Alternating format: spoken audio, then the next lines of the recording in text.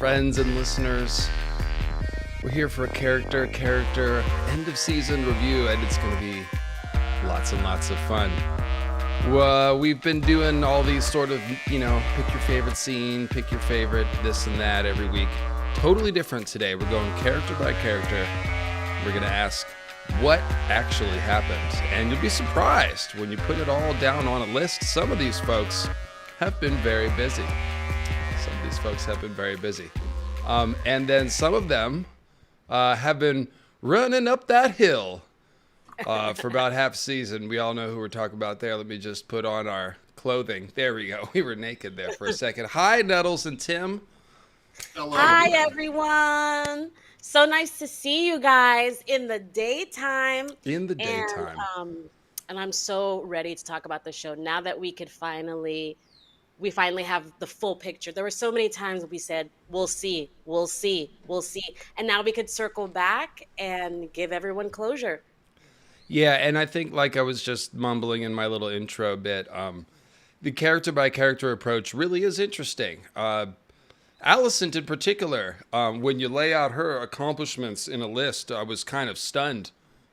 So Larys is another one. When I put it all down on a list, I was like, damn, this is interesting.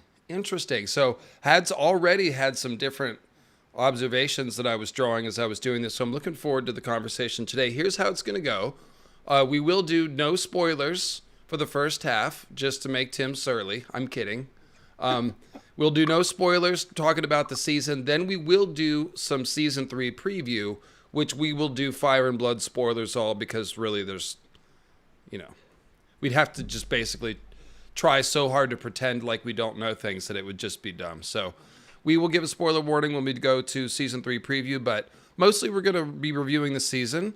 And real quick to start off, I thought you guys might get a kick out of this. This is screen time for our characters. So Rhaenyra, with the most screen time, 1 hour and 44 minutes. She was starting a new religion. She needed a lot of screen time. Alicent, second place, 1 hour and 9 minutes. And I kind of was like, and some people were like, Alicent didn't really do much. Why does she need that much screen time? Au contraire, she did quite a lot. Damon Targaryen, of course, third, about the same, 1 hour and 5. Aegon, 39 minutes. Kristen, 38. I was kind of surprised Kristen's number was even that high. A lot of that was in the early season, I guess. Yeah. Some of that, to be fair, we only saw like his shoulders, because his head was sort of under Alicent's dress. But that still counts. So we had Jacaerys with 30 minutes, although a lot of the time he's sort of just hanging around. He had some good arguments with his mom, though. We'll talk about that. Aemond. Serial killer Aemond, 27. Corlys, 24. Mysaria, 23. Larys, 23. Mysaria and Larys, very effective in those 23 minutes, I would say. Baela, only 18. Bit of an NPC. We'll talk about that. I was a little disappointed with the Baela writing when I stepped back and looked at it. Otto Hightower, obviously he was in like the first 3 episodes or something and then left, so his number's lower. And you see Rhaenys, who died in episode 4. Simon Strong, only 17 minutes. Seems like he was hanging out with us the whole season. So yeah, he made a mark. And then you can see it goes on down from there. So just thought that was interesting. Alice Rivers, only 11 minutes. Very effective. Obviously, a little witch goes a long way. Alan of Hull, only 11 minutes. I feel like we spent a lot more time than that with Alan. Those scenes were very powerful. Must have been.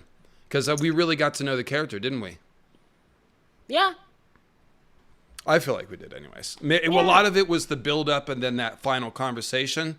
But it was a very effective way. If you think about building a character in 11 minutes of screen time, like, good job. Good job, everyone. So, there you go. There it is. Cool. Is the burning tree during the sowing a weirwood? You mean down in the cave? Probably not. But it does look very white and pale. Of course, that could just be because it's got limited sun down there. But what did you think, Tim? We're talking about the tree in Vermithor's Cavern. Just to grab a random super chat question from Jordan here. Have you looked at it to see if it's meant to be weirwoodish or? No, I guess I didn't take a good. I'll admit I didn't take a good enough look at it to know if there was a I don't really think we could see any leaves or face, but it is pale wood. So hard to say. They do love to mix dragon stuff and weirwood stuff, clearly. So wouldn't be surprised if they developed that. We know, one of the cool things to go back to from Game of Thrones would be the Children of the Forest carvings that we know are in those caves somewhere on Dragonstone. Yes. I thought about that today because I was rewatching season 7 and that scene came up and I was like, wait a minute. Are we going to see that? I mean, that was one of the cooler we're making stuff up things that Game of Thrones did. And you could definitely follow up on it in a way that suits your plot. You don't have to see the same drawings. You could make some different ones in a similar style that suit whatever message we need to work with. But yeah, I'd be a little surprised if they didn't, kind of. I mean, since they're poking around in the cave. It'd be funny if Ulf went back there. Well, if it's a burning tree, that might actually be a shout out to Elden Ring, the burning air, the Aird tree. Oh, yeah. Jordan's. Yeah. Of course, it is in a dragon cavern, so. Let me turn my volume up on my speaker. I can barely hear you guys. Make sure I don't talk over you there. Okay. All right, so like I said, we're going character by character, and that's right. I did a poll before the stream started. Clever me. This is something we should start doing. Maynard James Plum. I just realized we could do this. Is give the people waiting while I take 5 minutes extra something to do. So how would you rate the season? Between 9 and 10, 17%, 7 and 8, 55%, 6 to 7, 22, and 5 or below, 5%. I think that's about what I expected. I really think, and this is probably a good place to start. If we had 2 more episodes, probably this is like 8.5 kind of season. Like, I feel like we got enough goods. There was a few things that didn't make sense, which we'll talk about, at least to me or Tim or Nettles or whoever. But mostly I thought it was pretty good. And in case you didn't hear, the story that we got, and again, not a spoiler stream until the very end when we give a warning. In case you didn't hear, what had happened was HBO has been losing a lot of money. They did a merger 2 years ago. It has not gone well. We're not going to get into all that. There's a guy named David Zaslav who's probably not going to be in his job that much longer, I wouldn't think. In any case, point is, the writers of House of the Dragon wrote for a 10-episode season that we all wanted to see, that would have had the Battle of the Gullet and some aftermath. So one more battle and an aftermath episode, usually as per the pattern of Game of Thrones and House of the Dragon, big battle in episode 9, decompression in episode 10. We didn't get those 2, so the season felt a little unresolved. Kind of like Dance of the Dragons, to be honest, where George was trying to include the Battle of Ice at Winterfell and the Battle of Fire at Meereen and didn't. And so the book ends not quite as a punchy conclusion as it could have, although Jon getting murdered is something. But point is, they wrote the season for 10 episodes. Then at some point after 8 months or so of writing and only a few months before filming, HBO was like, why don't you cut 2 episodes? Because it sounds kind of expensive. And so they had to do what rewrites they could in a very small amount of time. And the writer's strike was also looming, which then limited their ability. And we've mostly been talking about the writer's strike, like, they couldn't rewrite the scenes on the spot, which they normally do a little bit to adjust. And they couldn't do that. But it was actually even worse because they structured the thing for 10 episodes and then had to chop those 2 and try to knit together a conclusion. There may have been other issues, with like Nettles or the Nettles actor. We've heard various rumors and things, but basically I have a little more sympathy for the writers as far as like how we think about the things there were some things that didn't work. Okay. Like, don't be gaslit. There is some stuff that was a little rough. That is not because the writers hate a certain character or they hate your ship or because they're incompetent. It mostly seems like because they had some pretty tough constraints put on them. So what this means is that I feel like we can be more confident going forward in the writers to give us more good stuff in season 3. Although we don't know what the HBO end of thing, that could still be HBO could cancel this whole thing. I mean, they're losing a lot of money, but until we'll just react to news as it comes out. We'll assume that House of the Dragon season 3 is very likely to happen if they're still making TV shows. So probably it's not going to be canceled. But yeah, don't, that's all. I think that's, is that a good summary of what we know, guys? Okay. Yeah. And so how did you react to that news? Did it just kind of make you sigh and go, okay, well, that sort of makes sense? Yeah, because when I looked into it, especially David Zaslav, and I've just come to the conclusion that this man hates himself and everyone around him. It's like, I knew I wanted you to say something, Tim. I was looking into the business thing, and it's like he wants to both break the company apart and yet also acquire more. And the problem is who gets stuck with the parts that are failing, and that becomes the big problem that the shareholders are having. And then he also wants to acquire more rights to things, but the things he wants to acquire are network TVs, TNT, TBS, and it's like, but most people, if they haven't cut the cord already, are in the process of it. Most of the people are going to streaming, so it's like you're stuck in the past. You're trying to like buy up dying industries, and then wondering why you're losing money, and then here.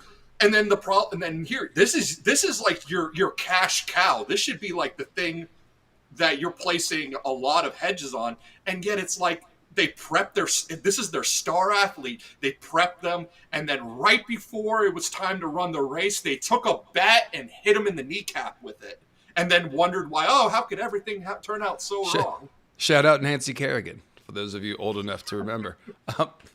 Yeah, so we don't need to get into the whole media side of it other than, Tim, that was excellent. That definitely was the cherry on top I was looking for. You guys get the idea. If there was stuff that didn't work, it's probably mostly because of the structural issues and not because the writers just don't know what they're doing. I continue to have mostly confidence in the writers and all that stuff. So I feel like that allows us to just like release any of the tension that we may have had over it. But real quick, Tim, I noticed you're wearing a Reading Rhaegar shirt. Is that? Yes, I'm promoting the merch. That is sharp looking. And I, of course, am wearing a Steph Curry jersey because if you watched Olympic basketball yesterday, well, you understand. That's all I need to say. I'm wearing a Nymeria shirt. I won it at some sort of trivia. I used to, when the show was on, there would be like trivia at like all these local bars. And I would go and just win everything. People would be like, here she comes. I could see you both being very good at trivia and being not ashamed to use your superior knowledge to go through all the bars and sweep up all the winnings. That sounds right. So let's go ahead and end this poll. Thanks, guys. So what I want to ask you guys, who should we start with? I'm going to throw this out to the chat. Just one vote apiece. Just throw out which character you want us to start with, and we'll go from there. I'm curious to see who we want to hear about first. Let's see. And of course, there's about a 30-second delay. Simon. I'm seeing a lot of Damon votes. A couple of Ottos. Some Rays. Yeah, I've got Damon and Rhaenyra pretty much set up first in here, so I think we'll go ahead and stick with that. Thank you guys for the votes here. Yeah, this seems we want to talk about those guys first, so we will do that. I think Damon is one of the most interesting characters to, like Nettles, like you were saying. We did a lot of, okay, we'll wait and see. Seems to be some therapy. Is he a green seer? I don't know. Let's just wait and see. And so let's go ahead and start with Damon. Rhaegar, thank you for the Rhaegar vote. Appreciate that. The Green Man. Yes, the Green Man. By the way, just real quick, Azor Ahai Daenerys video coming this Tuesday or Wednesday for me. And then I will be doing a Green Man Others video, sort of update my Green Man theory making for everyone. That is what's coming. So yes. Real quick, guys, what do you... Yeah, I just want to say that your video is very much needed because I've seen several videos when they recap the last episode calling the Green Man a child of the forest. Like, and these are people with 4.75 million views and followers and stuff like that. I'm just happy they put clip clopping in the subtitles. There you go. That tells us that he is a cloven-footed stag man. So the horns are real, That is not a human playing cosplay, and that is not a child of the forest. Yeah, so No, Yeah. it's three children of the forest in a trench coat. I've heard people say fairy. People are saying fairy. I'm like, when were fairies introduced, guys? Like, well, it's easy. It's a fey creature. The stagman is a fey creature, not a fairy, certainly, but yeah. yeah, Of and the these are fae. show accounts, but still, we need the right information out there. So, Well, looking and forward to if that. you're impatient for it, of course, I've got a Green Man Origins of the Green Man playlist that you can consult.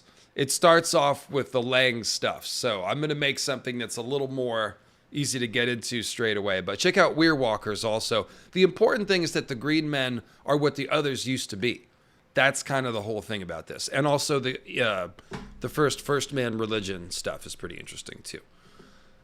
Damon Targaryen. What did he do besides trip balls? Well, he tried to convince Rhaenys to, and I'm just going to run through some of these quick, and then we'll go back and dig into them just so we can get a quick idea. He tried to convince Rhaenys to attack King's Landing. Fail. Heard Rhaenyra's order to bring Aemond. I want Aemond Targaryen. And then he orchestrated blood and cheese. He was confronted by Rhaenyra is what that is supposed to say. Confronted and kind of de-pantsed. Like she saw through, we talked about this, great conversation. She kind of saw through Damon's bullshit and motivations and confronted him with the fact that, like, I can't really rely on you, and neither could my father, and I get it now. So this sets up his arc, essentially. He called her weak and peeled out in the Trans Am, in the Caraxes Trans Am, as we've said. And by the way, if you're sending in super chats, I will circle back. We will not miss those. I'm not ignoring them. We'll catch up periodically. Then he went to Harrenhal. That's where most of the stuff went down here. So he went to Harrenhal. Absolutely did not train to be a Green Seer in any sense. That kind of seems to be like what the shows do. We'll talk about that. And just by the way, Tim and everyone, my updated view on this is, in the books, I am still skeptical. In the show, it's like a 50-50, I feel like. I mean, it could be that it's more like a Jaime thing where he's being prepped by the old gods to be a soldier or a weapon. But it could very well be that he will not die, but end up as a Green Seer somewhere at the end of his life. At this point, I'm very much thinking the show might be doing that. So, Listen, if Damon is a green seer, then Helaena is a green seer. Everybody in the show can be a green seer. Nettles is a green seer. Everybody. I do feel like, and my overarching view on the magic at Harrenhal and elsewhere is kind of like, if you don't think about the A Song of Ice and Fire mechanics too hard, it works fine. Alys is a witch. The tree is a magic tree. Damon's having visions from the tree and under the influence of the witch, and it is shaping his evolution as a character. Helaena, also kind of witchy, of a seer or whatever, and so she's messing around in the dream world with these other characters. That all works fine if you don't get into the nitty-gritty of what we know about ice and fire and all this stuff. So there's limited value in doing that unless we're really thinking about the books. In terms of the show, and I'll just turn this over to you guys, start to finish, I mostly think the magic worked. Like Damon putting his hand on the tree and the blood going over, and that's freaking cool. We saw Sir Nunos. Like, the visions were cool. I like that they embraced flashback. Instead of just doing one, we had 4 flashbacks. And I've got actually his visions right here summed up. I'll leave this on the screen since we're going to talk about this. But Tim, let me ask you first. What did you think of, setting aside the book canon stuff, how did you feel about how Damon's magical sort of awakening worked on screen?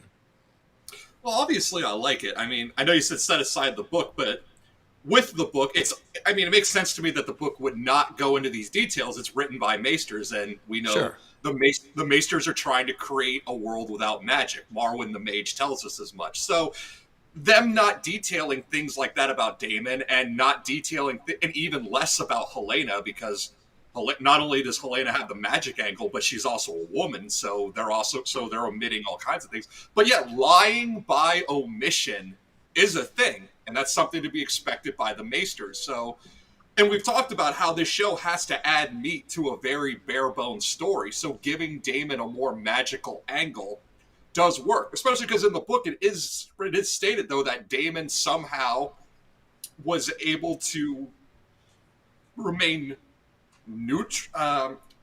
What's the, I'm trying to think? Immune to Alice Rivers. Now, apparently that's obviously not 100% true. She got to him in some ways, but not in the way that the Maesters were thinking, which is trying to make Alice Rivers to be some kind of witchy femme fatale.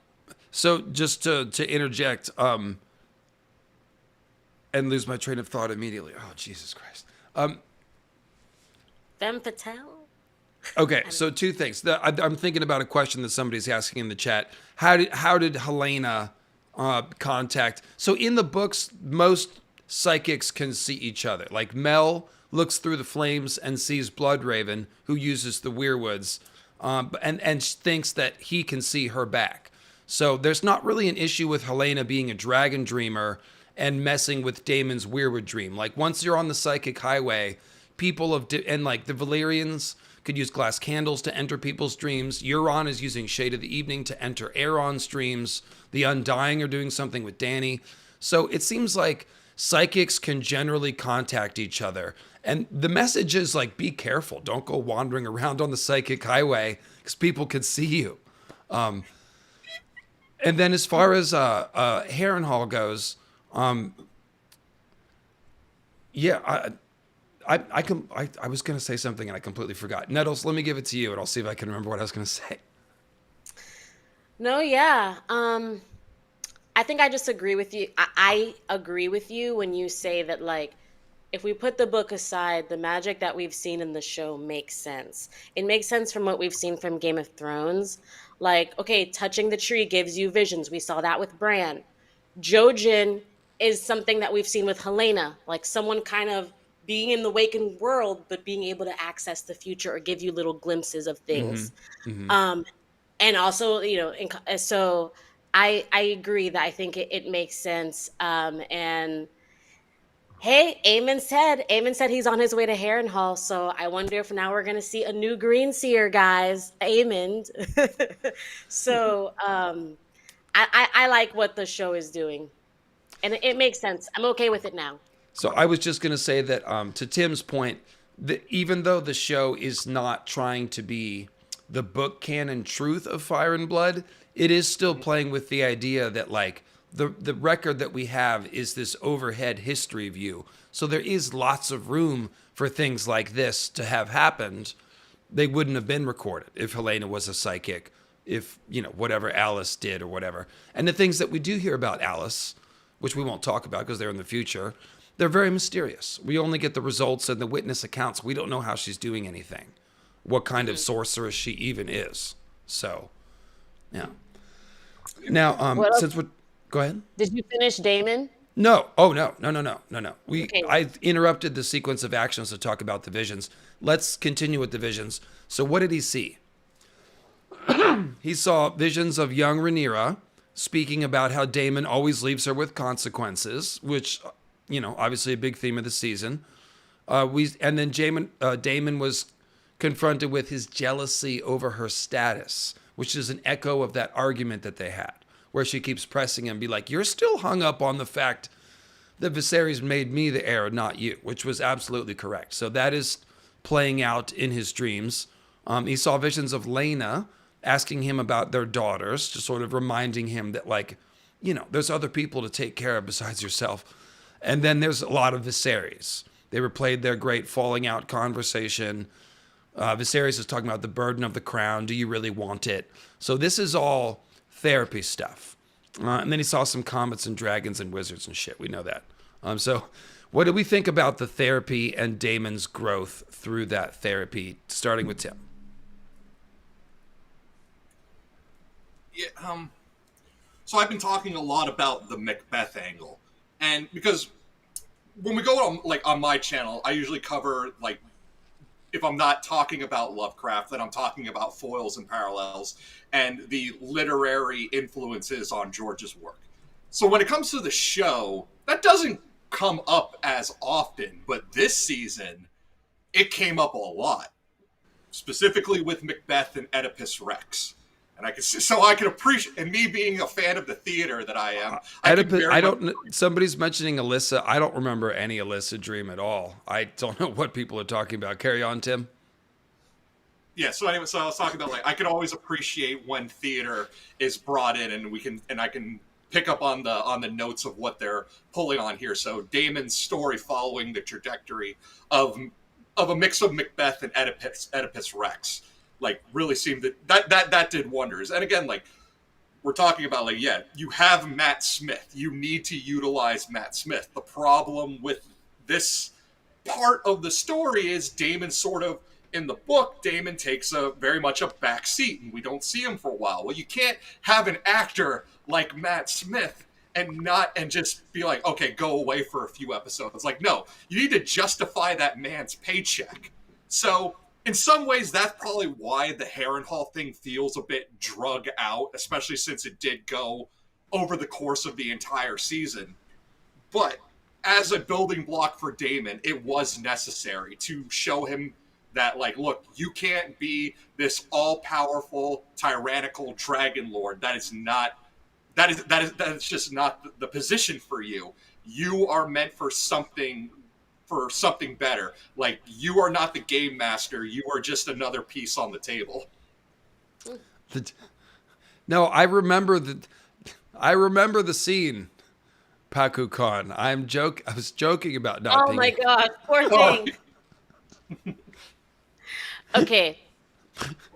I will... So the judges will let the comments stand, but just... You don't have to all caps everything like that. In any case... Yeah. Okay. So no, I want to follow up real quick on what Tim said. So I thought that the realization of Damon's psychology was well earned. I questioned more and I see the chat saying this, which is why I want to say this now. The conversion to believing in prophecy and the prince was promised and the end times. That one came quick. That was not set up. It was just like all of a sudden he saw that future and now he's like, the world's not what I thought and we're doing this now. That, I think, was a little bit harder of a sell. The other stuff was very well developed for him to finally come to the realization that, like, no, you don't really want to sit on the throne. You just want to defeat your ego, and that's not really, what that is for. So Nettles, go ahead.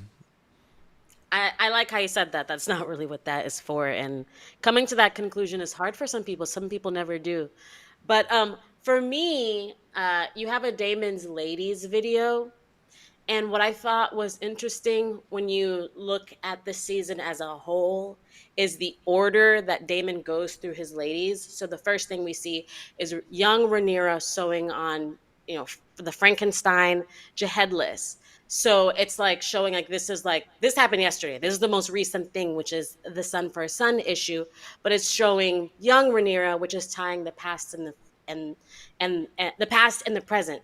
So presently, the issue at hand is you've just created Rhaenyra the Cruel and made things so much worse, the issue he's dealing with.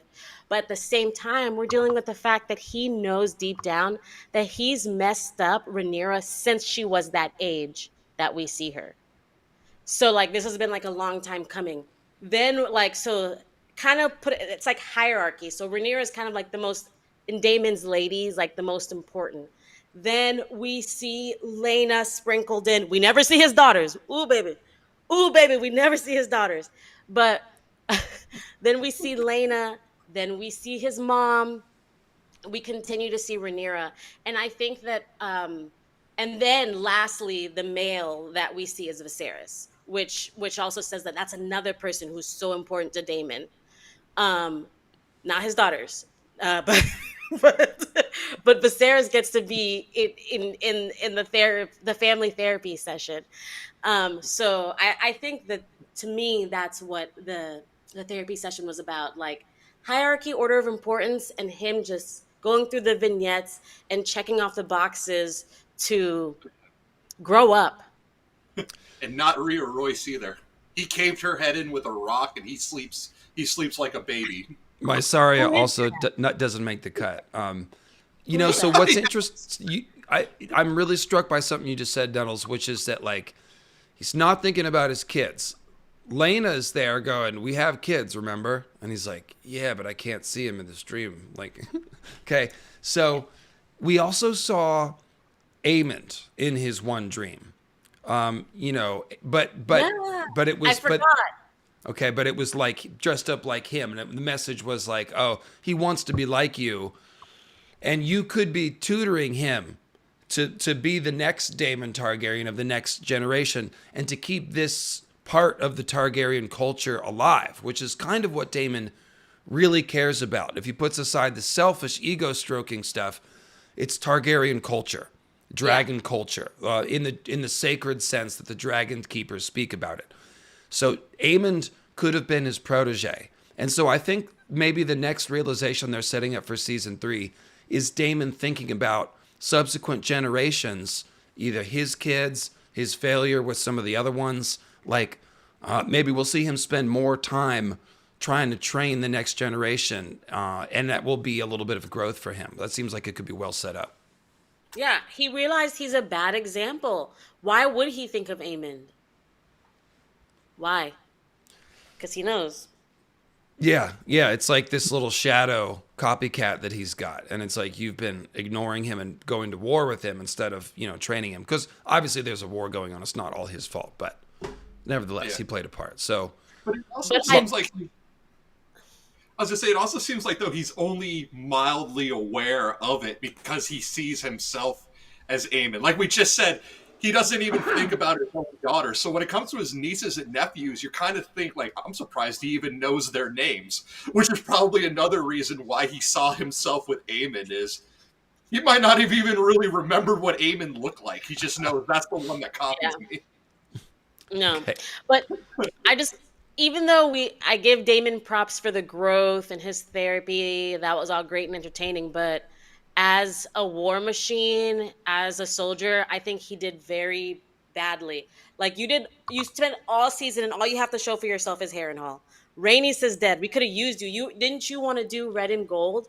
That was your idea. You were nowhere to be found. So I feel like it's great to grow on the inside.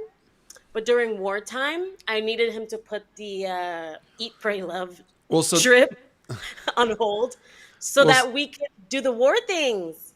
Well, that's the perfect segue. Thank you. But to get back to his list of what he actually did. So he did do some stuff that is important. Pacing, perhaps. But, he was spun out for a couple weeks. He had to chop some wood. In any case, the intention originally was to raise the army of the Riverlands for Rhaenyra, although he seems to have waffled a bit on who that army was really for a while. He kind of sort of ordered some atrocities on House Bracken, although he did so vaguely so that he could later have plausible deniability. Blackwood stepped right into that trap. He did the Bob the Builder routine on the broken-ass castle. He often zoned out in meetings, frankly, only to suddenly start shouting confusedly. So, not very good in meetings around Harrenhal for the other people. He befriended Alys, who then killed Old Man Grover Tully for him. Damon hung William Blackwood out to dry in order to secure the allegiance of the Riverlords. He then accepted the allegiance of Oscar Tully and the Riverlords, and turned out to have been totally doing this for Rhaenyra the whole time, you guys. Absolutely. He also drank some tea, touched a tree, and saw a stag boy. So, that's what he did. It did take a while, but we are given the impression that this was really important. The entire army of the Riverlands is now behind Rhaenyra. And we've seen both sides talking about how important that is. So I think it's took a while, but a key achievement, though. Yeah. Do you think it was necessary for Damon to be a whole human before he starts this war for real? Yeah, because when he peeled out on the Trans Am, we weren't even sure who he was serving at that point or what he was doing. So he kind of needed to stare into the abyss and be like, what am I really doing with my life? Because he was saying Rhaenyra can do what she wants. I'm going to King's Landing. This is a guy who's not thinking really very clearly. He's pretty spun out at that point. So he needed the therapy, needed the tea. Tim, your thoughts on the Riverlords and the strategic? Damon needed a reality check. He needed to be humbled. That's really what it was. Like, this is a prince who's grown up in a position of power and privilege, yet has always been second guessing himself because of his role as a second son, someone who's always felt like he's been pushed to the sidelines and never utilized. So when we get to this moment, he is like, there definitely is a moment where he is thinking like, maybe I should take it for myself. Rhaenyra, like maybe Rhaenyra is just a stepping stone for him, but it takes like this realization through these dreams, especially when he sees his brother when Paddy Considine comes back. Glad they got him back, and really comes down on him like the crown crushes those who wear it. And then we remember, yeah, it literally was the throne that caused Viserys to rot. That cut on his finger is what led to him literally falling apart. Yeah, I thought that was a key scene to go back to, and we talked about it already, but that was a really clever replaying of that dialogue there. So let's grab some super chats here. That's pretty much the Damon arc. I think we've covered it pretty well. So is that okay? We got that one. Burning Tree. Wow, 2 years of Squisher. Cheers, Gavin. I enjoyed Larry Strong this season. Taking Aegon away from the Red Keep to keep him safe also made him more likable. Yeah, curious to see where that's going. But the Larys, like I said, very interesting to list out all the things he did. So stay tuned for that. Love this season. Love this season. Yeah, most people found it pretty moving, that dynamic. Looking forward to your three's ever passionate contrasting insights. Very welcome, Emmy. Would have been a solid 8 rating until I remembered there will be no justice for Nettles. So, but I'll be kind and say 420. Praise Garth. Yeah. Well, we'll see. She didn't climb on Sheep Stealer's back, man. I'm not giving up. I'll be here on this corner. I loved watching this season because it felt like the book is what people say happened, while what we're watching is what really happened. Again, separate canons, but that is the conceit they are playing with. That is, so yeah, it's a very interesting dynamic, and it's always fun to think about just the different perspectives, what history will remember, and then what's happening behind closed doors. And you even saw Alicent and Rhaenyra talk about that, how Alicent will be remembered by history. So, yeah, we'll get to Alicent. I've been thinking a lot more about this season. Pacing aside, there's so much that has been sticking in my mind. The dialogue was so stellar, and Aegon was standout. His scenes with Larys were the best. Yeah, and that's kind of where I come down on this too. Like, it's, sometimes we get caught up in the pacing things and various things, but mostly the job of the show is to create standout moments that resonate, that stick with us. And even Game of Thrones succeeded at that largely for the first 4 seasons, and still occasionally, even in the seasons that I didn't like, it still had great moments, like Hardhome and other things, or the Brienne getting respect from all the warriors in episode 2 of the last season. Like, that was great. Think about the stuff we quote. Like, we quote "Chaos is a ladder," which is like a moment exactly like this Larry's moment.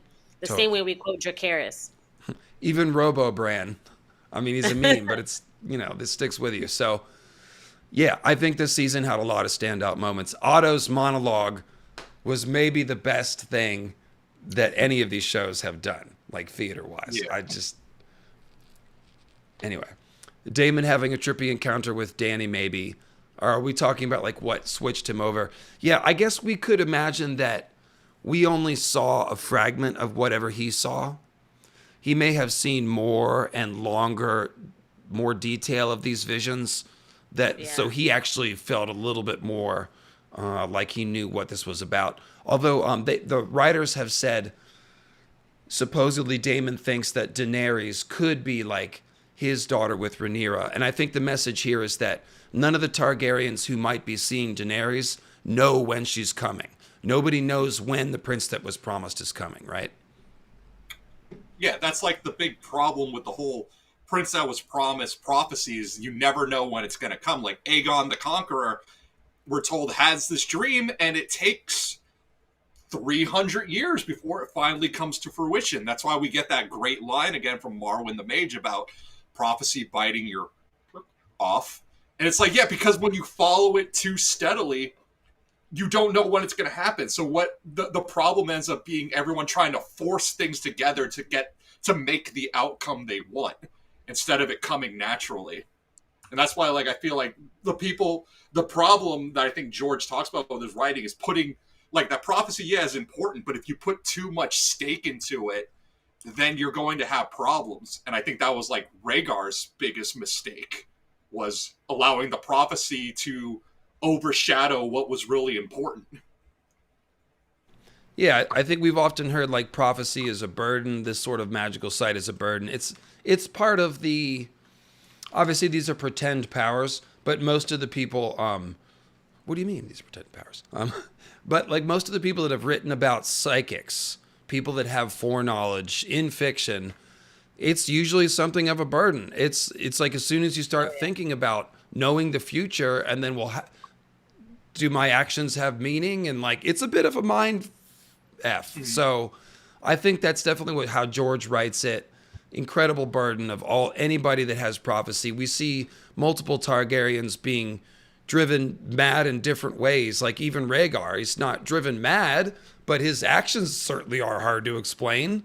You know, I mean, we can halfway explain him because we know he's going to the Isle of Faces and having dreams and reading books and stuff. But like, how do you thread the needle between managing a civil war situation and an unstable king that's your father, and also trying to interpret prophecy in the comet? And am I supposed to have a magic baby or maybe three magic babies? And like, it's insane.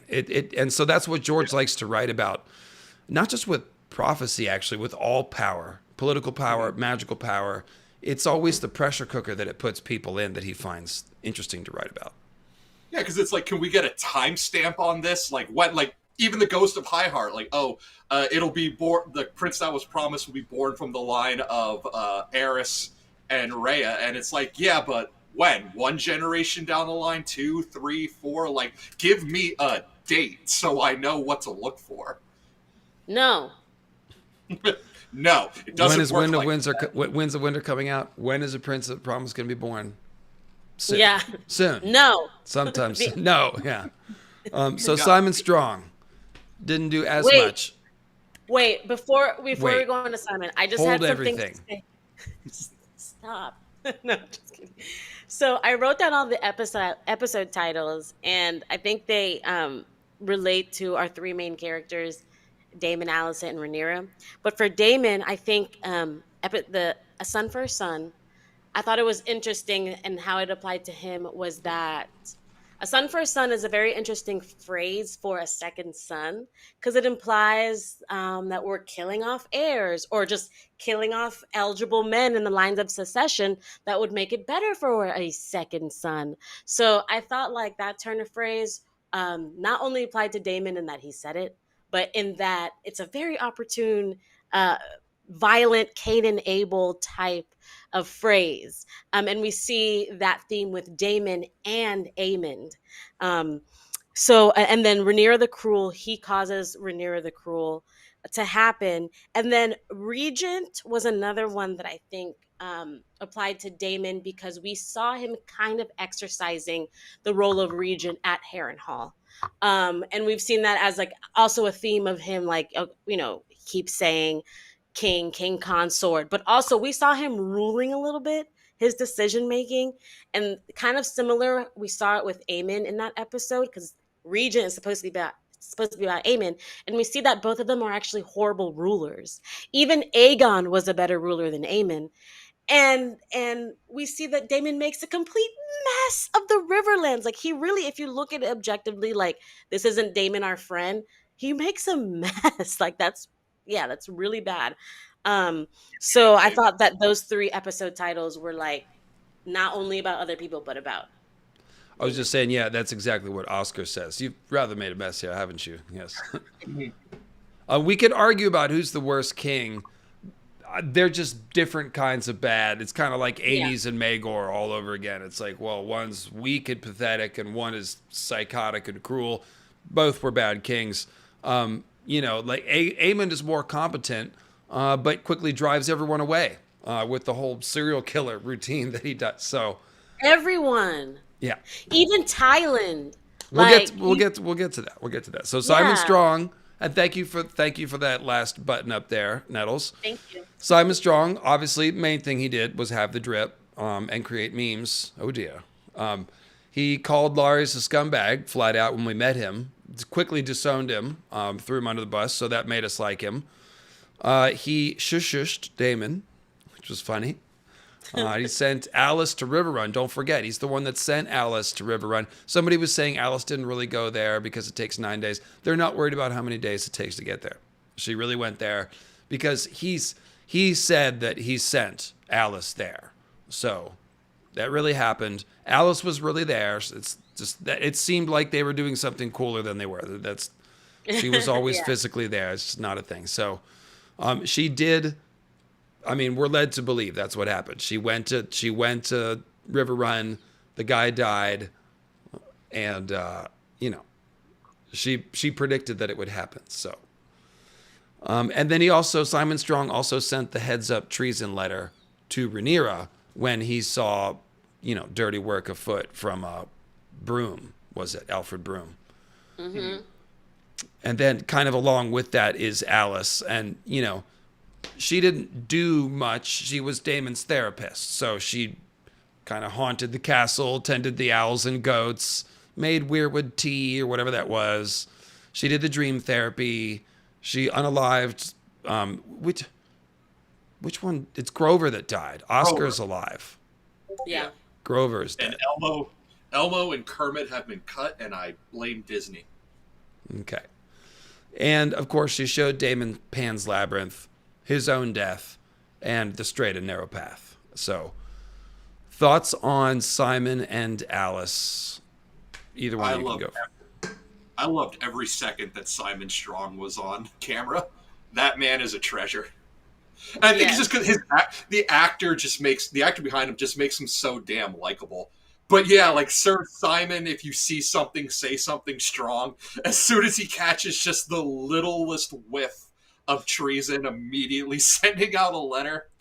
And then like going back and hearing like when Damon is having his private convo with Broom, and you hear the trees whisper, like the wind whispers, "Traitor," and it's more than likely coming from the trees. And it makes me wonder, like, how long has Sir Simon been at here that maybe he's just like built up an immunity, like, oh yeah, it's the ghost talking. You get used to it eventually.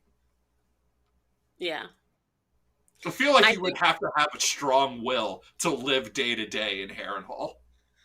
That's true. Strong boys.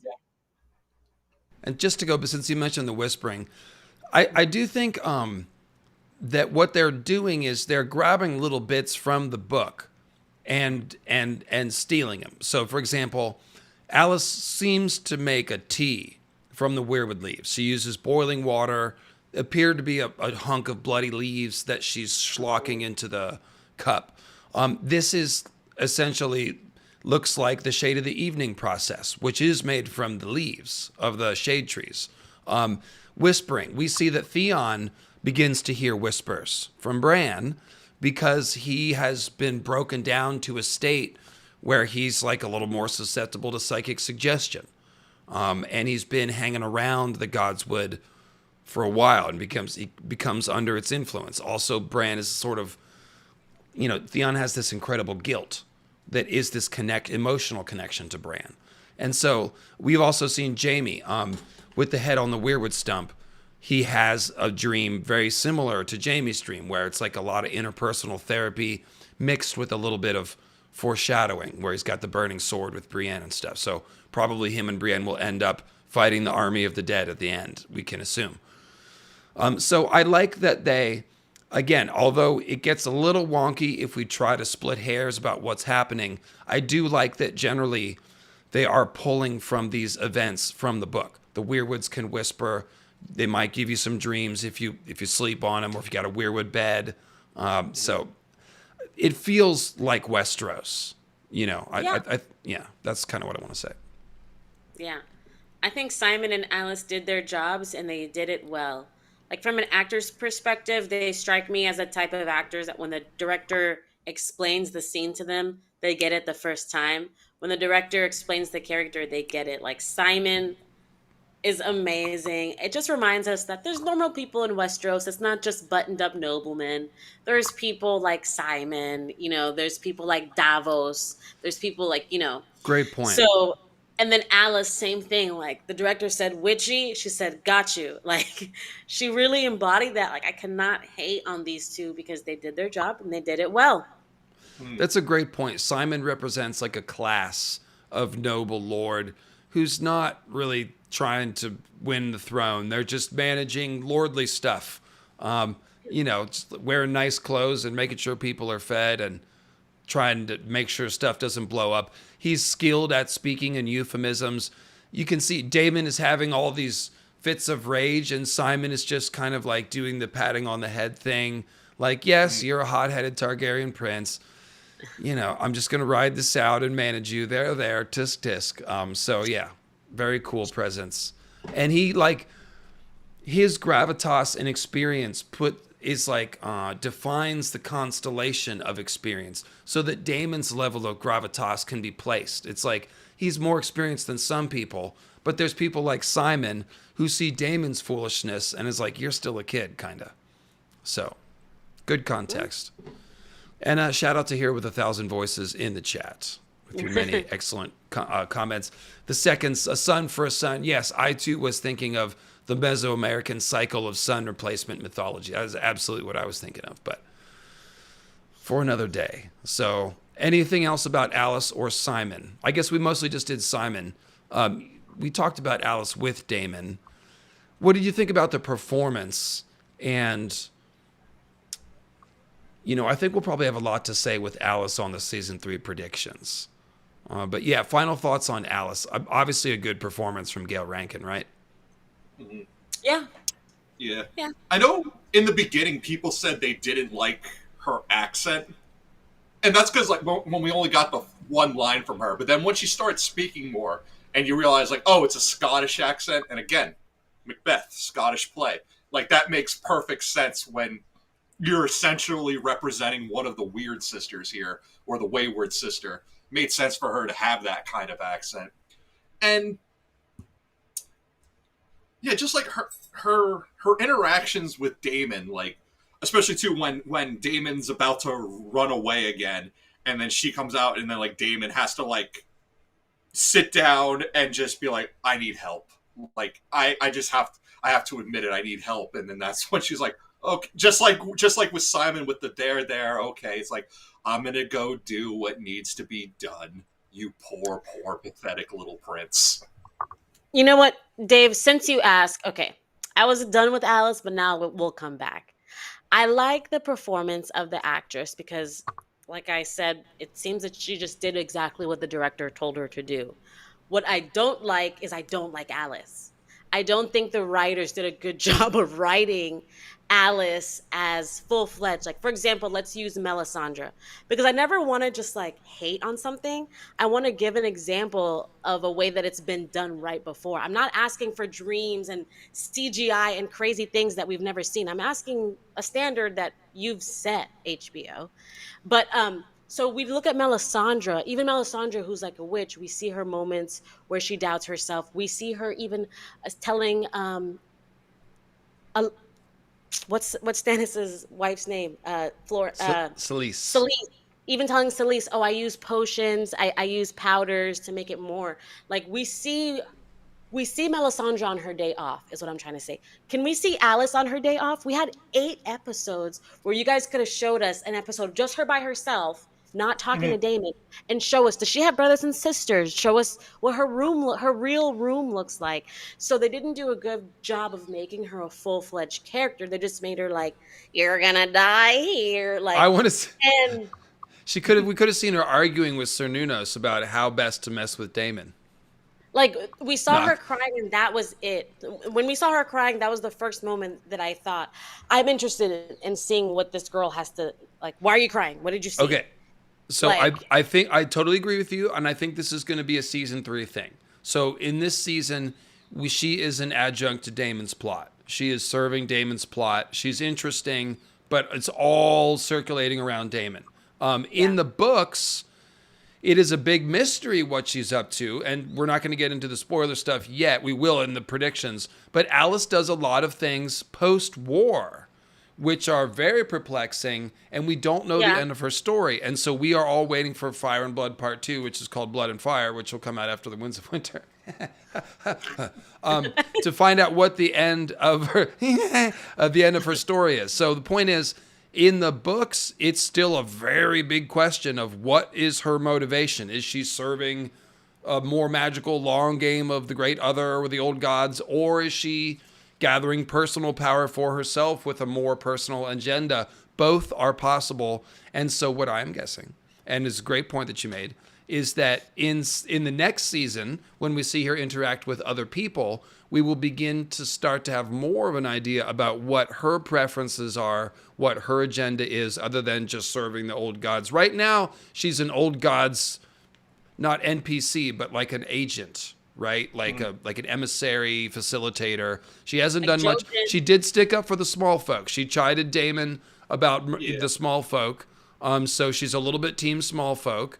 Somebody commented that they liked that they didn't make her like a sultry, sexy witch, which is cool. I agree with that.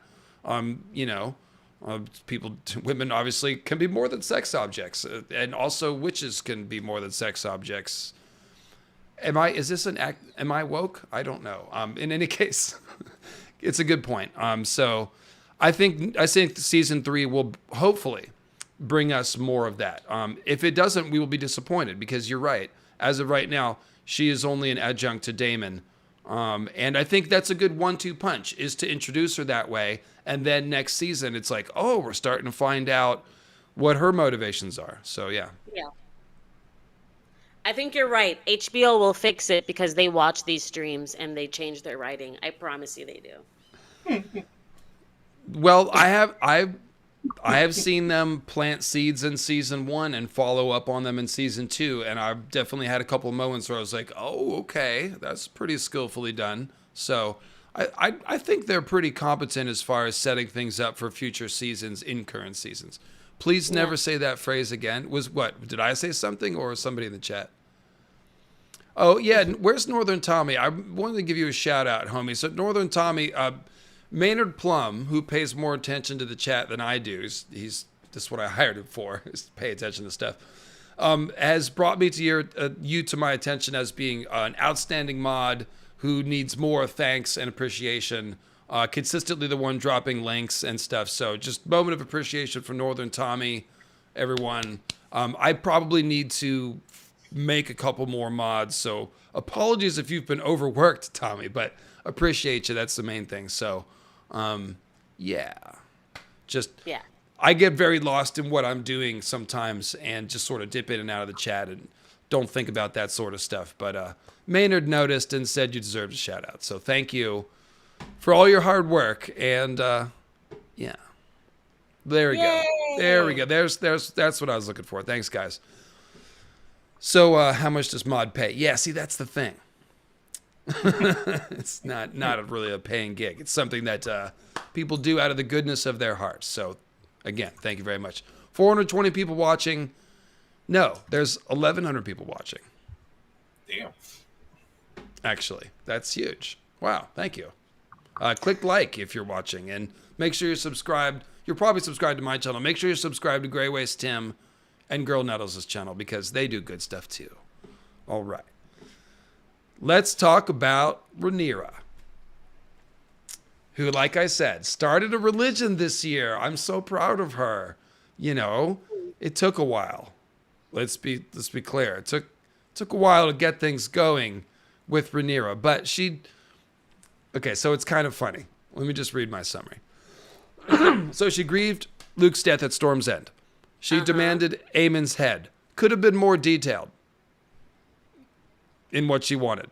Very open-ended order. Led to blood and cheese. So partially, one of the reasons why she's so mad at Damon, it's like there's probably a little part of her that realizes, like, you kind of just walked in and said, give me Aemond's head, and then left the meeting, and that's it. So that's not a good meeting there.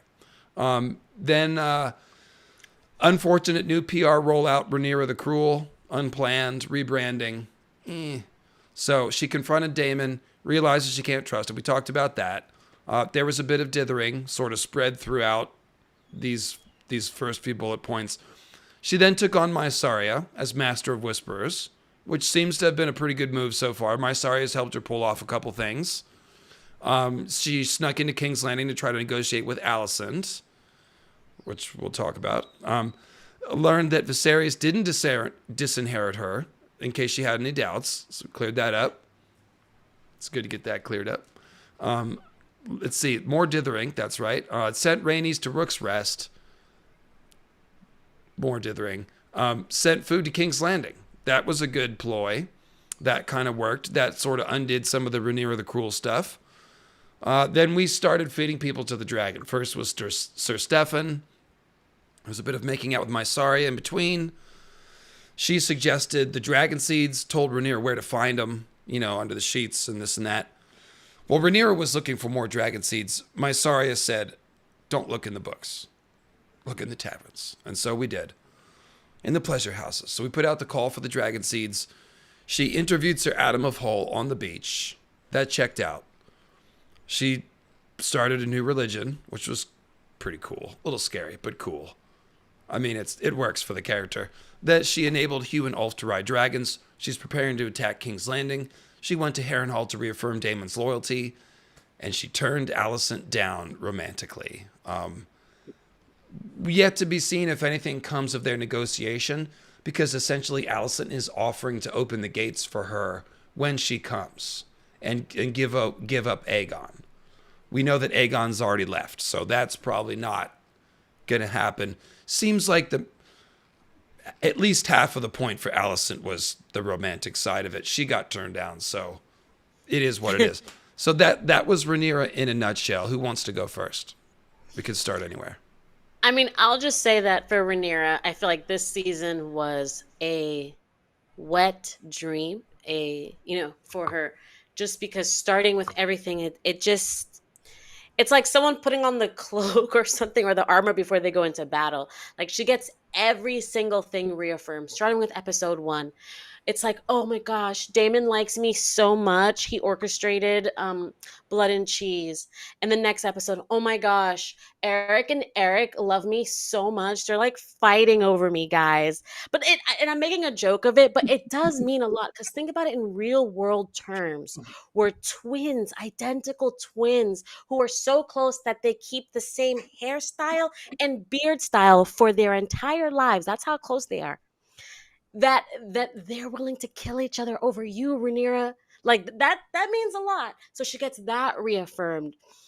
Even Adam, when she confronts him on the beach, she doesn't know what he's gonna say. He could be another Aemond One Eye. Instead, like, he bows to her. So over and over again, you can go episode by episode. She keeps getting reaffirmed. And that Alicent scene, like you just said, even Viserys, even Damon in front of Harrenhal, everybody is letting you know that Rhaenyra, we're here for your self-esteem. We're here for your self-esteem. So Rhaenyra definitely won this season. The season was really about her. Just going from everything, even Rhaenys. Did we forget about Rhaenys? My goodness. I'm so cool. Rhaenys is going to die for me. Like, so that's how I feel about Rhaenyra. Now the question is, does she deserve it? Did she earn it? Did you mention all the dragon seeds that died for her too, and Stefan Darklyn? Well, that was definitely an offering. I wouldn't see that as like, oh, these people believe in me, that they're gonna die for me. I think of it as just like, I was right to do this because we got 2 dragon seeds. So maybe no, I'm agreeing with right. you. I'm saying those people all volunteered to go and try it. They didn't maybe know the doors are going to get locked behind them, but whatever. And she's a girl. She's a girl, guys. And people are agreeing with her. They're bowing to her. They're dying for her. So this is all showing that, like, all my fears of like, oh, they're not going to like me because I'm a girl, it was wrong. So, I mean, and I'm saying this as like how Rhaenyra should be feeling after everything we've seen this season. So right now, you should have no more doubts about being a girl. You should have no more self-esteem issues, and you should be ready to go, Rhaenyra. That's all I've got to say. Yeah, and that was hilarious. That could go straight on TikTok or wherever they put those things. But I think she's being set up, kind of. We're not going to talk spoilers, but this thing is a tragedy. Nobody really wins. Most of the major players die or have crappy fates. Like, this isn't anything that's going to end cleanly for people. So we can see what's happening is like all these things are propelling Rhaenyra forward. She's like, oh, I don't know if I should do this, which makes sense because if you were in her position, unless you're a complete psycho, you would hesitate. Like, do I really want to go to war for this? Being king's kind of hard anyway. But yeah, she really is, when you list it out like that, she really is being reaffirmed, going all the way back to the White Stag and Viserys giving her the knife. Yeah, what do you think of that, Tim? Yeah, like, Rhaenyra's story kind of went all over the place this season. But I get it, because she has a lot on her plate. And she's getting undermined like every step of the way by her small council, by Damon, which is why Damon needed to have his growth moment so that he'll stop doing that. But even still, like, now that Damon's like straightening up and flying right, there's still the problem of Lord Celtigar. There's still the problem of Alfred Broom. There's still, now Jace is angry at her because of opening the way to the Dragon Seeds, because it's like, well, this makes things look bad for me, because if bastards can claim dragons, then how does this make me look? You've taken away the one thing that differentiated me and allowed me to hide behind the truth of what to hide the truth of what I really am, because I know I'm Harwin Strong's kid and not Laenor's. And then there's Mysaria, and it's like, man, like, I feel like Rhaenyra is putting way too much trust in Mysaria, and it's like, to me, that kind of speaks of like, for as far as you come, you still really haven't learned anything. If you're gonna put faith in the White Worm, like, I don't know. I think Mysaria is playing her. I don't know. I really don't know what to make of Mysaria's story, especially that kiss afterwards, because this is just me. After you just reveal that, after Mysaria reveals to you, like, she was R-worded by her own father, and your instinct is to then kiss her, it's like, that just seems wrong to me. And it has nothing to do with the sexuality. It's just like, I think if I were to just tell somebody my deepest, darkest, most, secret... Well, hold on. Tim, I want to interrupt. I think you're making an unfortunate link. There was a moment in between there. The kiss happened immediately following her telling Rhaenyra, I believe in you. And that's when she walked over and gave her a hug that turned into a kiss. So I think that was the trigger. I think anytime people share trauma, there's such a thing as trauma bonding. Like, when you talk about deep stuff, it leaves you emotionally open. But the thing that drew them together, I definitely think, was that moment of support when she's like, I believe in you. And at that point, she hadn't had a lot of the affirmations that we were talking about. So, yeah. Well, different folks react to things in different ways. I just know, putting myself in that situation, if I just revealed my most traumatic experience, the last thing I want to do is make out with anyone. Like, well, but that's me. That's want me. To make out, though. So, apparently. Although we don't know if Mysaria's how genuine she is. We don't know if Mysaria's story is genuine. One would hope that someone wouldn't sink so low to lie about something as horrible as that. But Mysaria is a schemer. She's playing the game just as much as anyone else is, and she knows that she needs to try and get Rhaenyra wrapped around her finger in some way if she's to advance her cause, because Otto Hightower never kept his end of the bargain in season 1. The child fighting pits, as far as we're aware, never closed down. So yeah, let's go back to something you said as far as her trusting Mysaria so quickly. I think what we saw was that Rhaenyra didn't have any intelligence. She had a gaping need for someone like Mysaria, and that, as much as anything, is why obviously Mysaria proved herself by foiling the plot and turning back to save Rhaenyra's life when she didn't have to. That was a genuine moment to begin trusting somebody on. But I think what a more experienced ruler would have done in Rhaenyra's position is like you hire Mysaria, but you hire someone different to keep an eye on Mysaria so you know if she's double crossing you. None of those people did that with Larys either. Like Aegon is trusting Larys, but like you should be hiring someone else to keep an eye on him so you can start to assess whether or not you can really trust him. But I don't know if they had time for all that. The main point is that Rhaenyra needed a spy master. And so, yeah, you're probably right, Tim. She probably is trusting her too much and too completely. And we'll see how that goes. But I do think... Go ahead. Sorry, I do think it's a great contrast, though, to her father and Aegon as well, because Aegon says something similar to Larys when he says, "My father never felt the need for a spy master. Viserys never had a master of whispers," but Aegon tells Larys, "I'm finding myself in need of one." And it's like, wow, this is a very stark contrast between both of you and the style of rule that your dad did, where if he never felt the need to have a master of whispers, yet Rhaenyra and Aegon both require one, just really shows like this is how much things have changed in such a short amount of time. Dave, there's something you wrote about Mysaria in your bullets about Rhaenyra. Can you scroll up? I think it was the first thing you wrote. It made me think of something. Let me see. Took on Mysaria's master of whispers. Yeah. Oh, this was my thought. My thought is that her, because you wrote dithering a lot in these bullets, and her taking on Mysaria led to almost every single bullet afterwards.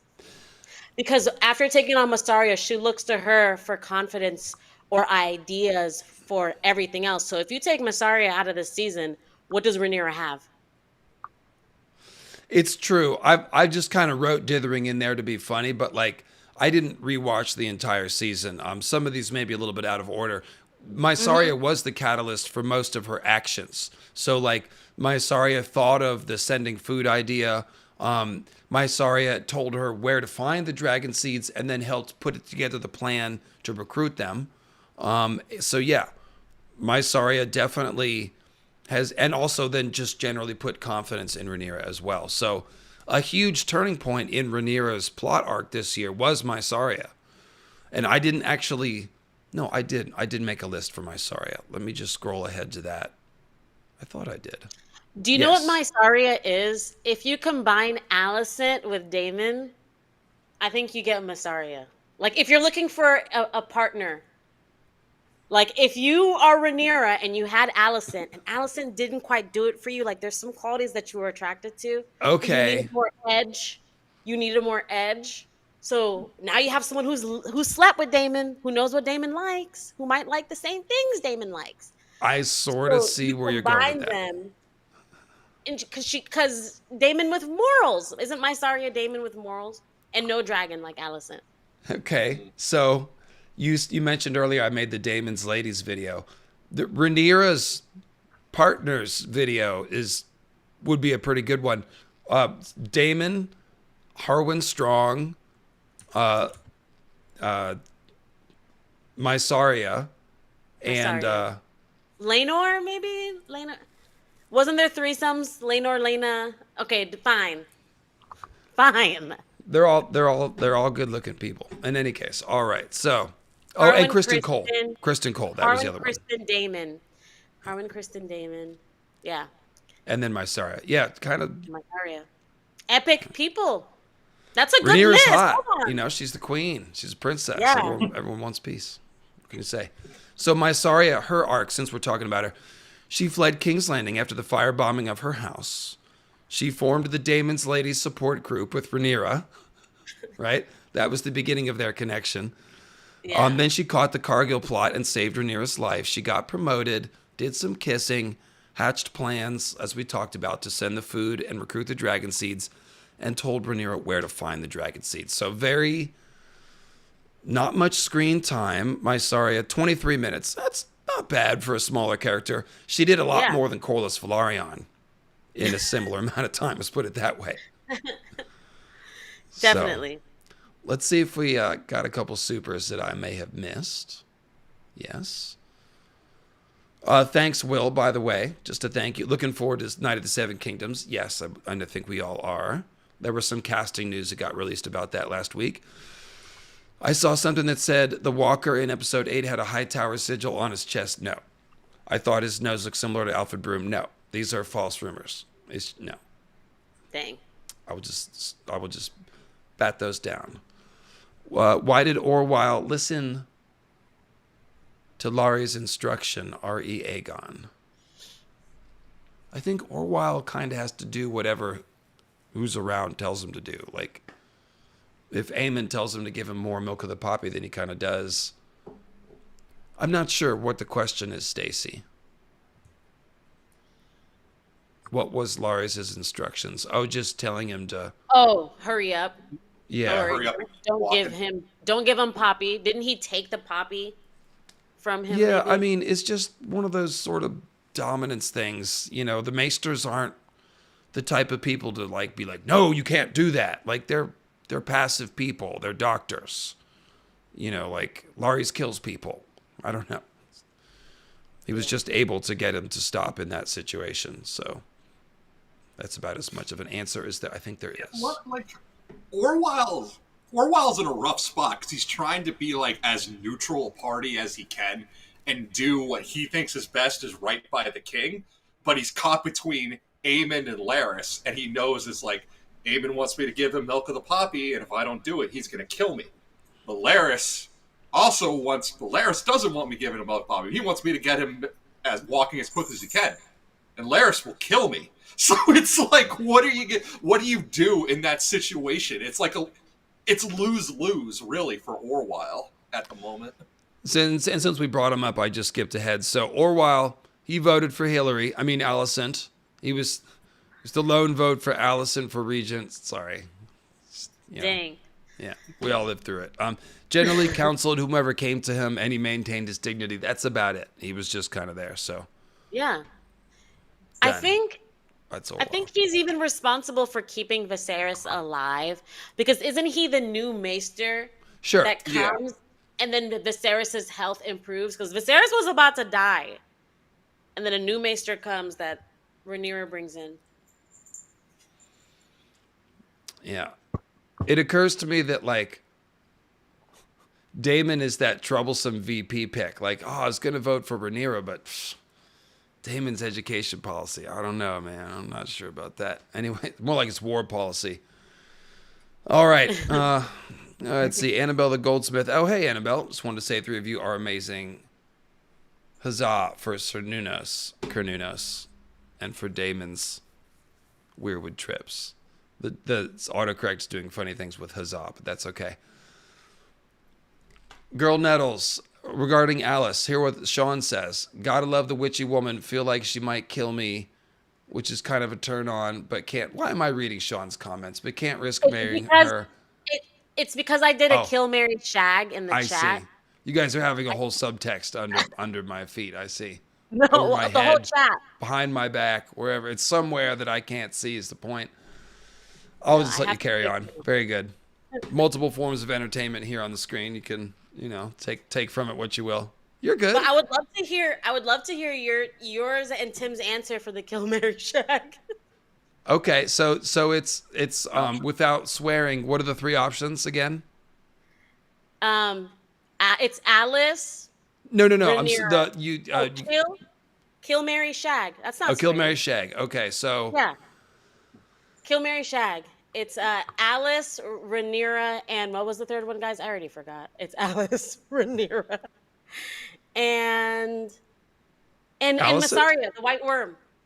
Oh. Alice, Rhaenyra, the White Worm. Kill, marry, and Mysaria. Okay. I think you got to marry Rhaenyra. I wouldn't marry either of the other 2. She seems like a lot of trouble. Look at how Laenor turned out. Look at how Damon turned out. Her husband's not doing well. I would kill Alice. I'm sorry. I don't trust her at all. I would not not touch her with my physical body. No. Wow. So I guess Shag is Mysaria and Mary is Rhaenyra. I feel good about those choices. Tim, try not to say anything terrible. kill Mysaria, shag Alys, marry Rhaenyra. Okay, so you switched. I just switched your. Look, you and Alys have a great time in the Godswood. I'm not. Oh, we will. Not Yeah. down. Definitely some crabs, but I think Minty Maelstrom enjoyed the last 2 minutes of entertainment. Everyone says they want a goth girlfriend until she wants to get D'd down in the graveyard, and then they can't perform. 10-foot speaking of pole. Godwood's couplings, let's go to Jace. Jacaerys pipe. Oh, now the chat's giving the marry Rhaenyra, shag Mysaria, duh, kill Alys. Yeah, see, that's what I'm saying. That's solid. Yeah.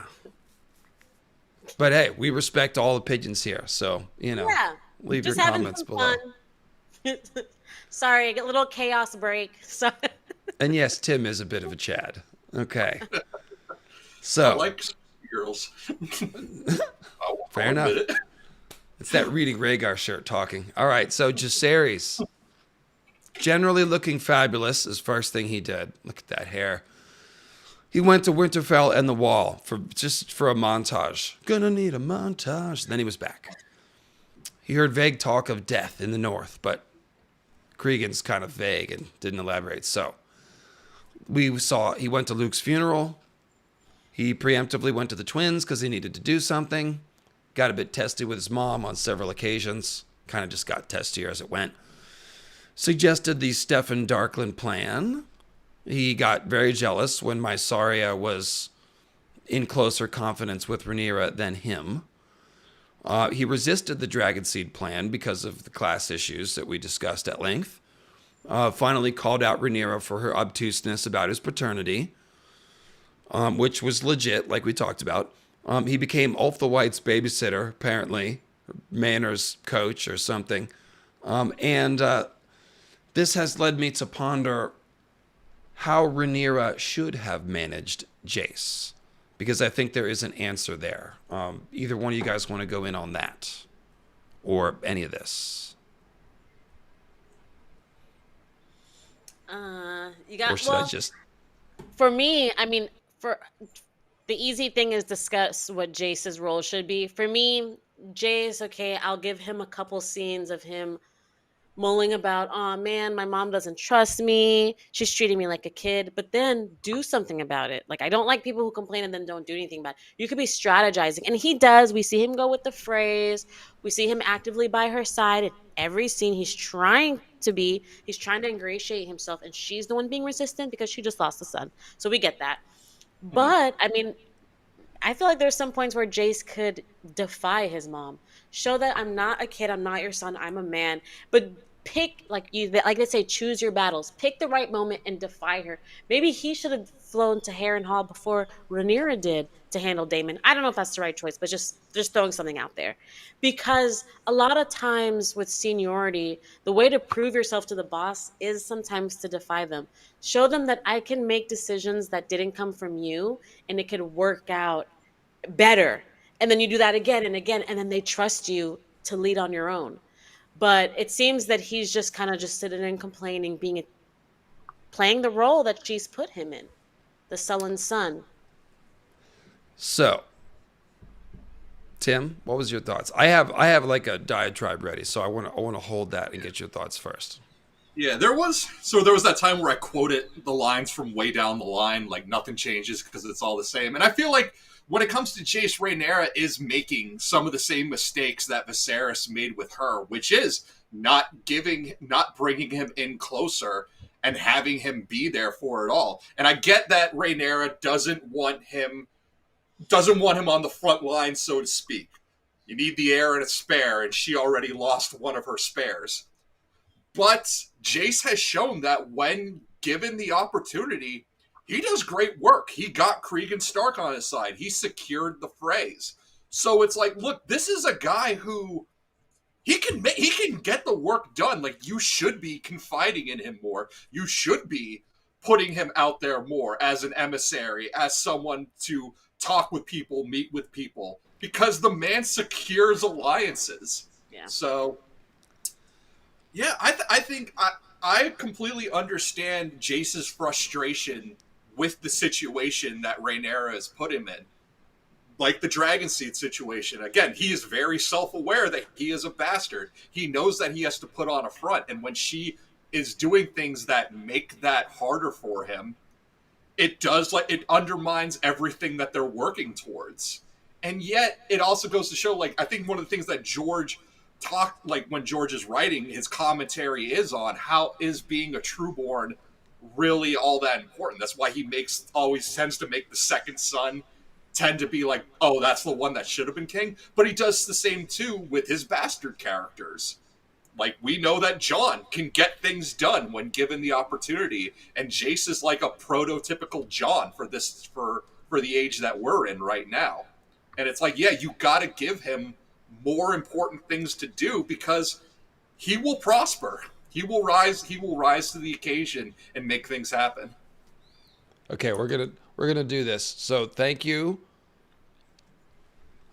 I totally agree in general on both of what you have said. The thing that I want to comment on is looking at how Viserys didn't really prepare Rhaenyra for taking over. I think Rhaenyra is making some of the same mistakes with Jace. Easy to criticize Jace. I think he gets mixed reviews. He's a little moody and bratty at times, but he did, with Baela's help, channel that into positive action. So that's pretty good for 15-year-old or whatever. Yeah. I'm more interested in what Rhaenyra should have, how she should have handled it, and how it echoes the way Viserys. But I need to make this poll real quick. So how can I do this? No, this is going to be too hard. I've got to put all three names in different orders. It's a hard way to do this poll. I wanted to do the girls and the guys. It's the obvious one to do for the guys is the three dragon seeds: Adam, Ulf, and Hugh. Hugh. So I guess just in the chat, whoever wants to have it that one can have it that one. So Nettles, what's your answer for that? What's the question? Who's the best dragon murder, seed? marry, shag for the dragon seeds? Yeah. Oh, okay.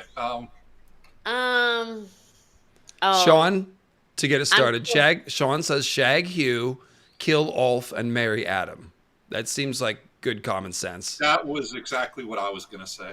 That's the safe way to go. No, I'm going to marry Hugh. We saw him as a husband. That's how we met him. Okay. He's experienced. He knows what to do. And you're going to shag Ulf because you're just wicked, you're twisted like that, aren't you? No, I'm killing Ulf. Killing Ulf. Okay. After what I saw at the table, I'm really big on table manners. Chewing, slurping, it doesn't work. Oh, bed, wed, behead. Oh, that's so much better, Terra Incognita. Bed, wed, or behead. Every region has their way. Like mine has swear words. So it's nice to see, that the world came together with these. Stuart says shag, shag, and shag. You never know. Like Ulf could be the worst in bed or the best in bed. It's wide range. You don't know. Ulf is the definition of that meme of like she let him hit because he's goofy. Like everyone's saying that's why Silver. That's what I'm saying. Like yeah. No. If you've never pulled dreads, anyways. Chad says nope. Ulf will give you diseases. Well, if I marry Adam, then I get to shag him multiple times. You think if I don't lock that down? If I lock that down, you think it's going to be a sexless marriage? No. Fine. Minty says Ulf would be terrible in bed, so it shows what I know. Yeah, I trust Minty's judgment more than basically anybody's judgment. But I'll take The Witcher. Give me The Witcher. You'll take The Witcher. Oh yeah, Milli Vanilli Valerian. That's cool. Yeah, I think Adam and Hugh are both safe picks for either one. But let's move on here. This is spiraling. Jake, okay. I do want to say that what you put about him resisting the Dragon Seed plan, I think is one of the most important scenes that they showed in the season, just showing that like the consequences of every decision, which is what we love about George R. R. Martin's world, is even something as good as opening it up to everyone and making it fair. Well, it's bad for someone, your actual son that you gave birth to. Heart and Northern conflict. Tommy says, "Yeah, moving on." Northern Tommy's got a big head. I gave him praise. Now he's program director. Like, come on, Dave, let's Yeah. go. No, I Well, I mean, appreciate it. It's that's usually what Maynard is messaging me when he's messaging me. He's like, "Move on." That's pretty much what it Dang. always says. but yeah, like it's one of those things that like I have to give credit to George too, and I know that the showrunners have such a daunting task is writing all of the intricacies of a war because every little thing has such a butterfly effect. And it's like, yeah, like when you get war in like a standard story, it's like it's never just it's almost never just one big army meets another big army. It's always these little things, these little local things, and the scheming and conniving that goes on, and the things that we don't know, the things that were said behind closed doors that were never recorded, that always have like the biggest effect. And George I think did a great job of trying to encompass all of that. But then he presents it through Fire and Blood, which is a history is told by the victors kind of way, and now it's up to the show to fill in those blanks. What was said behind closed doors? What are the things that the Maesters aren't reporting on? The thing The chat has gone suitably mad. I love it. This is just what I was hoping for. All right. yeah. Okay. The thing is, Jace is both wrong and right about the dragon seed thing. He's right not to trust them. He's wrong not to trust them.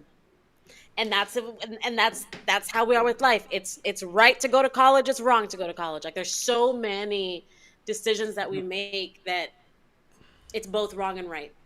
So what I was saying is like the more sensible, less religious fervor way to do this would have been to interview the dragon seeds and weed some of them out and like all that.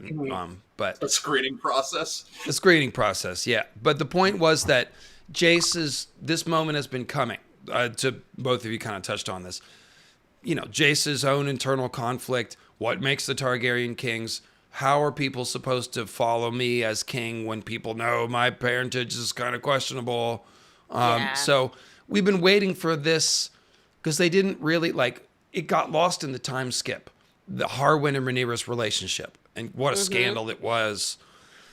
They basically skipped over that. So this moment has been coming. It was well paid off, and it was skillfully done because there were several points being made, some of which were more valid than others. So it was a complex conversation.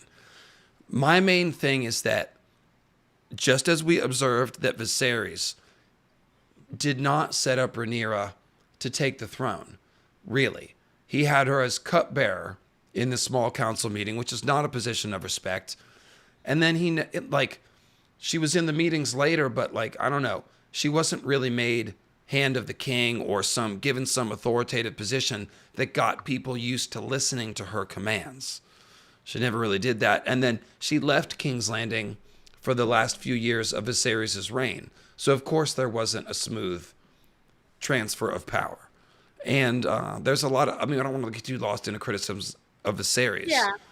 But with Jace, it's like Rhaenyra, given that Rhaenyra knows Jace's paternity is in doubt, she should have been grooming him more. He should have always been inside of her planning sessions. She shouldn't grab Adam and be like, "Come with me," and not tell anyone else where she was going or what she was doing. She should take a minute to have a smaller council session with her Hand of the King and with Jace, and sort of tell them what they're doing. We criticize John for the same thing. The rolling out of the plan is rough. He's not bringing people in first. You get a few people to buy in before you pitch the plan to everyone. You do things like this so that the rollout goes well. Rhaenyra's not doing well at that. And I feel like Jace is kind of sometimes she treats him like he's in the small circle of council, and sometimes he's not. And that's what he's responding to. And he's kind of like, "Hey, I'm insecure about my position because of your choices. So help me out here." You're right. I'm sorry. I just want to add, you're so right about that. She should have set him up better. What happened to the royal progress? When Aenys was in question, when people didn't like him, what did he do? made a progress, sent his kids on a progress when things were in turmoil. When in doubt, make a progress. Even Ned in the books, he has to, every dinner, he sits with a different lord. That is a form of progress because I'm Mhm. getting to know you on a man to man, one to one level. So you could actually like me and not just read my name on a paper, not knowing who I am. So she could have done that with Jace. Sure, Alicent has the Red Keep. She has King's Landing. You have the rest of Westeros, Rhaenyra, and you had 15 years, Rhaenyra, to go knocking door to door like a Mormon, asking, "Have you learned about our Lord and Savior, Rhaenyra?" You could have done that, and you did it, and you could have done it for Jace too, knowing he has brown hair. So you're right about that. Yeah. When On did the the flip overlay side, disappear, and how did that happen? oh, weird. Has it been that way On the for a while? No, it no, just it happened literally while I just was happened. talking. Okay. But I want to say, like, on the flip side of what Nettles just said, she also, like, yeah, she failed.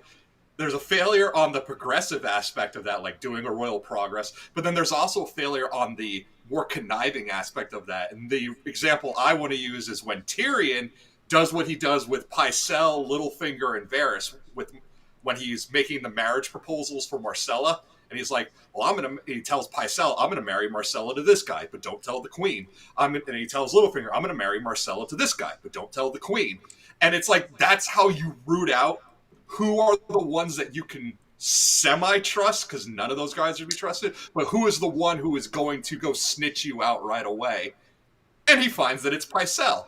Like, that's another thing that Rhaenyra is not doing with her council. And it's like, if you have done that, you probably would have rooted Broom out a lot earlier than what we're getting now, where he's still where you send him on this important mission, go bring Damon back from the Riverlands, and the first thing he does as soon as he arrives is try to scheme with Damon because Damon has a PP, and that's what's most important to him.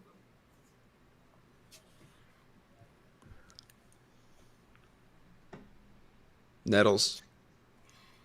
I'm trying to Did you find this think? bloody frame. I can't find it. Help me out. I can't. I'm sorry. That's computer stuff. I can't help you. No, no, Did I'm you know? saying responded to carry the stream for me. Oh, I was gonna say. Do you guys think that the scene with Jace and the phrase was necessary? What did that do for you? Did it make you like Jace more? Did it give you lore into the Riverlands? What did the Jace and Frey scene do for you? You know, it's my question is, do we have confirmation? Is that Sabbatha Frey? Because if that is, I'm going to be a bit disappointed. It didn't Why? seem like it. because You want to when see we more Freys? no, because I want to see. Okay, I was going to save this when we got to Alicent, but it was going to be like when it comes to the idea of girl bosses, right? And how I was going to talk about how I think kind of Alicent has kind of failed on that front. But we have 3 other candidates to fill that role that have not been utilized yet: Jane Eyre, Sabbatha Frey, and Alyssa Blackwood, because they are by queens, and they should. And there's so much room to work with them, especially when we get to season 3. But if that person that they have casted, that Frey lady that Jace met with, if that's the Sabbatha Frey that they're going with, rather than the young Sabbatha Frey who, was just friends with the women she spent her nights in the tent with, then we lose that. Unless they want to make her just older and still doing it, but I don't know. It's not my Sabbatha Frey. It's not the one I envisioned going around with Alice scheming and fighting alongside people like Black Allie and Jane Eyre. And then We'll there's see. what's Jane Arison's just friend, Redfort or something. She also hasn't propped up. Well, so I had this question for Jace about his interaction with the phrase. I don't think it was necessary. You could have cut that scene and gave me more Rhaena elegantly running. But what about Jace's interaction up north? I mean, his mom still had to tell him about the prince that was promised and the White Walkers and everything. So it doesn't seem that he gained that information from being in the north or being at the wall. So Double question. What do you think about that interaction? They started so strong with Jace. Episode 1, they hit us. Everybody was screaming at the screen when we saw the wall.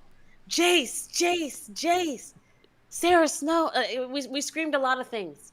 Sorry. Just a But we screamed huge letdown. And by the way, my computer just deleted this file. Like I can't find it. Like the oh frame. no, but this I, looks good. this is the old one. Yeah, this is why I I'm mean, just so confused for like the last 5 minutes. Like I can't find it anywhere. I don't know It what happens happened, to but us. But yeah, going back on the Frey thing, I think like Gray Area said it best when she's like, "That's just showing how much the Freys overstep their bounds. Like they demand too high of a price to get them on board. Walder Frey did the exact same thing with Robb Stark. like it really goes to show like these are just like, who are you? You're the Freys. You're just a bunch of up-jump toll collectors. Like, where do you even get the audacity to think that you should have a claim over Harrenhal? Because And like, yeah, Tim, while Larys that did Strong, fit. Yeah. yeah, while Larys Strong is nobody's friend, Simon Strong has shown himself to be a bro. And Simon Strong, if Rhaenyra comes out on top, Simon Strong should be the first one to be awarded Harrenhal before anyone else. we'll see. I agree. And the phrase they don't just overstep their bounds. Like you can ask for something that you don't deserve. Oh, hey, can you do me a favor and do this thing for me? It's the fact that they have to ridicule you. Like they didn't just Yeah. ask Jace for Harrenhal. They had to say, "Oh, we're actually not scared of your dragon. Like not at all." And they had to remind him of so many things. Like make him feel inferior and ask. That's my problem Yeah. with the phrase. Yeah, like And that's why they Chad shouldn't have is told them. completely right. They're bridge trolls. Thank you. Yeah, they are. They are. They are bridge trolls. You have to Just pay the ask. troll You don't have to toll. be mean. So Chad says if Sarah Snow had been on the show, she would have been a Green Seer too, which is definitely true. There's no question about that. We would have had a dozen green seers on this season. So I think that the phrase scene was good, and it completely fit the personalities of the phrase. Hard to understand how they had time to shoot that, but we got so little of Cregan and Jace. Like, Right? I didn't need every bit of that, but that was some of the best stuff in Fire and Blood, and they just cut it out like it was boring filler. I don't want to sit here and cry about changes from the Yeah. books, but it's just like, why? Yeah. Why wouldn't We you needed more. use... Missed opportunity. Touch more Cregan. They went hunting together and were totally bros, and there was a whole, again, the Sarah Snow thing, maybe dragon's eggs, the prophecy, pact of ice and fire. Just, do you think they're going to come back to that later? I don't think they can really. It's just Every like, there were a number of poll. things that weren't utilized as well as they could have been. Cregan, Jane Eyre, Rhaenyra running up the hill for what, like 3 episodes? Jane Eyre.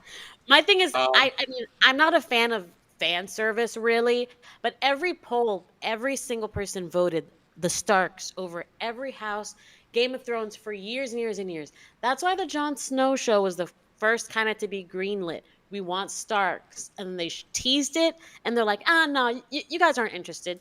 Do you guys care about the Starks? No, okay. That's kind of what I feel like they did. Like they don't have it at all. Imagine if they just didn't even have that Jace scene because it's only in the beginning of episode 1, and he quickly already comes back.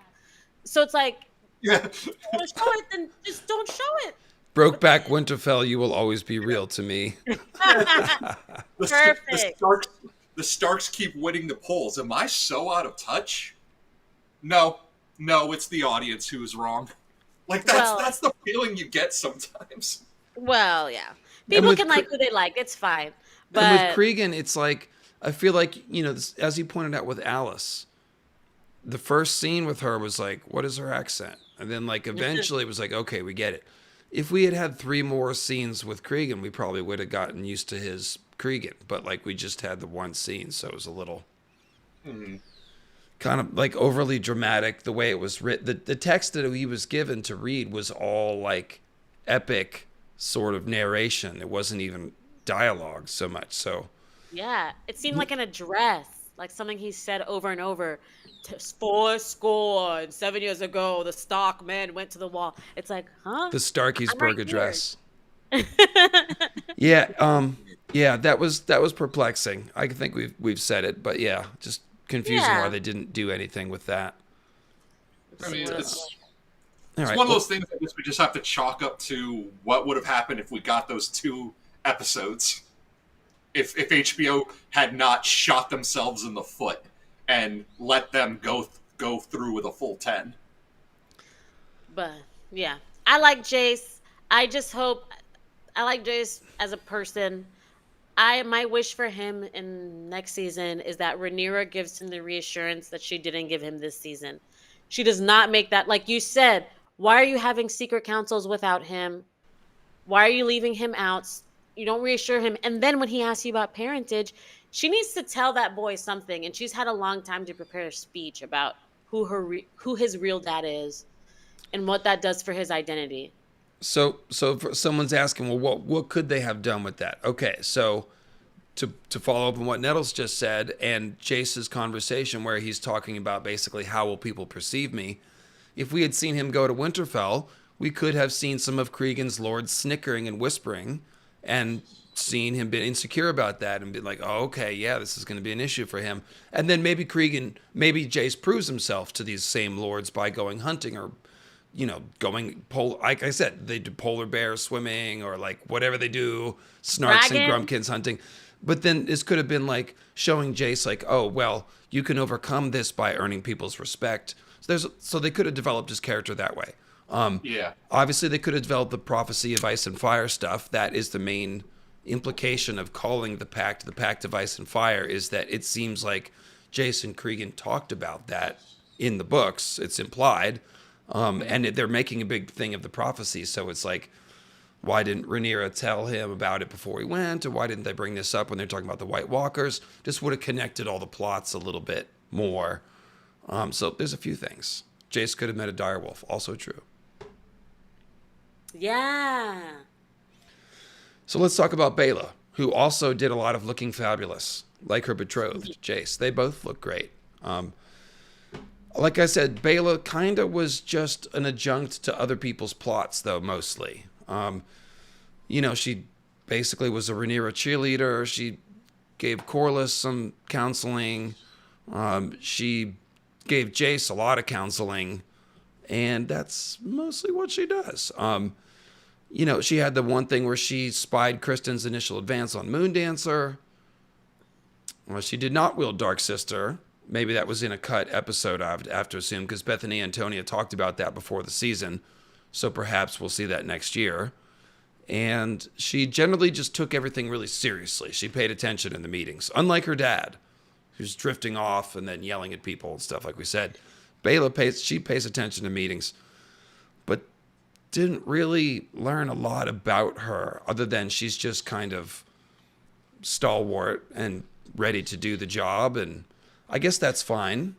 Doesn't have to be anything more than that, but yeah, Would you compare her to Hermione? I don't know. I don't watch. Is that Harry Potter? Oh, you're not a Harry Potter person. No, Sorry. I no. thought you okay, But never Cleo's mind. losing it, so you guys kick this back and forth. I'll be right back. Yeah. Just I'm because we've not a seen her be Harry Po- studious. You don't know I'm Hermione. not You a don't know Harry Harry Potter. I'm not a Harry Potter person either, but I would like for you to expand upon it because maybe I'll learn something.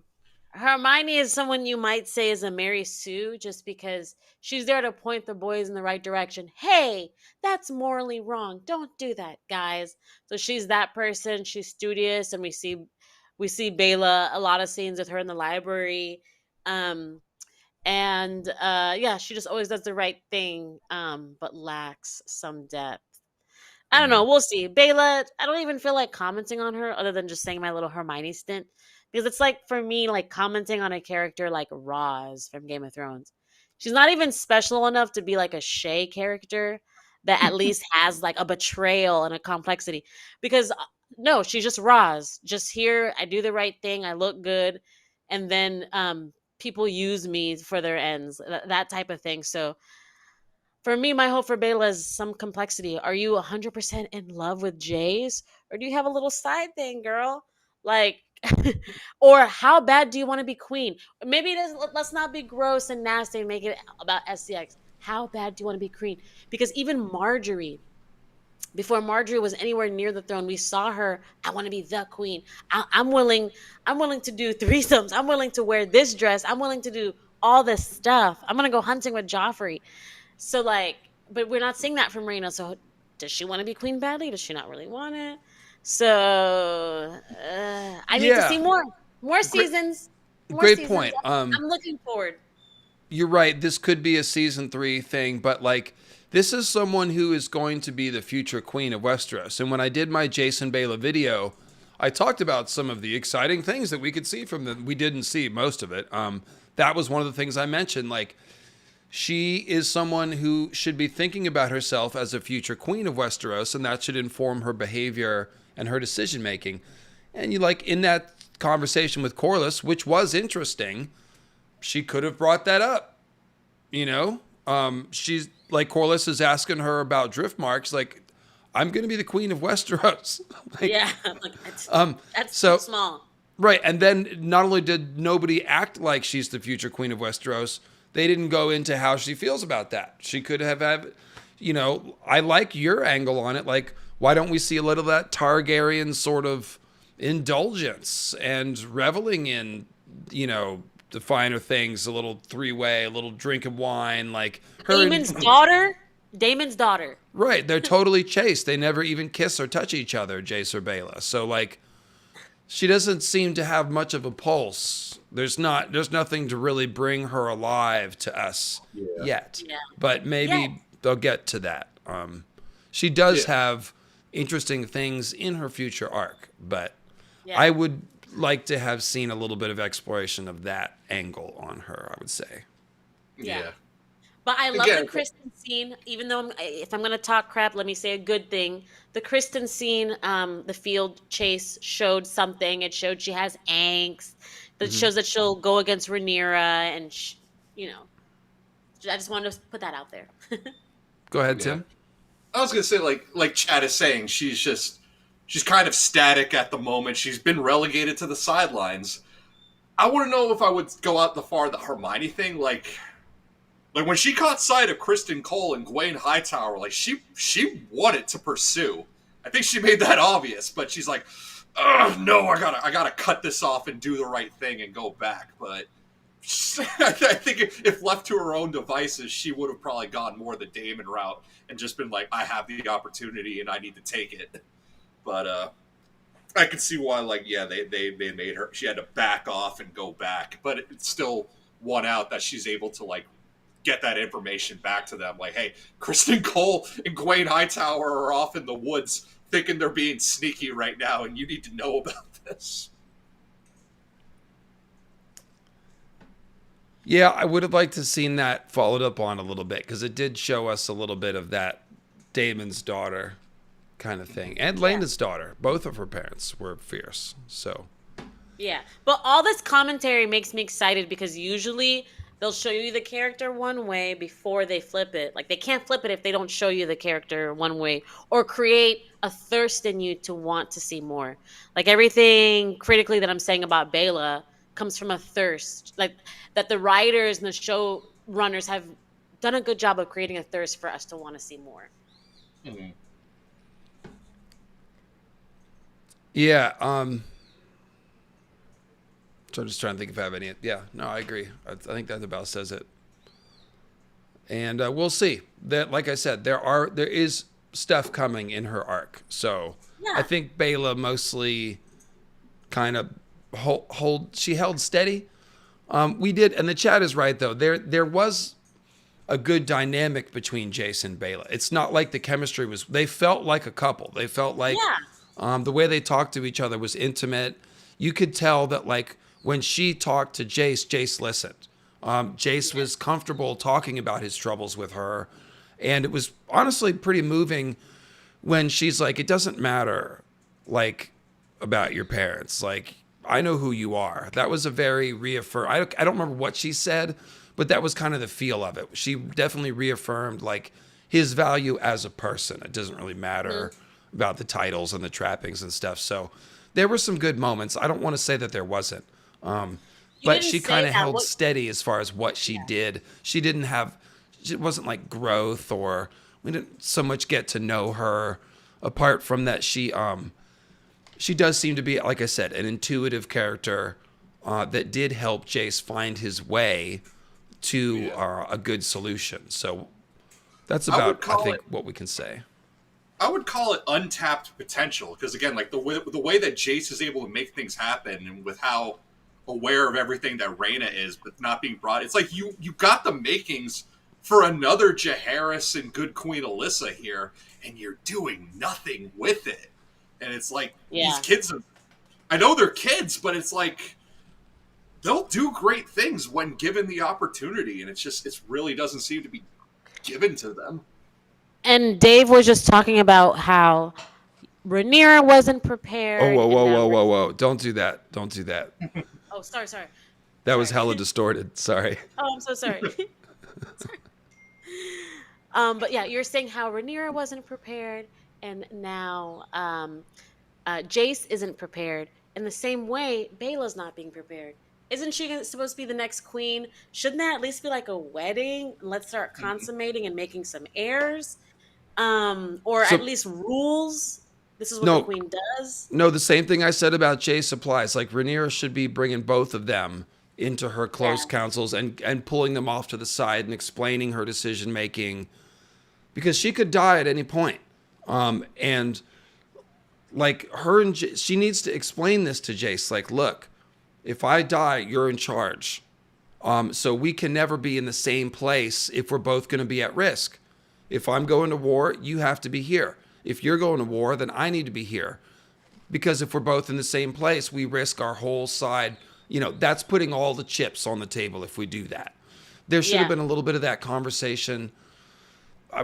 They touched on it in the small council, but a lot of those Dragonstone scenes were kind of draggy and boring. A lot of people thought that.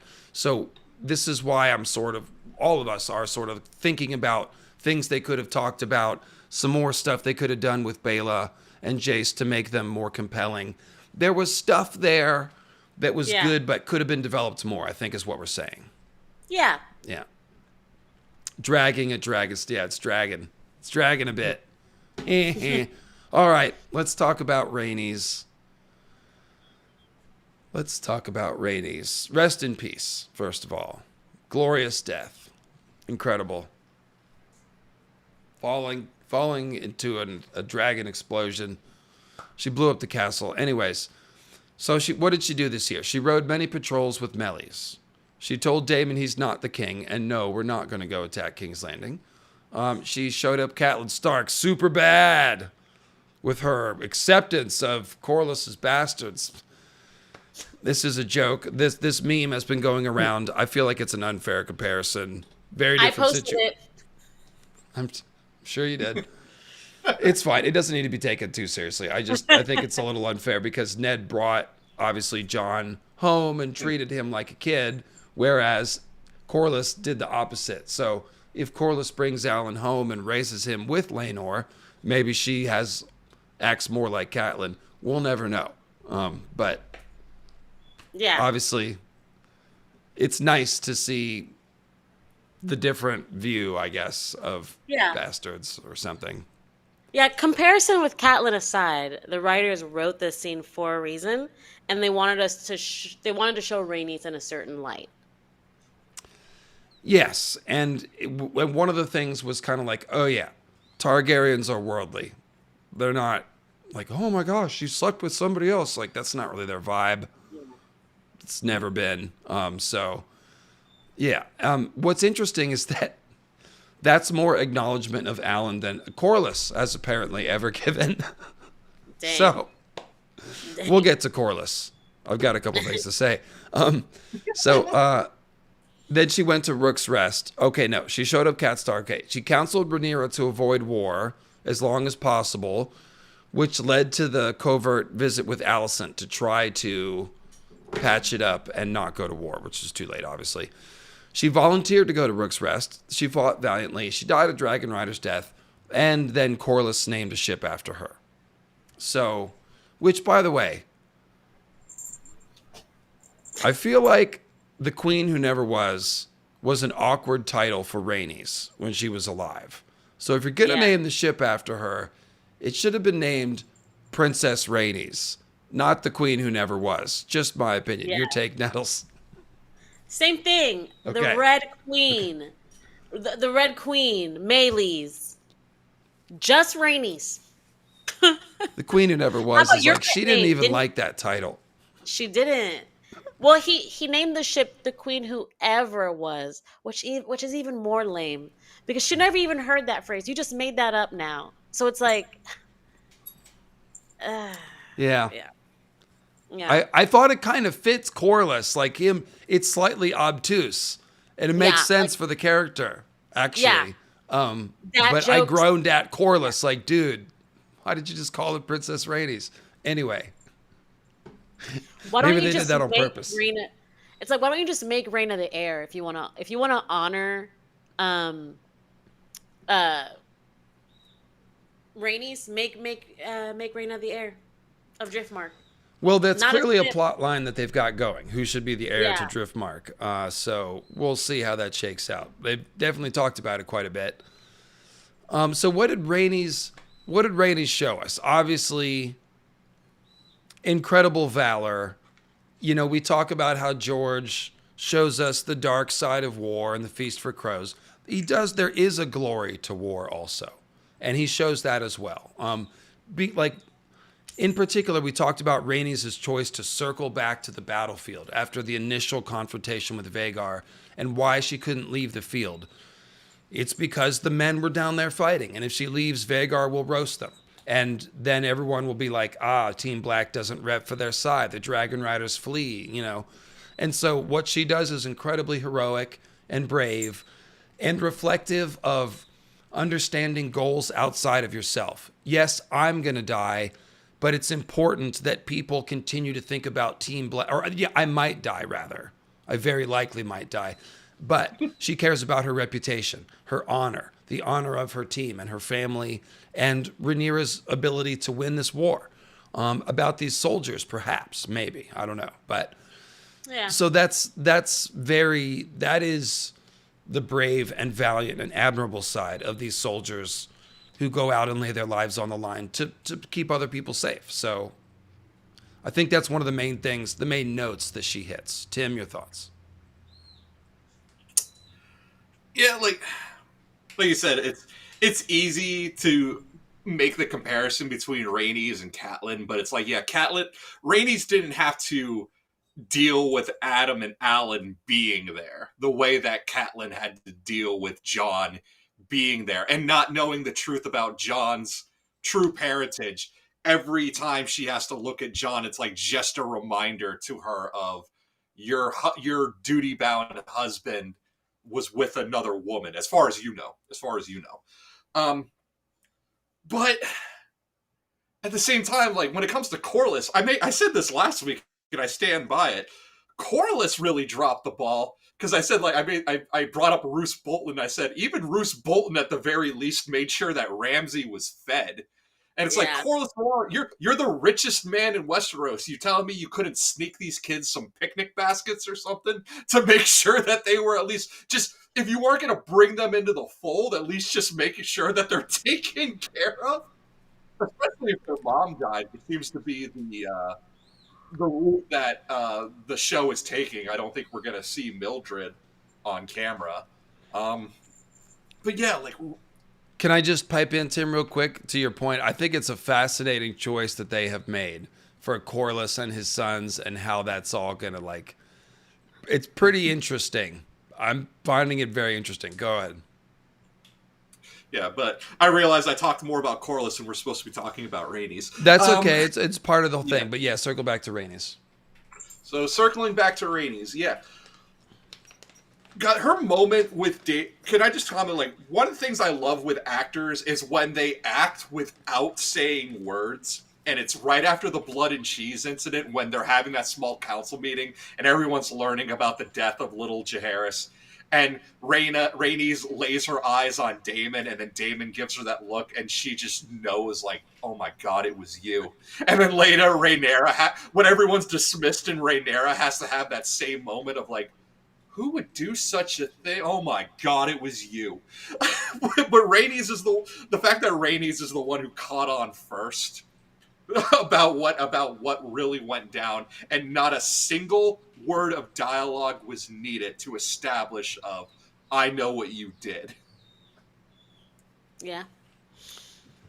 And going back to the whole Corlys's relationship with Adam and Alan, I think one of the things that they've done with the Velaryons is, like, Corlys in particular presents very nobly. But they're kind of showing us that, like, yeah, some of these houses look more noble than the others, but they're all kind of doing the same thing. They're all trying to sell their teenage kids to get ahead in politics. Yeah. Alicent, Lena, it's not really that different. One was just successful. The other one wasn't.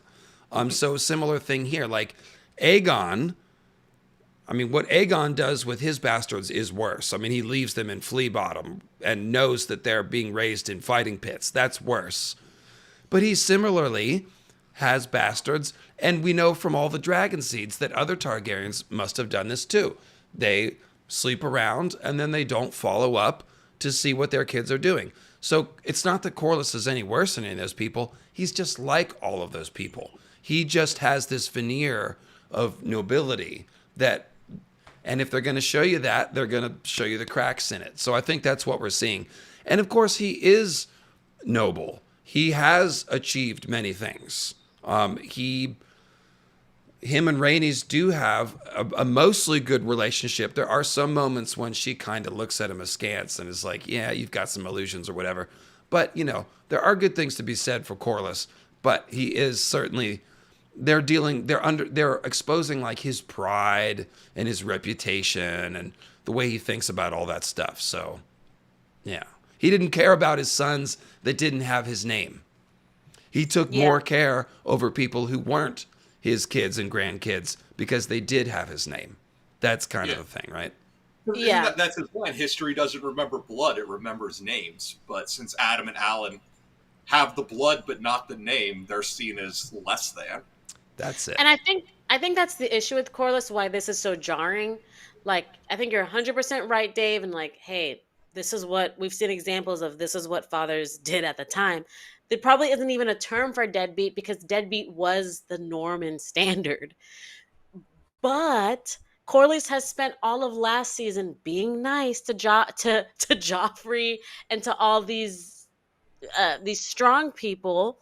And now he has, and it's showing us that, oh, this guy's open-minded. Other men would have been like, you C-worded my son. I will have your head, Rhaenyra. You've shamed my family. We're men. He would have beaten his chest and, like, been like, oh, and he didn't. He was like, well, we got some grandkids. Let's just give him the name and get on with it. So it's showing that he's open-minded. And so now in this season, when you have someone that's actually your blood, that's one of them is good at ships and one is good at dragon, and you're not putting these kids on your shoulder and running through the field. That's what's weird about the Corlys situation, is that you showed us something else beforehand, and now you're doing a weird thing. Like you were fully aware that these kids are not these are not your grandchildren. These are not your son's sons. These were fathered by someone else. Yet you were very willing to hand over the reins of power to give Driftmark to Luke because he has the name Velaryon, even though he has no blood. And it's like, so to have that fly completely in the face when Adam and Alan show up, it really is. It's like, Corlys, man, like, really, what were you thinking? Like, you're really sticking to this names outweigh blood thing. But it's like, Which is weird. You have no brother. He can't even put a nephew after him. Your brother's dead. At any time you want, you could have acknowledged these kids and petitioned to have them raised the way that Roose does for Ramsay. How are you losing to Roose Bolton in the good father category? It But yeah, boggles my mind. it looks like we're going to Corlys, but I mean, and to Rhaenys, she did her job. Like, there's not too much more to say about it. But I just feel like maybe the metaphor for like what Rhaenys meant to the story is like that idea of like shoulda, woulda, coulda. Sometimes Mm. in life, the right person dies. Like sometimes in life, the guy who has the cure to cancer in his brain dies in a car accident at 11. Like the right person for the job just doesn't get it, and that's the story with Yeah, Rhaenys. He does Like, that all the time. George does yeah, that all the time. Yeah, everyone think of your favorite political candidate who almost won an election and how different things might have been. yeah. Don't say any names, just think about it privately to yourself. Anyways. So that's what Rhaenys. I feel like that's her role in the story. Like what she means to me is just to show that like just because you're good doesn't mean you're gonna get good stuff. No, but that's a great point. George does this a lot with Ice and Fire, doesn't he? Shows us these roads not traveled, things that almost happened but didn't. Yes, there's a lot of that. There's a lot of Yeah, that. she There could reminded have me. been She a does it. Rhaegar could have raised Daenerys with full knowledge of the prophecy in King's Landing, like not raised, but schooled her, whatever, helped raise. Obviously, Aerys not the best father, but yeah, if Rhaegar had not been smashed with the Warhammer, he could have supplanted his father, and we could have had Targaryens growing up in King's Landing, Jon and Daenerys. Totally different timeline. Yeah, Baelor breaks spear, another good one. Was Yeah. Dany born yet? I might be mixed up with the timeline. Was Dany even born yet when Rhaegar died? No, she No, wasn't. shortly after. But yeah, so poor Rhaenys. I mean, she did the right thing. She graciously accepted defeat. Other people, if they were overlooked, they would have, you know, called the banners, and she didn't. She graciously accepted defeat, raised her kids, minded her business, and what does she have to show for it? Both of her kids dead in really bad ways. Not your run of the mill medieval deaths in really bad ways. And now look, husband cheating, but that's life. Yeah, Jensen is mentioning a lot of times bastards are raised at court or fostered to another aristocratic family and taken care of just in case they needed an heir. Hmm. Yeah, and Corlys at least could have been, making sure Mouse was not wanting for food or sweetmeats or whatever. But it was a great speech by Alan, so I'll take it. Yeah. So Corlys, we've gotten into his psychology a bunch. What did he do? He healed up from his injuries. He got his ship repaired. So him and the ship, parallel. Both injured, both fixed. Both very grand and all that. He got the Valerians established the blockade. That might have been last year, I forget, but they maintained it this year. His people captured Mysaria and brought her to Rhaenyra. He pretended not to know his sons a bunch. He promoted Alan. He had that picnic with Rhaenys. That was nice. They came to Dragonstone. He came to Dragonstone to back up Rhaenyra after he heard that Rhaenyra's people weren't listening to her because she's a girl. And so he walked in with his man parts, told everybody to listen. So that was nice. He worried a bunch about Driftmark's succession, as we discussed. He named a boat. We talked about that after Rhaenys. He was named Hand of the King. Sorry about your wife to hear I have this hand pin as a consolation prize. Adam claimed a dragon. Woo! Adam who? Oh, he works for me. That's cool. Yeah, I never met him. Then he got told by Alan, as we got into. That was great. Incredible dialogue there. Incredible performance by Abukar Salim, who plays Alan. And he told Rhaenyra, let's cut the head off that snake. Let's do this. Let's go. So We're that's ready. essentially what he did. And did not do. Yeah. Hi, what's your name? Adam, is it? Good job. Okay, see ya. That's all. I just want to say good job. Bye. Yeah. I think that's going somewhere. I like it. I like the awkward tension of it. I think Corlys is being written exactly all the stuff that we're picking up on. That's how they're meaning to portray him. I think so. Yeah. Yeah. I like discomfort especially when it makes sense to the plot and the times. Yeah, and you're right. The actor is doing a good job because it's a subtle thing to portray. He's portraying gravitas and experience and all these things, but it's spiced with this obtuseness. Like, oh, Laenor's the charms of a woman, like he's just a little clueless about some stuff. Yeah. So yeah, it's a subtle little weakness and vulnerability that he puts in some of the performances. So yeah, it's well done. All right, so let me just check on if there's any super chats I may have missed. Couple. Do we know about the amount of screen time each dragon has had this season? I have not seen it. Team Nana Vagar. Get your Nana Vagar shirts in the shop. Link below. Do any of you foresee them ever going back to the Wall and beyond for season 3 or 4? Damon's visions could be foreshadowing for another White Walker scene. They'll probably throw in one more vision. Yeah, sure. Tim? With the Greybeards heading south and making it to the Twins, I don't think we're going to go back up north. We're just going to see Northmen coming down. I say yes, White Walker vision, no, scene in the north.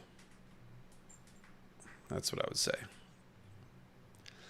So Adam and Alan, we've already dug into them a bit. That we saw the different personalities. Adam's hungry for glory and honor. Alan is stalwart, but he's got a lot of resentment, obviously. They're both honorable in different ways. Alan is honorable because he is so reliable. He's rock-like. If he says he's going to do his job, you get the feeling he's going to do his job.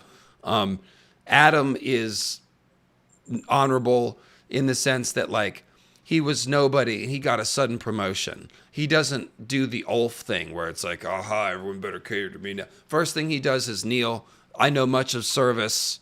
The gods chose me. No idea why, but I'm just going to continue to serve if that's okay and do a good job at stuff. So, go ahead. No, I'm just agreeing. Yeah, I She's think they like, did a good murder, job. shag. Or no, marry, shag. No, Marry, shag. no. Not murder. He's definitely a marry or shag. He's a good one. Loyal, as it is said in the books. So I he think they doesn't. did a good job. I had complaints early on, like, ew, this is not enough. But now seeing the brothers progress throughout the season, I feel satisfied. I got vibes of like a Robb Stark-Theon relationship where they have their own personalities, but Okay. also put together like yin yang. So I think they did a good job. Mm-hmm. If you're tuning in late, we played Bed, Wed, Behead, also known as Murder, Marry, Shag, earlier. With both the 3 dragon seeds and Rhaenyra, Mysaria, and Alys Rivers. Alice. So have to catch that on the rewatch if you missed it. So, yeah, I like that they did a lot in short scenes. To your point, Nettles, they developed a character pretty well of both these characters. So, Alan also enabled Mysaria's call for the dragon seeds. He sort of facilitated that after he got promoted against his will. Very much against his will. He organized that. We saw him delivering, the messages, the boats to the harbor and all that. So we get the idea that he is now one of Corlys's right-hand men. And when we see naval battles, he'll probably be commanding people and, doing brave stuff. And Adam flies back up to Harrenhal with Rhaenyra. So this is why did she take Adam when she went to Harrenhal to see Damon? An interesting strategic choice here. So she doesn't bring Jace because, again, you don't want the heir and the queen in the same place. You want to keep them in separate places when someone's going and being at risk. So that makes sense. Adam is her most trustworthy of the new Dragon Riders. The new Dragon Riders are more expendable than Jace. Sea Smoke is a sizable dragon. And why did she bring somebody else at all? Well, because she's not entirely sure what the hell's going on. And worst case scenario, better to have 2 dragons just sort of like carrying a stick you don't need to use, something like that.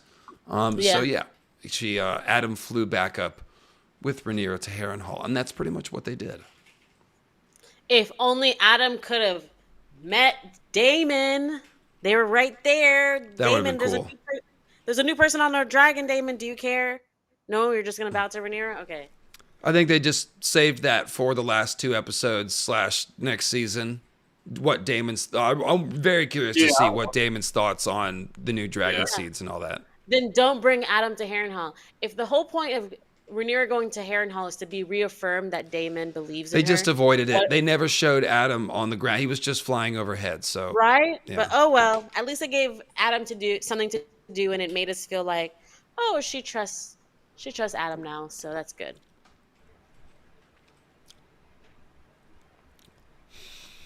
All right. So I mean, like you said, keep Jafe separate, keep the air safe. But you gotta have backup in these situations, especially when you're completely unsure of what's going on. And this is coming after the message from Simon Strong, and you don't know what Damon is planning. Like, is Damon actually trying to usurp me now? Like, am I gonna have to deal with another usurper, and is it gonna be my own uncle husband? Father of some of my children? Like, that's a tense situation, so it's better to have backup in there. But yeah, I could have seen Rhaenyra taking Baela, because that's like a little leverage against Damon. Be like, don't forget your daughter's on my side. That would have made sense too. Yeah, Adam's written. Adam's also still more expendable than Baela too, because she doesn't know he's Corlys's kid. I think if she knew he was Corlys's kid, then she's put a little more. Adam's like ridden his dragon like twice. She's like, "Hey, 15-year-old with your learner's permit, come with me on this Tokyo Drift mission." It's kind of weird. I'm like, okay, fine, whatever. I think it's funny. I'm just curious to see how long they're going to keep this charade going on. That like, oh yeah, we had no idea who Adam and Alan are. No idea. I feel like it's going to get funnier each week, kind of like Rhaena running around. By the way, I didn't put Rhaena on this list, just because like it's kind of we joked about it. I mean, it's kind of a meme. What did she do? You know, a whole lot of nothing. A whole lot Make me mad. Yeah, crying about not having a dragon and just getting worked up. She had 9 minutes of screen time. They stretched it out over like 8 scenes. That's about how it felt. So. Oh. I mean, I had that whole thing about like what happens when you lose your younger sibling, because that's what it seems to be the setup for Rhaena's story is going. Yeah. Of like, how do you ditched your little brothers to go chasing this dragon? Like, what's gonna happen? That's for when we get to the season 3 predictions. Yeah. I guess we can bring her back up for predictions. Yeah. Which, by the way, this stream is. All right, it's getting on here. Yeah. That's okay. I knew it was going to be a big stream. We're 2.5 hours in, still 1,100 people watching, so. We can do it. We must be funny slightly or something. We haven't gotten to any of the greens yet. I have nothing to say about Rhaena until next season. I refuse to talk about her. Sheep Stealer? You're over there? I will talk about Sheep Stealer. What a beauty. Oh. Freckles, speckles, Dalmatian, all that stuff, whatever you want to. So, okay, you know how the dragons all are, they sort of use different animals. Like some of them are horse-like, and, you know, Craxes is noodly, and Wolf. Vagar's like an iguana. Sheep Stealer is like an alley cat, like a just a mongrel cat. Like the curled wing things remind me of like long, messed up whiskers, you know, or like a messed up cat ear, or like a broken tail or something, like an alley cat, tomcat. That's why we should have a musical episode, but we should do Cats, you know, the musical Cats, but dragons. Because the whole plot of the musical Cats is these cats come, sing a song, introduce themselves, leave, and then another cat comes. They could do that with the dragons, like. Oh, ear tufts. That's what they remind me of, the ear tufts that some cats have, the little extra, yeah. That's what it looked like. Yeah. I'm sorry, I was distracted. What did you just say, Nettles? That we should Something have about musical dragons? musical episode of House of the Dragons. Back in the day when we had shows, like straight shows, like dramas, they would have a musical episode, like a crossover. Sabrina the Teenage Witch, shows like this. And we should have it, but with cats. Like the musical Cats, how every dragon will just come, introduce themselves, dance, tell their life story. Next. It's like different songs, different genres of songs. So first of all, closet Sabrina watcher, David Lightbringer. Second of all, let's not talk about that. Second of all, surprise, it's a good show. It's good. I'll defend Yeah. it. I will defend The it. original or the new or both? No, the originals is the one from like 10, 15 years ago, right? 10ish years Melissa ago. Joan Hart. Yeah, Melissa Joan Hart. The girl who plays Sabrina, it used to be on the Mobster show. She was the Mobster's daughter on. Mad Men? Was it Mad Men? The new Sabrina, yes. The new Sabrina, she was the daughter of Don Draper in Mad Men. Thank you. And that is the one I'm talking about, yeah. But And then he's a mobster, yeah. Okay. I knew Way off the exactly what rails. you were talking about. Apologies. Second thing, what were we talking about? I don't know. I'm We're talking about imagining Sabrina her because of the musical episode, and we're talking about the dragons, and we're talking about the dragons because we Yeah. need to see more Sheep Stealer and get the backstory. Yeah, who's going to the Heaviside Lair? I do want to, since I've come up with voices for a lot of the dragons, I am thinking about doing something dumb where like all the dragons are talking to each other or something and having a meeting. We But, need that. Yeah. We need it. I'm sure someone's probably trying to translate that scene with when Rhaenyra meets Adam and Syrax and Seasmoke in the background. Translate the Yeah. dragon speeches. Yes. Like, you never called me back. There's the dragon accounts on Twitter are pretty funny. There's like Syrax and Vermithor, so they go back and forth. They're pretty funny. They're doing some good Photoshop stuff. In any case, Mysaria, we talked about Mysaria. She was killed a lot in the Kill Mary Shags, wasn't she? No, That I says think a lot. In the was more- chat. If you Oh, count I the don't- chat. Well, that's terrible. I thought Alice was the obvious choice, but No, everyone wants a goth girlfriend, Dave. Jeez. not that goth. Just a little goth. Okay. Hard Hugh Hammer. He watched the descent of King's Landing. He watched the prices go up. He pleaded the case for the other blacksmiths to the king, so he's obviously respected in his community. He had many earnest discussions with his wife, but again, were a window into the situation in King's Landing. He clocked that one dude pretty hard for those cabbages, so we know he throws a good punch. His daughter died off screen, so sad. We learned, is ashamed of his mother, Mysaria Targaryen, daughter of Jacaerys and Alicent, who was a sex worker and a thorn in Jacaerys' side, it must be said. His mother told him, however, that he's just as worthy as his brothers, or cousins rather, I guess it would be, Damon or Viserys. And so this sort of transitions into him saying, I feel like I've got to do something. Like, I have the dragon blood. I can make a difference. And so he feels called, like so many other people, like Adam, like Rhaenyra. And so he has, over the objections of his wife, who wants to go to Tumbleton. Don't go. He decides he's going to get on that boat and go. And so he claims Vermithor like a boss, obviously, after protecting women. So, pretty likable guy, nice beard, as I always say. And we'll have to see where this is going. We'll have to maybe just come back to him for the projection so we can talk spoilers. But Yeah. what do you want to say about what we've seen so far? Tim, do you have anything? I mean, I appreciate that we're getting something from a small folk perspective, even though he's technically not small folk because he's the son of a princess. But I don't know. I feel like going that route kind of made, I don't know if it's a plot hole, but it's like, okay, you were ashamed of your mother because she was a sex worker, but at the same time, it's Sarah, not Visera. Apologies. Yeah. Carry on. Sarah. But it's like, doesn't that mean you left a life of luxury in the free cities to go be in Westeros and be a blacksmith? Like, I don't know. Unclear. It's Unclear weird. where No, we she. don't know. Yeah.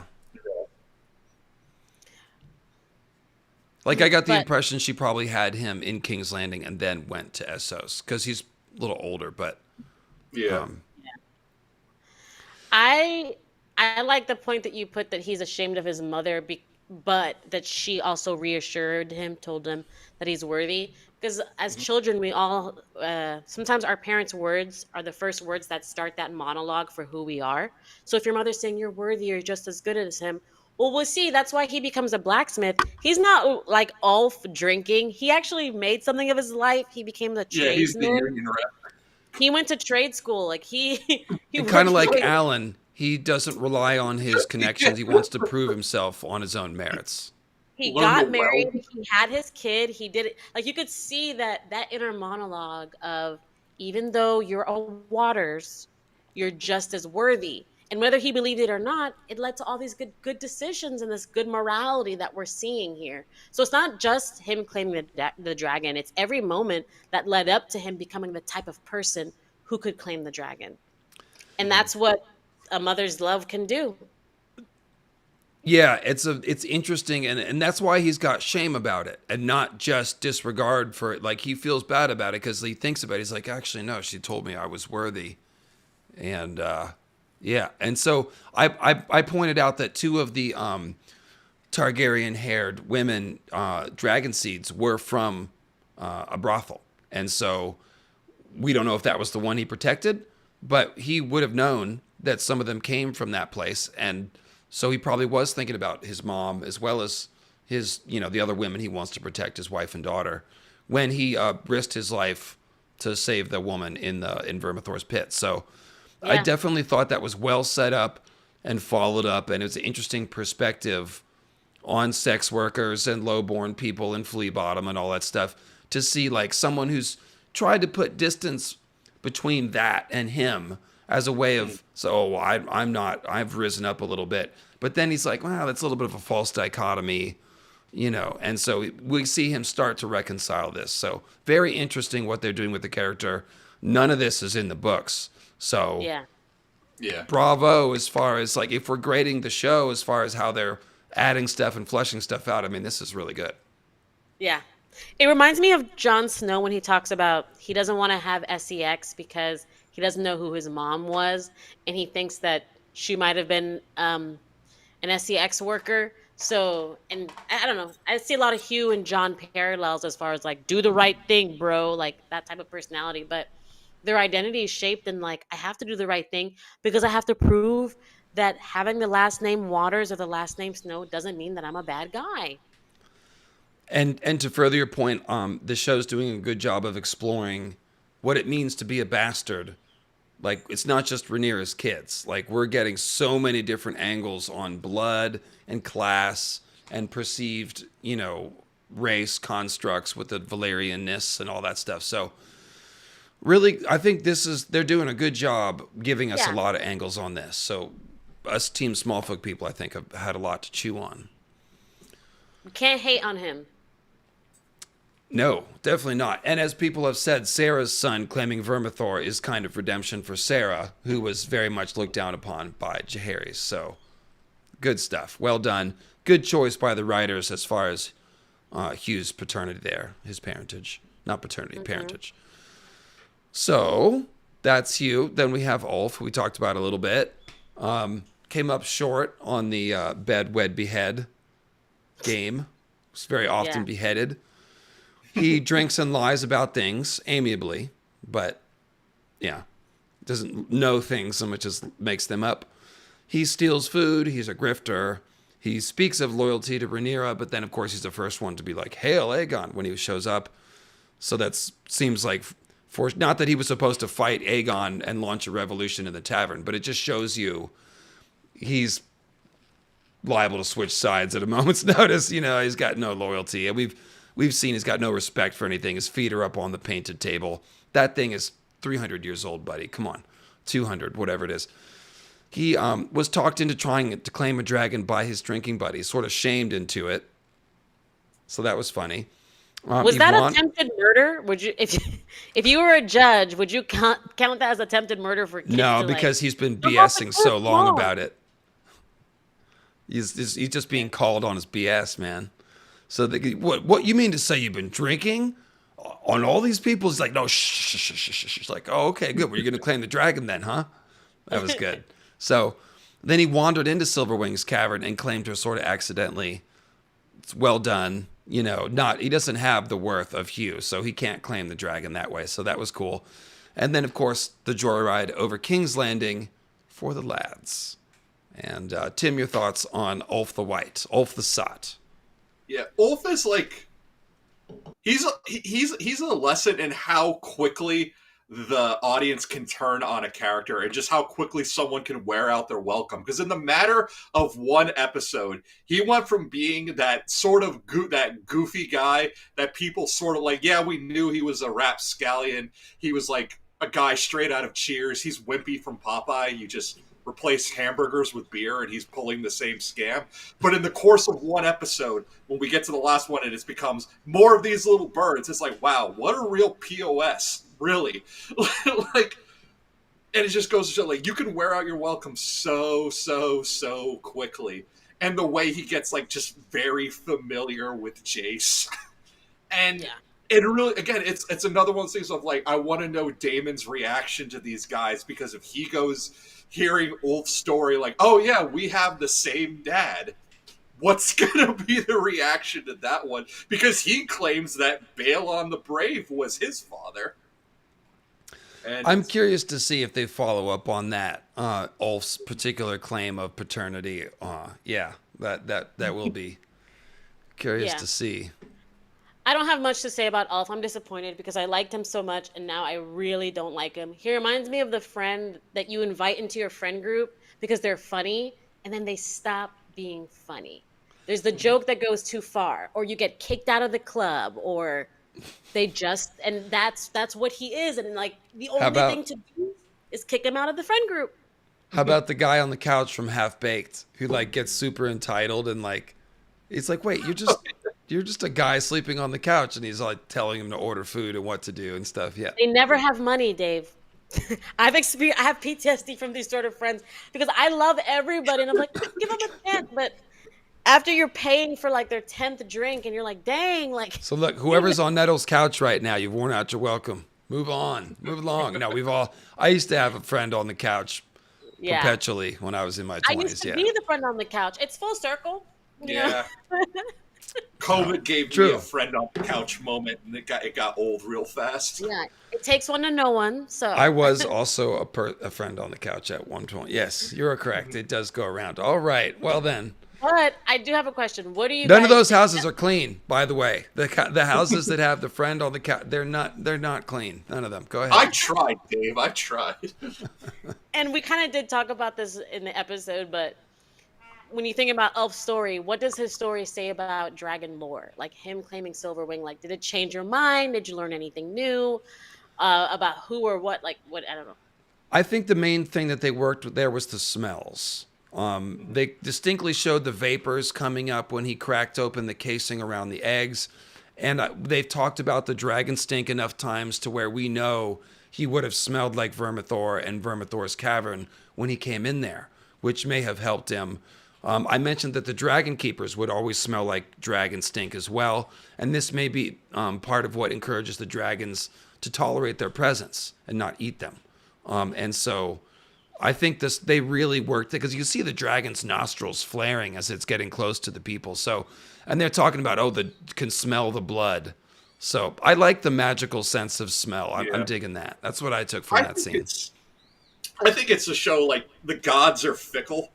Like we talked about the astral highway, and I talked about how like in Lovecraft, like the gods are always backstabbing one another, and it's the same way in like in real world pantheons, like the Greek gods. Like these were not people. Like you look at those gods and and read some of the stories about about Zeus, and you're like, why do people worship you again? You're kind of an asshole. And I get the same feeling like with the dragons. The dragon, up until they paraded Meleys' head through King's Landing, people viewed the dragons as gods. But when it's like, well, if the gods are this fickle and this conniving, it's like, then you kind of look at them like, why do we worship you again? What do you do for us? Like, if you're literally playing games with us at this point. Yeah. I think Ulf really changed my mind. I don't know what I think of it yet. We'll have to see. But it really did change my mind because I never thought someone like him could ride a dragon. Even when we saw that he was being questionable, he's a liar, I thought they were going to show oh, but he has a heart of gold on the inside. And I truly don't think he does. I think bad people can ride dragons, and that's what that lore is. Yeah, I agree with you. There is a note of like, yeah, the dragons aren't necessarily picking the most noble people. Sometimes it can be a little fluky. Yeah. Maegor. Well, and there's also yeah, Maegor. It's a great point. I think the dragons, like I've said many times, are a metaphor for power. And so for that to work for George's writing, it needs to fall into the hands of all kinds of people so we can see how they handle it. Nice. I like that. That's a quotable. Oh boy. Okay. Here we go. All right. This is all you. I gotta go use the restroom real quick. Yeah, if you need to use the restroom, I mean, not at the same time as Tim, because then I'll have nobody. But if you need to stand up, you can, at some point here. So I'm gonna kill time until Tim gets back. I don't want to rip into this Alicent here. Let me get there's a couple super chats here. That's not killing time. There were super chats, definitely. Yeah. Thank you guys. Which spin-off show are you three looking forward to the most? Obviously, Dunk and Egg. For me, myself. And I am thinking about making a video proposing how they should do a long night show, because we know that Blood Moon was conceived of, and then apparently it was awful. The pilot was awful. It was like, do not send, delete. No one has seen it. So I would like to see a long night show, but it would be, a Great Empire of the Dawn type thing, as you know. So that's something we'd have to talk about a different day. But Dunk and Egg would be my answer. What about you, Nettles? I guess Aegon the Conqueror, but only if they make it where Aegon the Conqueror is like a drunken sot and his sisters are the ones that do everything. Like, if it's that one. Don't show me nothing that looks like, ooh, the alpha male Aegon. Like, dude, we've told the story already. We get it. But show me something else. I think that Mattson Tomlin will do something interesting with it. I'm looking forward to that one too. Yeah. Do we think that Hugh and Damon will clash? Again, Joel, great question. I am dying to know how Damon will react to the dragon seeds. I think that he will not clash with Hugh. I think that Damon will mostly appreciate having more dragons to go to battle with. I will just say, if he had been in Jacaerys' position when Ulf had his feet up on the table, he might have just pulled out Dark Sister and chopped his feet off. Like, he's not going to be taking any of that. So, Tim? Sorry, chat was saying show my hands because they're prove that I washed my hands. Yes, I did. Oh my gosh. On that note, I'll take a break. Lysa Love, yeah, go for it. Lysa Love says, I'm praying Sunfire is still alive, eating his way across Rook's Rest like a giant golden worm. I would love to see him eat Grey Ghost and join Aegon.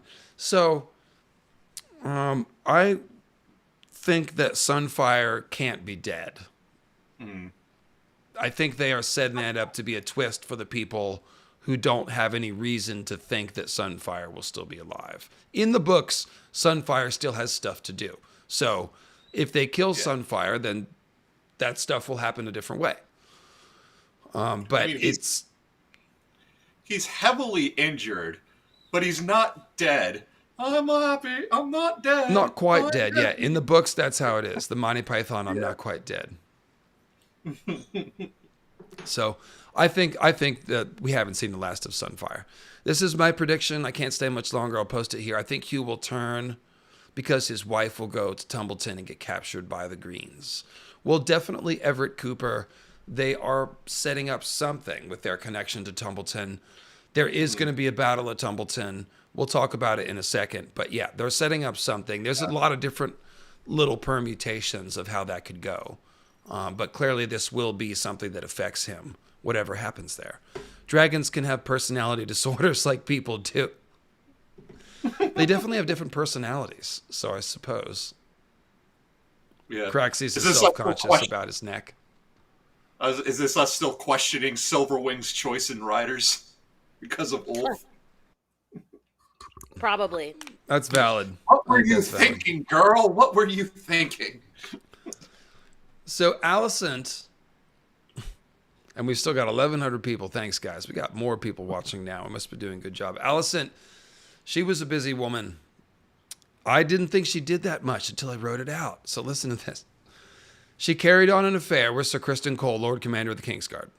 She discussed ways to control Aegon with Otto, ways which did not work out. She urged Helaena to use the funeral of Jacaerys as a spectacle and then participated in that.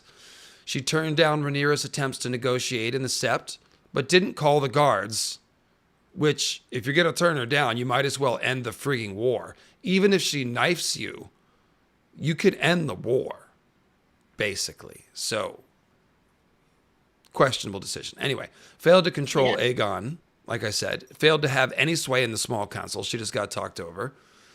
She pushed Aegon to his reckless act with some of the worst parenting we've seen on the show.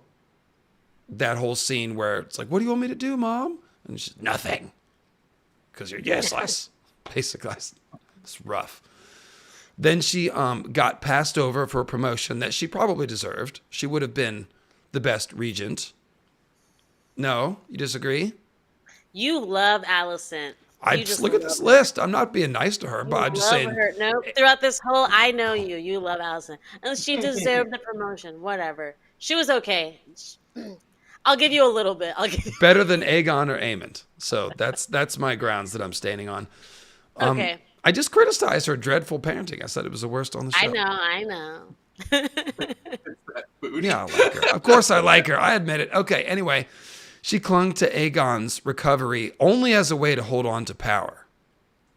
It is because she abandoned him later. So that wasn't really even like altruistic. That was self-interested. She talked to her brother about the family a bit. We got to learn a little bit about Gwaine and stuff and how their dad never sends letters. She commanded the guards to sheathe their steel, which led to their deaths. Thinking about this more, that was dumb.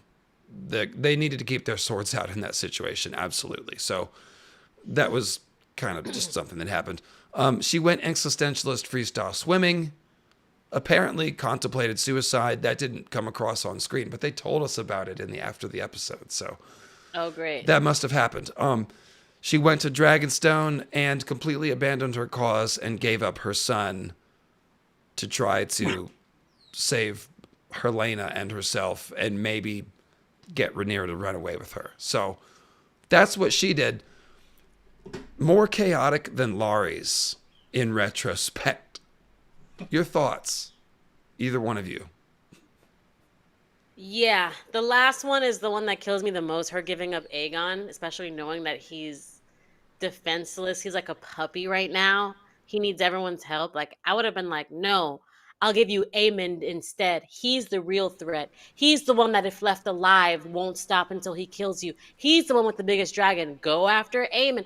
Like, I feel like she should have saved Aegon at this point. Because the lesson she should have learned from the entirety of season 2 was that this was a mistake.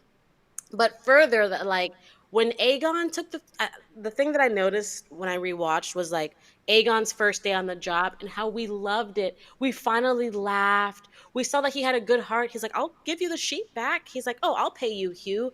He was like, I'll just sit here and listen to the people. This is cool. Mm-hmm. But I'll give my buddies a raise. You guys want to be on the Kingsguard? Let's go drinking. I'll pay for everyone to drink at the bar. And then when Aemond's You're just saying he was coachable, but she didn't coach him. Go ahead. Coachable. At least his heart was in the right place. And Alicent still had a place in his ear, in his cabinet, in his council. He didn't get rid of Alicent. He got rid of Otto, but not Alicent. So when she was with Aegon, things were good. Aemond's first day, the first thing he does, he gets rid of Tylan, sends him to the Triarchy. He upsets Jason. He upsets Larys. He goes and squeezes Aegon. What are you doing? He's okay. What are you actually doing? He's okay with Orwell, but I'm just showing that like Aemond on his first day is immediately everyone's like, this was a mistake from Larys to Alicent. So Alicent should be clinging to Aegon. She should have realized that like, oh wow, like Aegon was such a better son, better king, better everything, and fought for him a little bit more than just being like, okay, you can kill him, sure. And he's not even the threat. So great point. She gave up too quick. I wanted to bring this up somehow. She gave up. It's almost not believable how quickly she abandoned the cause that she's been. And I know there's this whole disillusionment arc and everything, but like, you're exactly right. Like, Aemond was weakening his position. And if she had just hung in there and built some alliances and maybe, yeah, I mean, she can use Larys, obviously, has in the past, you know, like, she just kind of pieced out. It's, I kind of have a problem with it. Like, I don't, it's hard for me to buy. Go ahead, Tim. Look, so last week I said that I think Alicent and Rhaenyra need to just bang already and get it out of their systems. And people called it a bad take, but I stand by my bad takes. It really is like, because this whole will they, won't they thing that they keep doing with Rhaenyra sneaking out and getting into the Sept, and then Alicent sneaking out and making it all the way to Dragonstone. This will they, won't they thing is getting tedious. Like, am I watching House of the Dragon or am I watching How I Met Your Mother? I feel like at times there should be a laugh track in the background, the way they're doing this. Like, okay, so I get like within the book, right? They want to keep Alicent because Alicent is real quick. If they had just thought to make one of them a green seer, then they could have talked to each other and had all those scenes without actually having to travel. It would work better. Go ahead. Sorry, bad joke. But yeah, so you know, in the way Alicent is written in the book, she's more of this like evil stepmother type figure, and the show, I guess, did not want to go that route. But the thing is like, you know, just because something, I've said this before, just because something is a trope does not mean it's a cliche, because you can take a trope like the evil stepmother and still do interesting things with it. And there was a moment in season 1 where I thought they were going to go down that route. And that's right after Rhaenyra gives birth to Joffrey and Alicent demands to see the baby. And then Rhaenyra makes that trek through the Red Keep. She's still bleeding. Laenor's trying to help her. Like, we get the sense that she's leaving blood behind. And then she finally gets there, and Alicent looks at the baby and then says to Laenor, like, keep trying. I'm sure you'll get one that looks like you. I think they should have stuck with that, okay? Like, you know, the Spice Girls had it wrong. Friendship does end, and sometimes it ends bitterly. And that's something that they should have stuck with here. Like, this was a friendship that ended on bad terms, and this is where we are now. We once loved each other, and now we hate each other. I think you've spoken for a lot of people in the chat. I see a lot of people agreeing here, Tim, and hearing you say it makes a lot of sense. Like, that was the other side of the coin that would have been equally compelling. You know, not going back to like grasp at this lost relationship, but actually leaning into that real hate and resentment, for which they have, like, Alicent didn't even bring up her grandson Jacaerys and Blood and Cheese when she was throwing herself at Rhaenyra. Like, it's, I think a lot of people agree with what you just said, and someone else in the chat said something similar, which I think put a finger on some of this. And the scene was well acted. Yes, it was. And there was some interesting dialogue between the two of them. It wasn't like a worthless scene. The contrivance of it, though, made it hard to be immersed. Now, May says, I do not like how they frame Alicent's liberation from patriarchy arc around the complete abandonment of her moral duty and love of her family. What kind of feminism is that? Now, they're not necessarily explicitly branding it as feminism, but I think liberation from patriarchy is a good way to frame what they are talking about, which is obviously a similar idea. So, yeah, and to your point, it's just kind of weird that it's like, okay, well, Helaena is the only one that's worth something to me because she's a girl. What about Daeron? What did Daeron ever do? What about, I guess it's like Helaena and Jacaerys, I guess. But, like, she's just, she's abandoning House Hightower and just everything because they wouldn't listen to her, because she's mad that she's not in charge anymore. Mm-hmm. Like, it just doesn't. There's some problems with it. Yes, you can offer whatever you like. Let me offer a different perspective, because I kind of disagree with you, Tim, when you said that Alicent gave up to. You said that. Well, anyways, let me just say my point. My point is I have a story. So I had a girlfriends group, and one of the girlfriends had to do a Roe v. Wade. And one of our girlfriends was vehemently against it, and it tore apart our girlfriends group where we had to pick sides and everything. And then life goes on, and the girl who was vehemently against it because of religious reasons ended up living a sort of life where she had to do a Roe v. Wade. And so she was able to connect with that friend, and she understood, oh, now I understood why she made those decisions. And we actually ended up all reconciling. Like, we had a party, like one was the bigger person and went to that friend and said that I had to do that. And now I understand. And I'm so sorry. I was so wrong. So that happened in my friend group in real life. So I know Alicent and Rhaenyra going to see each other, the logistics doesn't make sense, but the idea that me going through the same thing that you went through will make me want to reconcile. I think that that's fine because Alicent is literally with Kristen Cole, like she's doing the exact in the same bed as Rhaenyra with the same man. She has a lot to reconcile with Rhaenyra about, so that makes sense to me.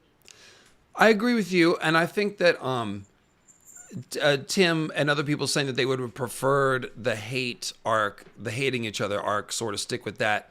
That's not to say that a different arc can't work or doesn't have some sense to it. I feel like there is some sense to what's going on with Rhaenyra and Alicent. But yeah, go ahead, Tim. Well, yeah, because that's the thing. Like, I'm not characterizing it as a hate and only hate arc. You can have the friendship end, hate the person they are now, but still lament over that lost friendship. Because going like with Nell's a real world story of mine. I had two friends who really went down the alt-right road. And we used to be great friends, but then they got really, really into it. Like, one got really super racist. Like, to the point where it's like, dude, this isn't a joke. Like, this has crossed the lines between edgy humor. Like, you actually, you basically just told me you want the Holocaust to happen again. And it's like, the friendship broke apart. Now, you can be sad about the friendship falling apart and miss the person that they used to be, but despise the person that they are now. That's what I think they should have done with Alicent and Rhaenyra. And even the Kristen Cole hookups, it's like, yeah, that because that's a hate F word. But Mysaria should have found out about that and told Rhaenyra. Mm-hmm. That would have been hot. And also a little background on my two companions here. The states they live in informs. Okay, Texas. You live in Texas, Nettles. I live in Texas. Okay, so has some conservative friends that may oppose abortion. And then, Tim, you live in Pennsylvania. So in Pennsylvania, there's a lot of, gun rights folks, Pennsylvania. You got Pittsburgh and Philadelphia and Kentucky in between. That is very true. I've heard that before, and I've experienced all three parts of it. So, yes. So the question is, with Alicent and Rhaenyra and what we've just talked about with real-world circumstances, can people with different views get along? Can Alicent and Rhaenyra get along after everything that's happened? They definitely can't. They definitely cannot just run away and start scissoring. There's too much water under the bridge. I mean, there really is. There really is a lot. There's atrocities in that water. So, yeah. All right. So, Alicent. Just like I said, a real agent of chaos when you think about it. I'm dying to know what Otto would have to say about what she has done. And other people have pointed out that, like, it was after Otto disappeared that Alicent really lost sight of the plot, at least the plan, which admittedly was Otto's plan, but I don't know. She just can't disown her. Oh, she saw what her kids really were. They were her kids, though.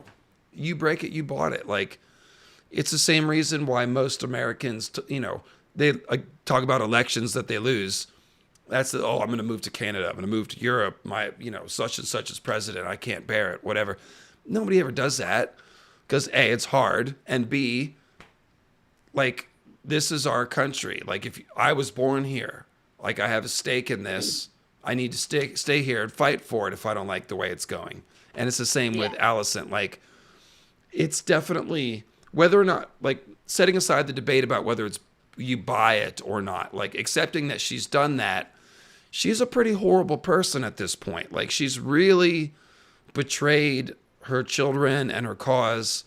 And, like, it's a pretty despicable spot that she's in here. Do you think she's doing it for herself or for Helaena? Because it's right after her conversation with Helaena that she goes and does this. That's why I thought it was coming from some sort of like, I'm doing it for my kids. A little bit. I think she's seeking absolution. Rhaenyra called her on that. Like, oh, did you come here looking for absolution? Because no. I think that she was looking for it, yeah. Okay, she's trying to wash her hands of this thing, and she can't. She won't be able to either. She's going to try to leave. She won't be able to leave. So. And also because it's like they're setting up for another misunderstanding being the thing, because she basically gone to save Helaena, but Aegon left with Larys. So it's going to be like, what's going to happen when Rhaenyra shows up? Like, oh, you reneged on the deal. Oh, great. It's another misunderstanding that led us. And Thailand is here. Thailand is here. Don't forget. The same time they're going to be, because they showed that Thailand was had the ships heading to King's Landing at the same time Rhaenyra is probably going to be taken over. So it's going to look like, and then there's Otto, who's been in King's Landing in the dungeons this whole time apparently, and is potentially going to resurface. So we'll see. Yeah, you guys are both cooking tonight. Thanks. You guys are both bringing some good observations here. Yay, thanks. Aegon, who's that? Well, he's this comedian who's doing a routine on the Iron Throne. He's drinking and ignoring things, mostly, at the beginning of his arc. He's happy to be king, but doesn't want to do anything. He names his cronies to the Kingsguard. He's debating what his kingly name should be. You know, Aegon the Meritorious or whatever. Deleterious. He ran sloppy small council meetings. He let his brother gain power. Because remember, Aemond crashed the small council meeting, and Alicent's like, why is he here? And Aegon's like, it's Aemond. He should be here. Well, that turned out to be dumb, because he was amassing power that he eventually supplanted him. So he was bullied into using the funeral for politics by pretty much everybody. Went along with it, didn't want to, but he did. Then he ordered the death of all the rat catchers following Blood and Cheese. He then fired Otto, promoted Kristen, and was stimulated. He demanded war, but didn't know how to make war good, if you will. And so Aemond gained more power in these small council meetings as Aegon's inexperience is being exposed. So that now he's drinking and ruining things. He got drunk and flew Sunfire into the battle, got Sunfire wrecked, got himself wrecked, and almost got regicided. Got partial, I don't know what you call it. His brother tried to kill him. He got caught slipping.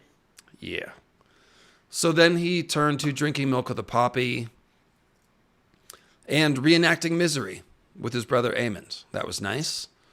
And just reenacting their favorite films, such as Misery. It's just Misery, over and over, same film. Then he did some physical therapy with Larys, as well as some disability readjustment counseling, grief counseling, something. Grief for his sausage. And then he fled King's Landing with Larys. So that's what he did. And there's definitely a before and after there. This after, though, is just being set up for next season. We haven't really seen what kind of person he's going to become. We're just getting a hint that he's going to be a different person. So what do we think about Aegon? Tom Glencarney, first of all, right? You forgot a really important one. Oh, yeah, what's that? Rathel Aemond. Big brother of the year. I have that on the Aemond side. I forgot to put it here. Okay, yeah. So he did do that. Some good old brotherly love, setting a good foundation for Aemond to love him and have good experiences and memories with him, and just being a good big brother. Sorry. Tim, you can go ahead. And he hosted the blacksmiths and sort of did this little, I'll give you a bunch of stuff. Oh, what's that? Oh, I mean, I can't. I'll pay you eventually. Go ahead, Tim. Okay, with Aegon, they did a good job of at least making me feel empathy and sympathy for him. Not forgiveness. Like I said last time, I think R wording is an unforgivable crime, but I will give them props for making me feel for the guy after the fire blast moment. But before that, like you said, I have a feeling that Aemond has been keeping like a notebook of every slight against him, ever real or imagined, and what went down in the brothel when they caught him with his mommy madam that night was like the tipping point. That's probably like what was running through Aemond's mind when he saw Aegon come out at Rook's Rest. Probably, I remember what you said last night at the brothel. Like that might have. I really think that was like at the forefront of his mind. Aegon's like, oh, thank the gods. And Aemon's like, just, you're totally right. He's making a list and checking it thrice. You might go to sleep repeating those names like Arya. Carry on. Yeah. Well, yeah, like him naming his cronies to the Kingsguard. Like I said, I didn't even bother to learn their names. I just called them Larry, Curly, and Mo because that's essentially what they are. They're stooges. But yeah, he is like he made a mockery of the Kingsguard by doing that. And it's up to Aemond to like rectify that, and just everything that was set up with Aegon, just how inept he is, that he can't speak Valyrian, that the armor is all the symbolism, the ill-fitting armor, the ill-fitting crown, Alicent telling him to do nothing, and then feeling the need to go out there and prove himself, and it's like, and look what happens. And then you juxtapose that with Viserys saying the line of like, what happened, like the crown crushes you, and then immediately pivot to Aegon trying to walk, and it's like, you really looking like your dad right now. Said like they did a great job of making me feel something for what is essentially a monstrous character. Yeah, and this is, again, just consistent with the book. You know, it's a throne of swords. It's a sacrificial altar, symbolically. And the king is the sacrifice. So that's why we've got that legend over in, I think is it Tyrosh, where they elect, no, it's Pentos, where they elect the prince, and he's a figurehead, but then they kill him if the harvest is bad or something like that. Yeah. Yeah. As soon as something goes wrong, you're guillotined. So the chat is mentioning it was funny to see the lickspittles get sent to the wall, the one that didn't get killed in the riot. You wonder if we'll see him again. Like, will we see Cregan like giving him a lecture on the way to the wall or something? Some funny little scene. Passing each other on the road. That'd be good. So, yeah, the Lickspittle Kingsguard. Aegon trying to prove himself. And up and away. Very sad when Sunfire was just worked in that fight. By the way, my Rook's Rest video banned a second time. Hopefully you saw it. Yeah. So. What? That's crazy. I might try one more time, but I'll probably have to give up on that one. I don't know. Just too much footage. Yeah. I might try cutting it in half and uploading it that way. But yeah, too much footage. HBO keeps going after it.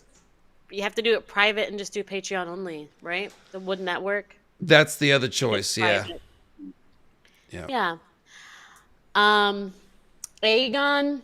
Aegon is my favorite. He's my standout, the one that I hated in the books. Never thought you could make me like him in the show, and they did. Even when I saw the picture, I mean, I don't want to talk about people's looks. Like, I hate that, but I was like, no. Even on that aspect, I was like, I can't do it. But as soon as he started talking, as soon as he started, emoting and everything, I'm like, oh my gosh, I love Aegon, and I apologize for all the bad thoughts. So we see him in the beginning on the top of the world. It sees episode 1 where he's coming off of season 1 where people clap for him, and he was like, oh my God, they like me. And like, there's so much power in that.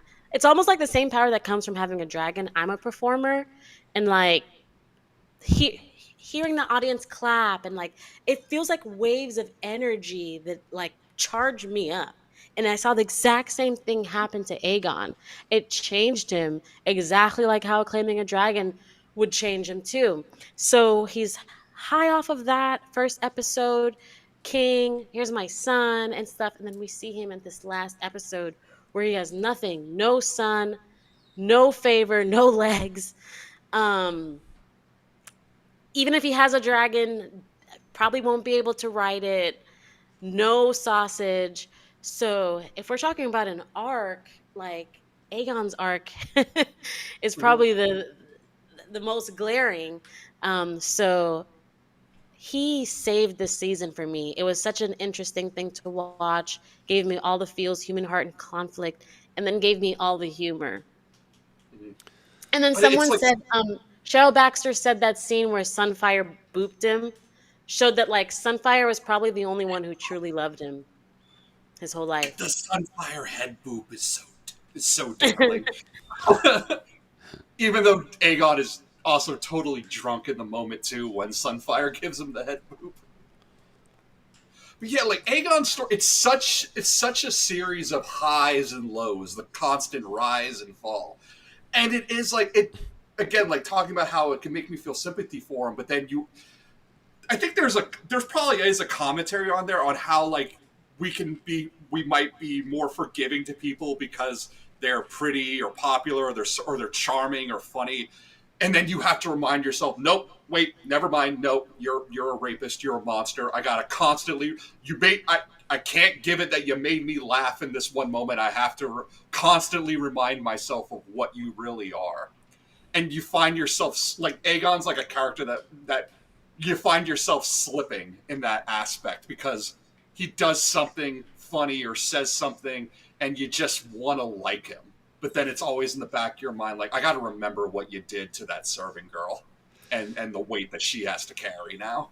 Yeah, it's just the character. It's, we've talked about it. He's complex, but he's compelling, I think is the word to use with his performance.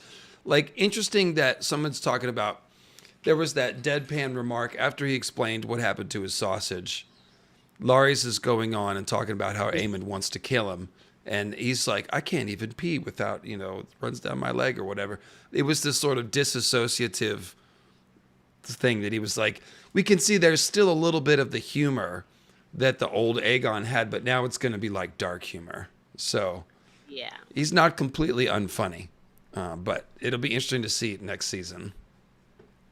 Don't forget the kids in the fighting pits. Yeah, we mentioned them earlier, but yes, thank you, Golden Lady. Just terrible, terrible stuff. What if he starts caring for his kids? What then? We'll see. He's only got the one that we know of, unless they. I don't know. I think we're supposed to assume there's more, but Mysaria would know. Oh, we talk about his if he were to acknowledge some Bastards, of correct? his Yes. Oh, okay. Yeah. So Otto, moving along, Gaiman pale hair. Yeah. Yeah. Tried to control Aegon. Otto did. That did not work.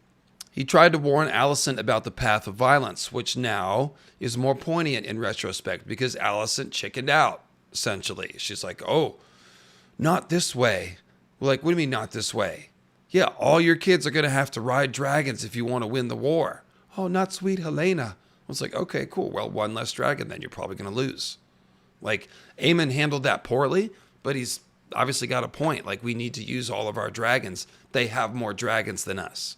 So, like, Alicent didn't really hear what Otto was saying, in a sense. And obviously, you know me, I advocate for no war and all that stuff. But once, like, she wasn't committed to the path of violence. Otto told her that's the way we're going to have to walk. She's like, yeah, I know, but... And it's like, well, yeah, she wasn't comfortable with it. And then she abandoned her team when Aemond got too cutthroat, basically, I guess. I don't know. He burned Sharp's point. And she's like, I'm out of here. So I don't... Yeah. Okay. Let's not talk about Alicent again, I guess. See, Otto came up with... What's Otto? A little bit. Yeah, it is. It's relevant. He came up with the idea to use the funeral procession as a political tool. He gave that awesome speech and then got fired, unfortunately. He went to Old Town to counsel Darren, except that he didn't. He was in the dungeon. In case you had Tim called this, but they've given us this photo. I'll try to pull it up. you can tell it's the same dungeon that we've seen before. Oh, I haven't seen this. Yeah, hang on. Does the photo tell you who?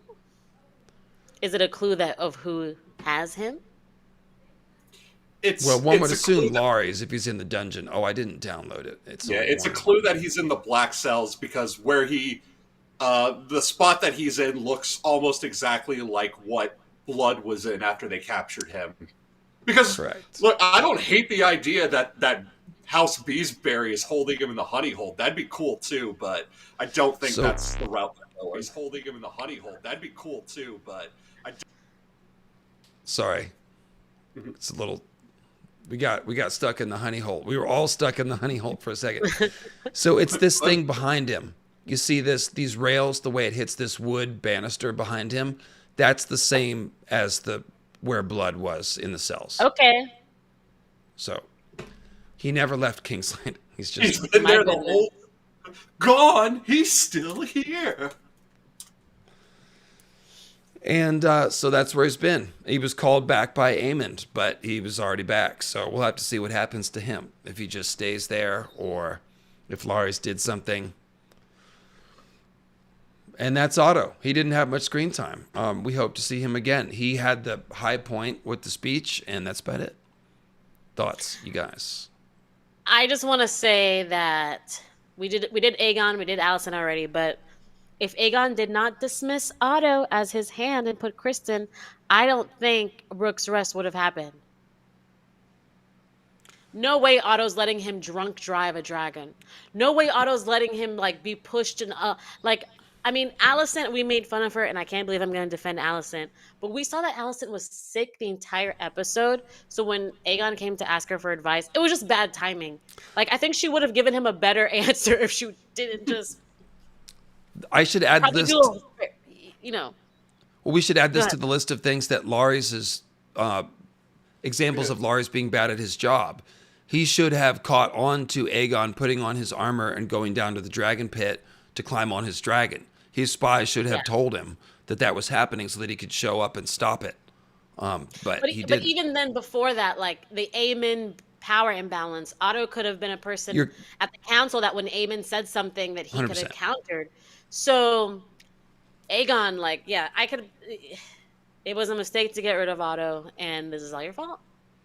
Absolutely. And also, just even if you didn't want to listen to Otto anymore, the appearance of firing Otto is going to weaken confidence in your side. It's like sending away Barristan Selmy, which Tywin was like, that was foolish. Why did you do that? He's well respected. So even more so, Aegon firing Otto told everyone in the Red Keep that he doesn't know what he's doing, because that's obviously a mistake. So good point. Yeah. And let's talk about Larys. Larys. Yeah. Sorry, Larys the cable guy. I just read it as Larys for years. Varys and Larys. I'm sorry. I'm sorry if that grinds you. I really am. Fan funding. Let's check on these super chats real quick, because there's been a couple. What house in Westeros would you guys choose to be a family member of? That doesn't... Come on, Joel. Come on, Targaryen. Joel. House Dane. Targaryen. Tim? House Greyjoy is my favorite house, but I don't know if I'd actually want to be a part of them. No. They don't have fine dining. I think I'd want to be one of those mid-tier Reach houses, get all the benefits of the Reach, but none of the responsibility that the Tyrells have. You could be a Tarly. Like a House Rowan type. Like that B-level house. I'll be in Starfall studying the meteorite and enjoying the Mediterranean weather. Thank you very much. Mila says, while I dislike the Nettles cut, I do understand it. I'm hoping the change still lets them cover the same ground. Our Nettles is the real Nettles. See, here's what occurs to me as I read this. They cut Nettles, and they didn't do anything with Rhaena this year. I know. Mm-hmm. Yeah. So. Because that's my thing is I don't mind them cutting Nettles because you could write a good story with Rhaena. Where was the story? And maybe they will. But we didn't get it this year.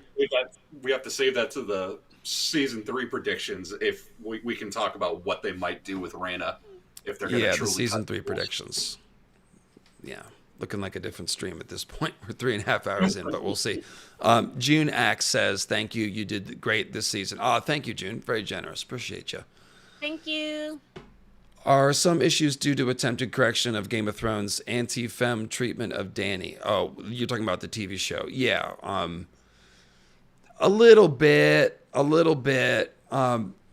Matt, that's kind of a tricky thing to get into, like the characterization of Dany. And so now are they overly trying to sanctify? I mean, maybe, hopefully not. Hopefully they're just writing an interesting story for its own sake. The Dany thing is awkward. There's no getting around it. Like, they are showing her in the visions, and then it's like the people that only watch the show are just like, well, didn't she kind of go mad and kill a bunch of people? And it's like, yeah, she did help defeat the White Walkers, but people don't really think about her as this hero because of how it ended. So I don't really know that there's ever going to be any resolution of it, Matt. We'll just have to see. I do like the messianic feel that they're putting Rhaenyra into just for its own sake. I think it makes sense. I'm not sure. Yeah, I don't know. Can I say that just addressing the attempted correction of Game of Thrones anti-feminist treatment of Dany, first of all, to answer your question, we don't know. We don't know what they're trying to do. But if they were to do that, that would be silly because sure, maybe you can make an argument that Dany's treatment or ending was anti-feminist. But what about Sansa, who sat at the head of Stark? What about Arya, who got to kill the Night King? What about Yara, who's at the head of Greyjoy? What about everything Cersei got to do? Like, it's like, I don't know. I'm like, I think the anti-feminist critique is more detailed. So, for example, Sansa legitimized her own abuse in that horrific scene where she was like, yeah, but it made me stronger. That was anti-feminist writing. I think the deeper issue with the writing for Dany was that Dave and Dan are nihilists. There was definitely some issue writing female characters, in my opinion. That's probably something we have to get into. I mean, we're 3.5 hours into this character review, so we can't really go there, but nihilism is the main. I think they ruined Dany because they don't believe in making the world better. They don't believe that anyone that claims to be idealistic is really idealistic. They think that everyone's full of BS and that everyone goes corrupt and everyone that tries to break the wheel just ends up to be a tyrant. That's the message they were pushing because they're dreadful nihilists. And there is a fair amount of sexism too, but yeah, let's go ahead and just table that because it's a whole thing. I agree I'm with not that, even going to look at the live chat right now. They wanted the Night King to win, but they were too chicken to do that, so they just said, well, we'll just ruin Dany for you. Maybe that's nihilism. Yeah, exactly. That's where they should have gone. Michael James with the super sticker, new to the stream, stopping by to say hi, going to watch this at work tomorrow. Yeah, well, there's lots to watch. So, all right, Workday will go by fast. So, Larys. Somebody came up with a tinfoil maester on Twitter. Came up with a new theory called Larys Klopfoot. So, yes, you just got it, Tim. If he's a greasy or skin change, I made the Jersey Devil reference because George is from Jersey. So if he's skin changing rats, maybe he's part green man and he doesn't have a deformed foot. He has a hoof.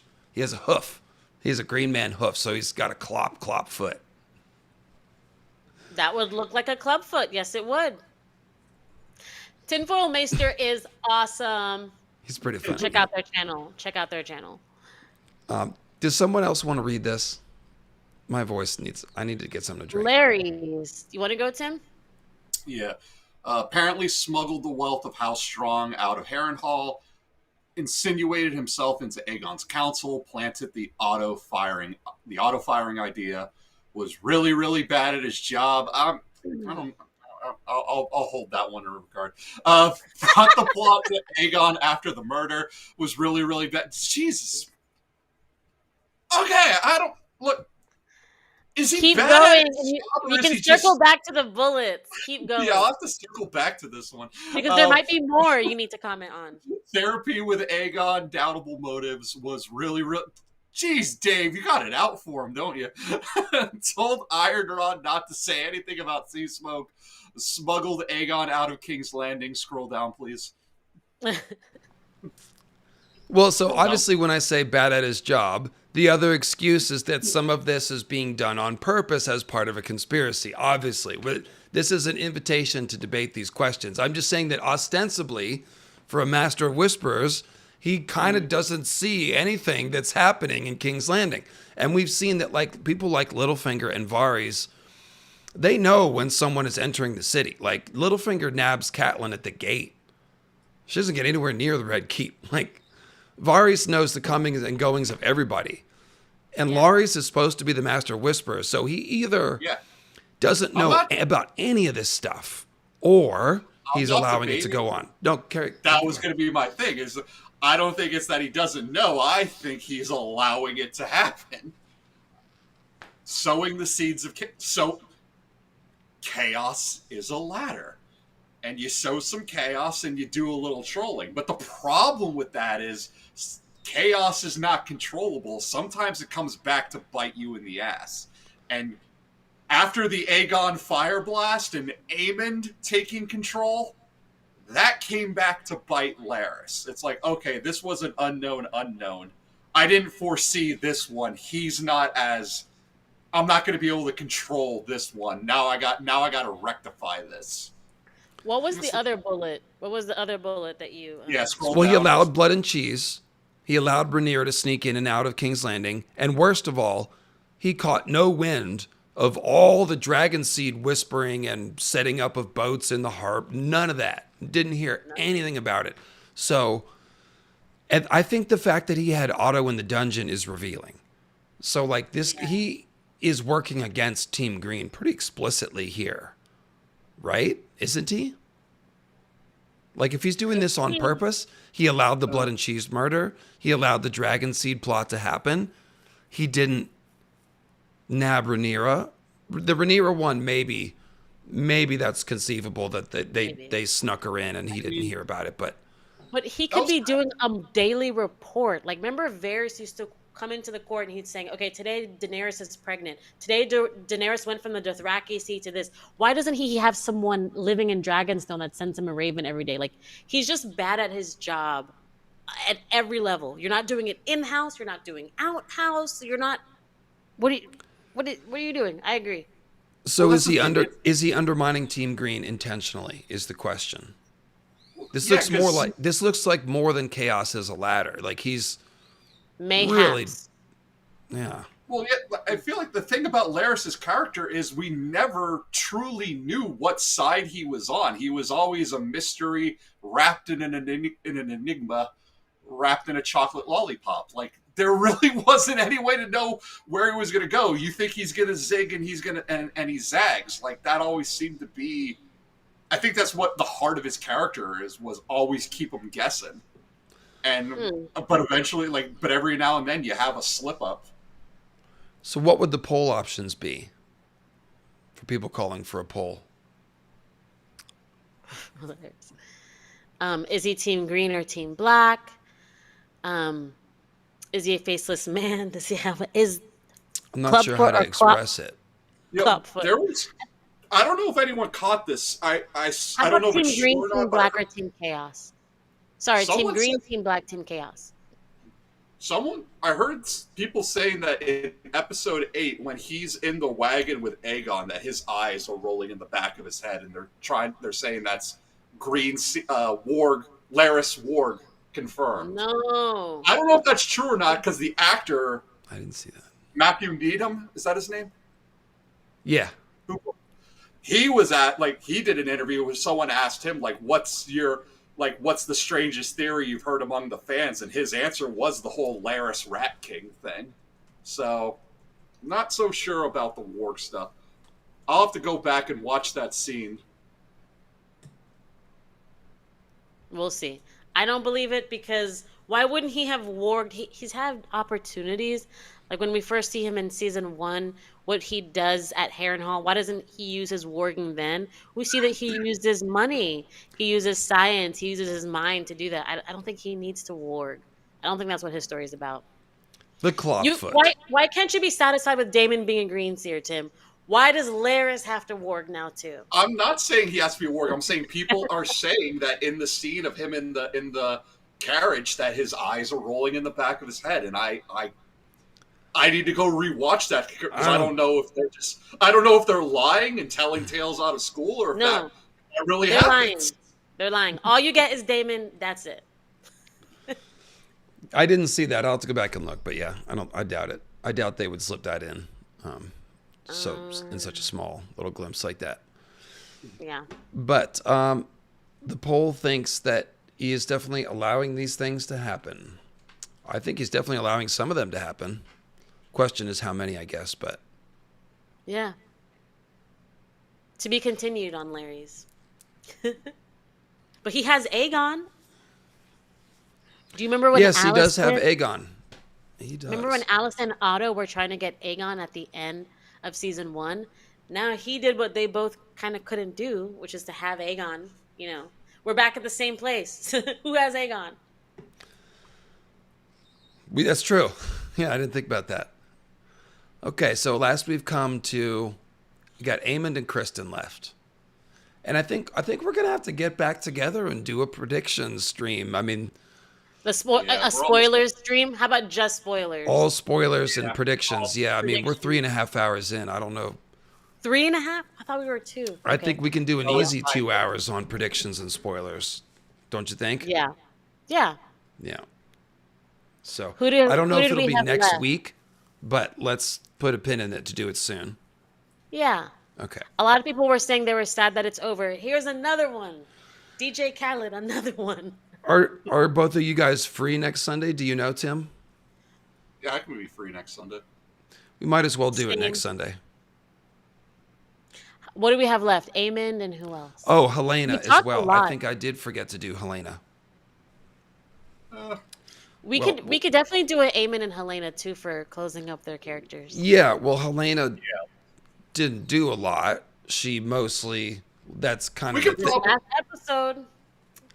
Maybe I'm here we to can fight wrap for up. Helena's rights. Helaena finally did something. a little bit. Go ahead, Tim. What were you saying? I was going to say, we just want to just do them both at the same time and end it for the night. Well, I didn't do the list for Helaena. So what did she do? She went on. She gave spoilers for season 3. Huh? Say that again. She gave spoilers for season 3. She literally told Aemond what's gonna happen. No, let's start with episode 1. That's not how you do it. You start with episode 1. I know, but I'm saying, if people are in the chat saying that we said spoilers are here, it's like, man, a main character themselves gave spoilers with Helaena. I know. Tim's gonna die here. Tim's gonna cry and die on that hill. Okay, look. So we don't all talk over each other. Let me just list the things I can remember, and then you add if I forgot something. So she went on the funeral procession. She kind of foresaw it. She said something about the rats before the blood and cheese happened. And we got the feeling in that scene that she had foreseen it and felt powerless to stop it. In the behind the scenes, they showed us all the interesting things that she's been scribbling on her walls. Too bad that wasn't in the episode. And then let's see. So she scribbled on her walls. They went on the funeral procession. She passed Aegon on the stairs and didn't say anything. Yeah. Walked in on Alicent and Cole before. And then later forgave her mom. Forgave her mom. Made some introspection about being Team Small Folk. We saw some of her personality. She's Team Small Folk. That was interesting. Yep. She's thinking about the perspective of the people on the streets. Ooh. I'm sorry. She sewed the death shroud for Jacaerys. Go ahead, Tim. Oh, this super chat that just came up about Larys gave me a brain blast. So, Larys knows he's about to leave King's Landing. This is from Malcolm Ferguson, thank you. Larys knows he's about to leave King's Landing, so he... Hang on, this stupid... So he doesn't let me care scroll. about... Sorry, go ahead. Okay, Larys knows he's about to leave King's Landing, so he doesn't care about doing his job. In fact, he wants to leave King's Landing in as much turmoil as possible for when Aegon comes back. That is Varys and Fagon. He is pulling a Varys, if that is true. That's the exact thing Varys wants with Aegon. He wants King's Landing to be in as much chaos as possible so that when his boy King comes home, he looks like the great big hero. So that explains the stuff after Aegon's injury. What about blood and cheese? I buy that, by the way. Yeah, what is blood? What about no intel at all about what the Black Faction's doing? Every day I would want to report. What did Rhaenyra eat for breakfast? Oh, that's probably just not enough time. That's probably happening off screen or something, and they just didn't, I don't know. Do something with it. He's definitely setting up Aemond to fail. I think that's right. And we see that he's taking Aegon and getting close to Aegon. So that all fits. Why would he have allowed blood and cheese? I do not know. Why would he allow Rhaenyra to get dragon riders? I don't know if that makes sense either. Some people just mess up. Littlefinger and Varys messed up sometimes. The players move themselves on the board. And don't forget, Damon acted very fast with blood and cheese. Rhaenyra didn't even have a chance to second guess it. He immediately enacted that. So The problem with using chaos as your means is it all relies on how well can you pivot and how well you can adapt. It's like it's not a very good method, to be honest. Abigail's talking about Helaena being the one sewing the intro tapestry. I think that's like a soft idea. We're not going to see her sewing the exact tapestry, but she some of her future visions she draws or sews. So I think we're supposed to link that because, as you point out, like the first season 1 intro is based on Viserys' Lego city, although we can't say that city. And censored. This product censored. So yeah, that's definitely the idea. And she talks about the hands turning the loom and threads of black and threads of green. So they're building on that thematically, yeah. But we're not going to see her with that, I don't think. Maybe that would be funny, but probably not. Yeah, we'll see. Jaehaerys dying makes Aegon emotionally unstable, and he's more easily manipulated when emotionally unstable. He took his advice to dismiss Otto in the heat of the moment. Yeah, that's pretty cold, but maybe. That's a theory, at least. Radiate, create. Yeah. Maybe okay, so... So, can I talk about Aemond a little bit? Yeah, shall we read some of these things, or do you have a thought you want to give first? No, yeah, you read first, and then I'll say my thoughts. So he laid low at the beginning. He asserted his right to be at the meetings a little bit, which Aegon gave into. He had the smallest council with Kristen, where they were planning on the side. Mm-hmm. He contemplated, which Otto sniffed out, because Otto's competent, contemplated Damon's flattering attention at the brothel, meaning after blood and cheese, he mostly took that as, oh, Damon fears me. Mm-hmm. He got humiliated at the brothel by Aegon. He then humiliated Aegon back in the small council meeting with the High Valyrian language. He hatched the Rook's Rest plan with Kristen, which is how he sort of took power over the war effort from Aegon. He defeated Rhaenys, obviously, attempted regicide on his brother, and he scared the crap out of Kristen Cole. He scared the bejesus out of him. Then he got promoted to Protector of the Realm, pseudo-king. And then he started acting like a damn serial killer. He fired his mom. He cut down the effing rat catchers. He humiliated Larys at the small council meeting instead of promoting him and tried to recall Otto, little did he know. Ordered the closing of the city gates. He sought an alliance with the Triarchy, which is pretty risky. He vaulted onto that horse very impressively. Got to give him that. Just ran up and just jumped right on there. And let's see. He chased Silverwing to Dragonstone, then fled. He burned Sharp Point in rage, which was kind of pathetic. And then he, his power is eroding now as people see the Greens are overmatched and that he's kind of a dick. So take it away, Nettles. So my thing is that, looking at the season as a whole, at the start of the season, episode 1, we see Aemond seething, chewing at the bit. He's like, man, if they would just give me a chance, I'd be such a better king. oh, I just can't wait to be king. Like, he's like, I could do this better. I'm so good at it. I've trained my whole life. I speak High Valyrian. And then at the end of the season, we're seeing that he's given those things. You're regent now. You could be king. Actually, you caused this to happen by burning your brother. And what does he do with it? He realizes that he's not good at it. No one likes him, and it's really hard. So hard that things are worse with Aemond than they were with Aegon. Remember, at the beginning of the season, when Aegon was king, there wasn't no dragon seeds. There was no imbalance of power. The Greens have lost every episode, and now the Blacks are stacked, ready to win this war. And it's just so happened to be with Aemond on the throne. So it's showing that, like, yeah, when you covet what your brother has and you actually go for it, this is what happens. And this ties into Damon, because it shows Damon, like, this is what would happen if you would have acted on your urges to kill Viserys and take the throne, or hurt Viserys and take what he had. Damon had those urges. That's why we have the therapy session, but he never acted on them. So we're seeing a version of this is what it looks like when you act on it, Aemon. Okay. That's pretty good. You have no counsel. You have nothing. That's what we call the analysis right there, ladies. That's great. No, that's very. The show is good at setting up those parallels. They are waiting to be noticed, and yeah, that's pretty good. Tim, your thoughts? Okay, so Nettles made the "I just can't wait to be king" reference, but the chat sent the chat spiraling. Yeah. Yeah, if I had to pick a song for Aemond, it would be Pearl Jam's Jeremy, because Daddy didn't give attention to the fact that Mommy didn't care. King Aemond the Wicked, like that's what I think's going on right here. Ugh. And in case you didn't know, because me and Tim are old, Jeremy by Pearl Jam, you probably Jeremy spoken. That's about. Oh yeah, I can do. Don't get me started at all on the Seattle voice. Look. It's about a school shooter.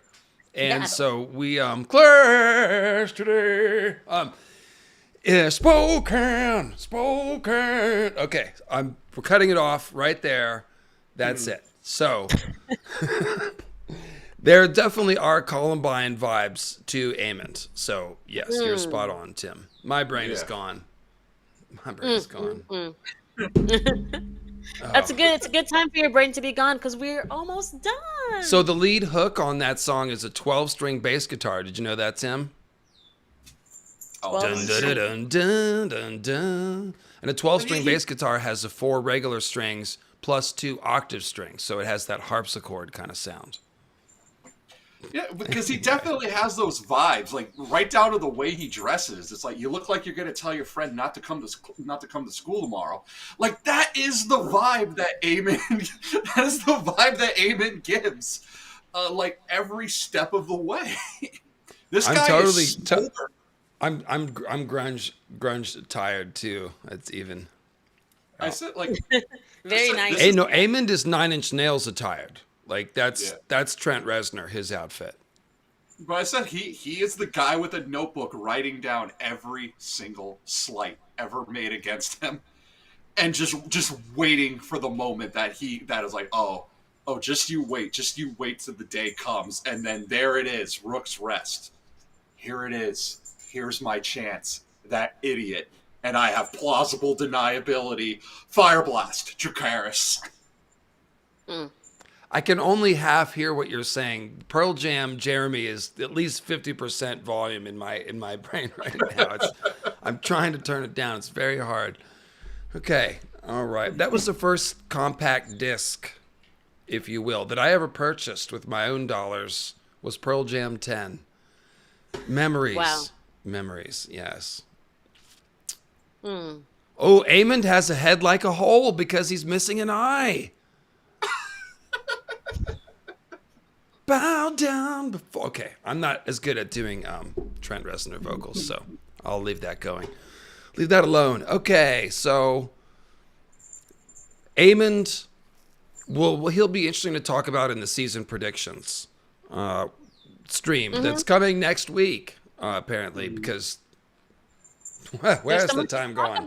So, but yeah, he pretty much has Vhagar at this point, and not a lot else. Kinda. Yeah. So. And Vhagar he doesn't have command of Vhagar. It's not like your trusty, this is not a lap dog that does your bidding. This is every time he goes out with Vhagar, it's a risk. Yeah, like him saying like he really regrets what happened with Luke, like that it was an accident. But we know it's like Vhagar was telling like, "Oh, hush, honey bun, I know what you really want," and that's really what happened. She tapped into his subconscious when the Luke chomp happened. It's like motorcycle guys who like have been in motorcycle wrecks, and their wife's like, "Please don't go, stop riding a motorcycle," but it's too dangerous, too fast. But he just, I wouldn't trust Vhagar. We'll see, Aemond. We'll see. Well, a lot of rock stars died in plane crashes, so that's kinda true. fits. Richie But, Valens. So Helaena, we sort of veered back and forth. We veered into Aemond, but let's go back to Helaena because we did start talking about her. Her big moment was confusing. Her confrontation of Aemond made a lot of sense. We suspected that she would know the truth. It made sense that she would call him out on turning against the family. That fits. His reaction was good. Like it cut him, and so he made a weak threat. He's like, "Oh, that's treason," So basically, like he didn't have anything to say there. So that was a pathetic response. And she's probably one of the only ones that can reduce Aemond to that sort of level, to take his confidence away like that, and put him on the defensive. So that was a good scene. The confusing part was what in the heck she's doing in Damon and Alys's Harrenhal affairs. That someone joked, like, does Damon even remember what she looks like? I know. He doesn't. I can tell you, I've talked to Damon. He's never mentioned her. He has no idea. Now, in theory, like I said, it is okay for different kinds of dreamers to be participating in the same dream. The question is why? Why would Helaena be in that dream? Damon hasn't seen Helaena in any of the other dreams. Alys didn't mention Helaena. There's no precedent for a connection there at all. And that's why it was confusing. So, just my opinion. But still a good scene for Helaena to confront Damon. It makes sense if they're trying to show that Helena's powerful. That's the only way I could make it make sense in my head, that they're trying to show like, oh, you guys slept on her. She's powerful. She's going to come next season and rah. And I think we all hated her hearing that she doesn't like the dragons and won't go near them or something like that. I mean, I guess, Viserys did too, but yeah, lame. I mean, I could understand not wanting to fly the dragon, but still want to go hang out with the dragon. Yeah, what's the point of claiming the dragon? Yeah, if you're not going to ride it. Go sit down to take your knitting needles, go down to the dragon pit, and just sit next to Dreamfire and knit and just chill. It would be really cool to see the dragon adopt Helena's calm and just like literally sit there, like Helena's putting bugs on the dragon's nose and it's just like staying still. Like, I don't know, maybe that's too weird, but I just think it would have been fun to show a different kind of dragon bond. And it seems like they just they decided not to spend money on it, and so they came up with that excuse to justify it. It's hard to get away from that. So yeah. But I will say, Helaena didn't say that she doesn't like to ride her dragon. It was Rhaenyra that said, Helaena, someone mentioned that Dreamfire is big. No, Alicent said it too. Like, she's afraid of her dragon, or she doesn't like the dragons, or something like that. I forget what it was. Oh, okay. Yeah. Okay. Because I was hoping, I'm hoping they're just wrong about her. She actually has a cute dragon bond, like Aegon and Sunfire. But I will just say that I'm going to put in a word for book canon here, and also one of my videos, which is, and by the way, this is, I mentioned what's coming next week. That would be this. This will be Tuesday or Wednesday. Doesn't that look fun? But on my YouTube channel already, it's not. I need to refresh it. Sorry, you guys aren't seeing what you're supposed to be seeing. There. Daenerys Azor Ahai. That's coming next week. And on my channel already, you can find this. Dreams come from dragons. So I do think that dragon dreams are tied to the dragons. We found out that, and this does come from George, that Daenerys the Dreamer dreamed of the doom the night after she claimed Balerion, which at least suggests some sort of relationship. I went further in the video and said that the psychic dreams actually come from the dragons. So check that out in case you missed it. And they obviously are not doing that on the show. They're making the dragon dreamers afraid of the dragons, which I just have to say that I don't like. But it goes against my theory, so I'm biased. What can I say?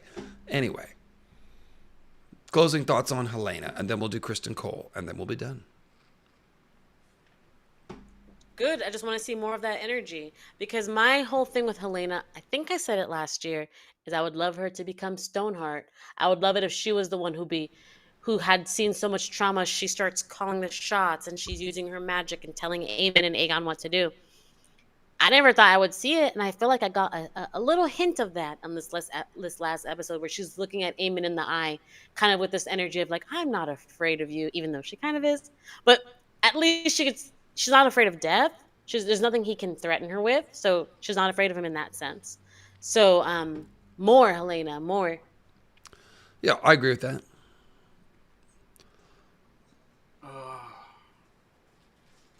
Kristen! It's him. It's the man. It's Sir Kristen, the bleak poet. He starts off the season. He is entertaining the Queen Dowager in interesting positions. He's doing the Lord's... what was... I always get this one confused. Lord's kiss. Okay, Lord's kiss and last kiss. Different. One is done on a corpse. One is done on... Okay, so... he's wallowing in guilt and self-loathing and turning to sex and violence as outlets. Relatable to a lot of people, I guess, but very dark.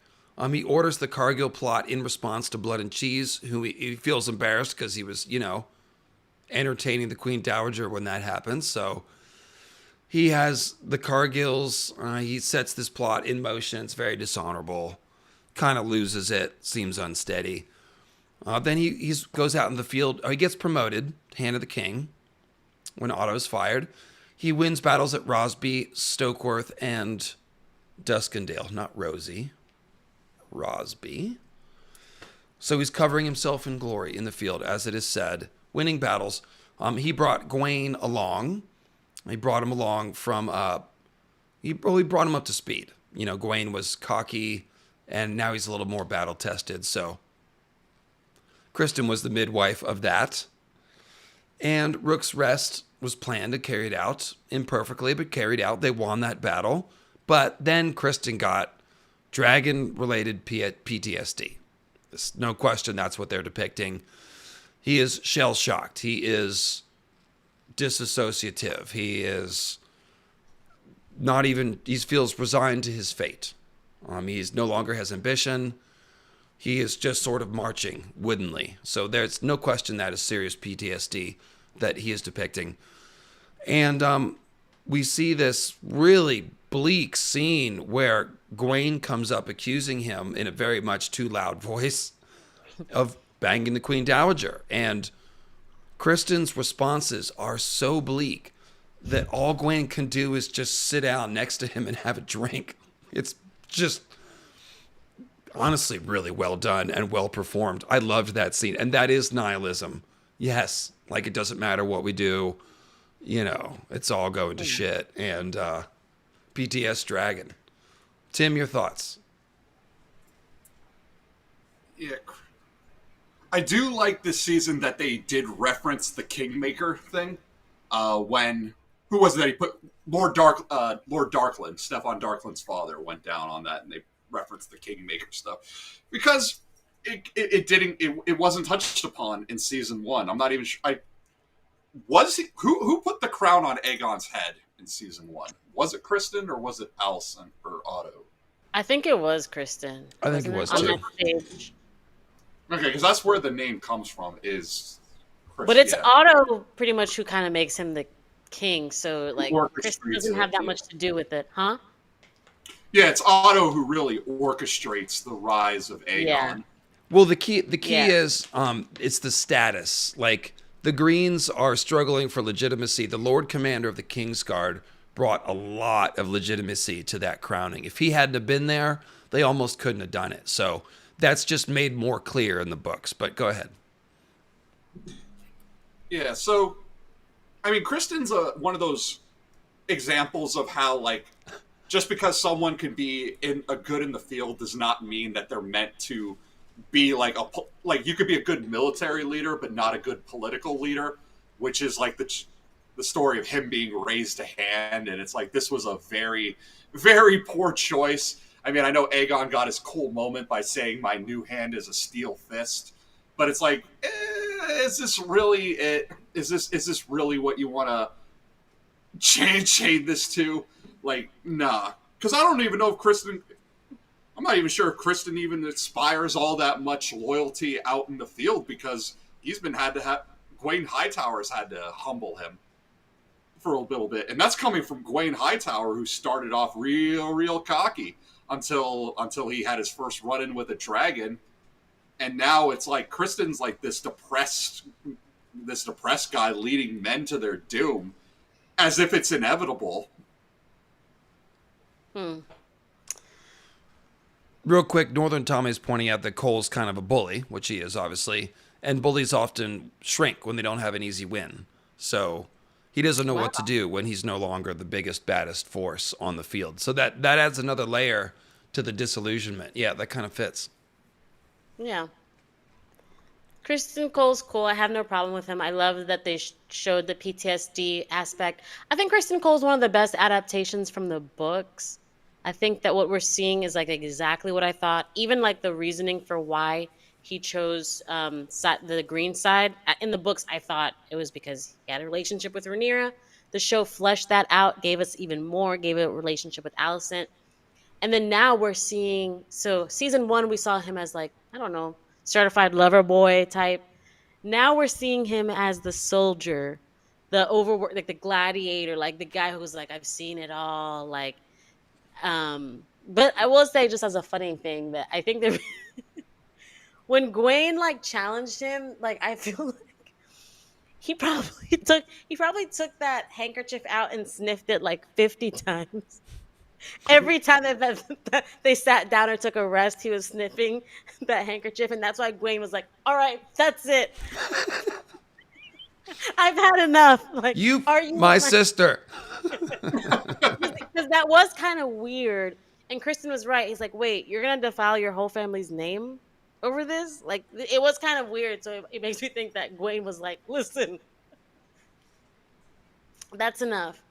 But, yeah, I love what they're doing with Kristen Cole and just fleshing that out, that real world football player who messed up his knee and never went to the playoffs or whatever, you know. That's what he reminds me of, the real world. Like, I think with Kristen Cole, like, when we're talking about, okay, like, if we look at this as a class thing, right? And we're talking about, break the glass ceiling. Let's put someone from more humble means of an important position. Maybe they can do great things. And it's like, yeah, but what about when we do that and the exact opposite happens? And they never should have been given this position and never have been allowed to rise this high. Kristen Cole is our example of this, of like, dude, you were never meant to be here. You never should have been allowed to climb this ladder. Yeah, some people were confused about this. In the books, Rhaenyra is a bit younger. I think she's 14 when she has this confusing evening. Was she 14 or 16 on the night that she maybe slept with Kristen Cole and maybe slept with Damon and no one knows? In the show version, she was, yes, conveniently 18 when that happened. So there's not that 16 and 18 are any different in Westeros, of course. But yeah, you can't really throw the pedo accusation at Cole. That is not. Now, Damon, you kind of can. Because Damon Mysaria says, like, oh, do you want, a virgin? Like, if you're out in brothels looking for virgins, then I think that's a valid accusation. But no, based on the scene with Kristen and Rhaenyra, they're actually close in age. Kristen's like early 20s at that point, I believe. But it's hard to tell with him. Rhaenyra is 18 at that point, just for what it's worth. I mean, you can still judge everybody if you want, but just, yeah. So, oh, that's funny. Okay, so then we've got what else do we want to say about Kristen? That's Do you fun. like Kristen? I like the sniffing the handkerchief to like get under Gwen's skin. That's kind of funny. Do you like season 1 Kristen Cole or season 2 Kristen Cole? Um As far as entertainment value, not like oh, do I you just agree like with the the arc. I think morals? they've grown the character really well, like you said. I think it's a great adaptation. There's several kind of beats to it. It's hard to write a growth arc for someone who's mostly a bad person, but they've kind of done that. Like we've seen the evolution of this character through these different twists and turns, and yeah, it's pretty fascinating. I think, especially with this last beat that we've gotten now. He's starting to get over the PTSD, and what's left is this like shell of a man, and yeah, it's kind of interesting. We'll have to see how he responds to the disintegration of Team Green. So you like season 2 Kristen? I think so. Yeah, and again, like as in finds Yeah, like interesting. None of us like. entertainment value, Yeah, storytelling. Yeah. yeah. So then a couple. I lied. There's a little cleanup here. Thailand. He went mud wrestling and he sang a bit, and he might have made some pirate babies with however many wives Shiraka Lohar has, and that's it. That's all he did. So, Orwell, like we said, voted for Hillary, maintained his dignity. That's about it. Oh, Ed kept Aegon alive. That he gets credit for that. And Gwaine, showed up super cocksure and cocky and entitled, and now he's seasoned a bit. So we'll see if that goes somewhere or not. Gwaine could have married Rhaenyra and saved us all a lot of trouble. We found out if he had just come to court, it would have been him marrying Rhaenyra as the power play instead of Alicent marrying Viserys, and that would have just worked out a lot better. That didn't happen though. Confronted Kristen in a very loud voice. We talked about that. And he was turned away in the face of the cavernous darkness inside Kristen's soul. We talked about that too. So that's pretty much all the characters. Good job, Gwen. Um, Now, I know that we are, like I said, we're going to do a spoilers stream next week, it sounds like, for season 3 predictions. Tim, is there anything, or Nettles, that you have burning that you wanted to say earlier that you'd just like to circle back? We can give a spoiler warning and just have a few minutes of spoiler talk since we did promise it. And then we'll save the rest for next week. I actually wasn't going to give a spoiler. So circling back to Helaena and her appearing on the Astral Highway, did make me think. Okay, so going back to Macbeth, if Alice Rivers is the Wayward Sisters, then Helaena might be representing the character Hecate, and I'm pretty sure I'm butchering the pronunciation. Usually it's Hecate, I think. Hecate. I think, yeah, Helaena might be, if we're going the Macbeth route, Helaena might be filling the Hecate role by appearing on the Astral Highway. And then circling back on Kristen Cole, when I said, like, the class issue, like, okay, like, that's it, like, for every action there is an equal and opposite reaction. We want characters like Rhaenyra and Alicent to be girl bosses. Okay, cool. But then on the flip side, where are our girl train wrecks? We need them just as much. Well, with Kristen Cole, we want our more small folk type characters, Kristen Cole being the son of a steward, more humble means. Yes, we want them reaching for the skies and catching the stars. Okay. But on the flip side of that, then you need the other ones who slip on the banana peel and fall in the mud. Like, that's Kristen Cole. I thought of that, the lyrics to Very Ape by Nirvana, which is like out of the ground, into the sky, out of the sky, into the dirt. Like, I think that's Kristen Cole's trajectory. So not every small folk is Duncan the Tall. Yeah, not every no. Sometimes you get your Ulf the Sods.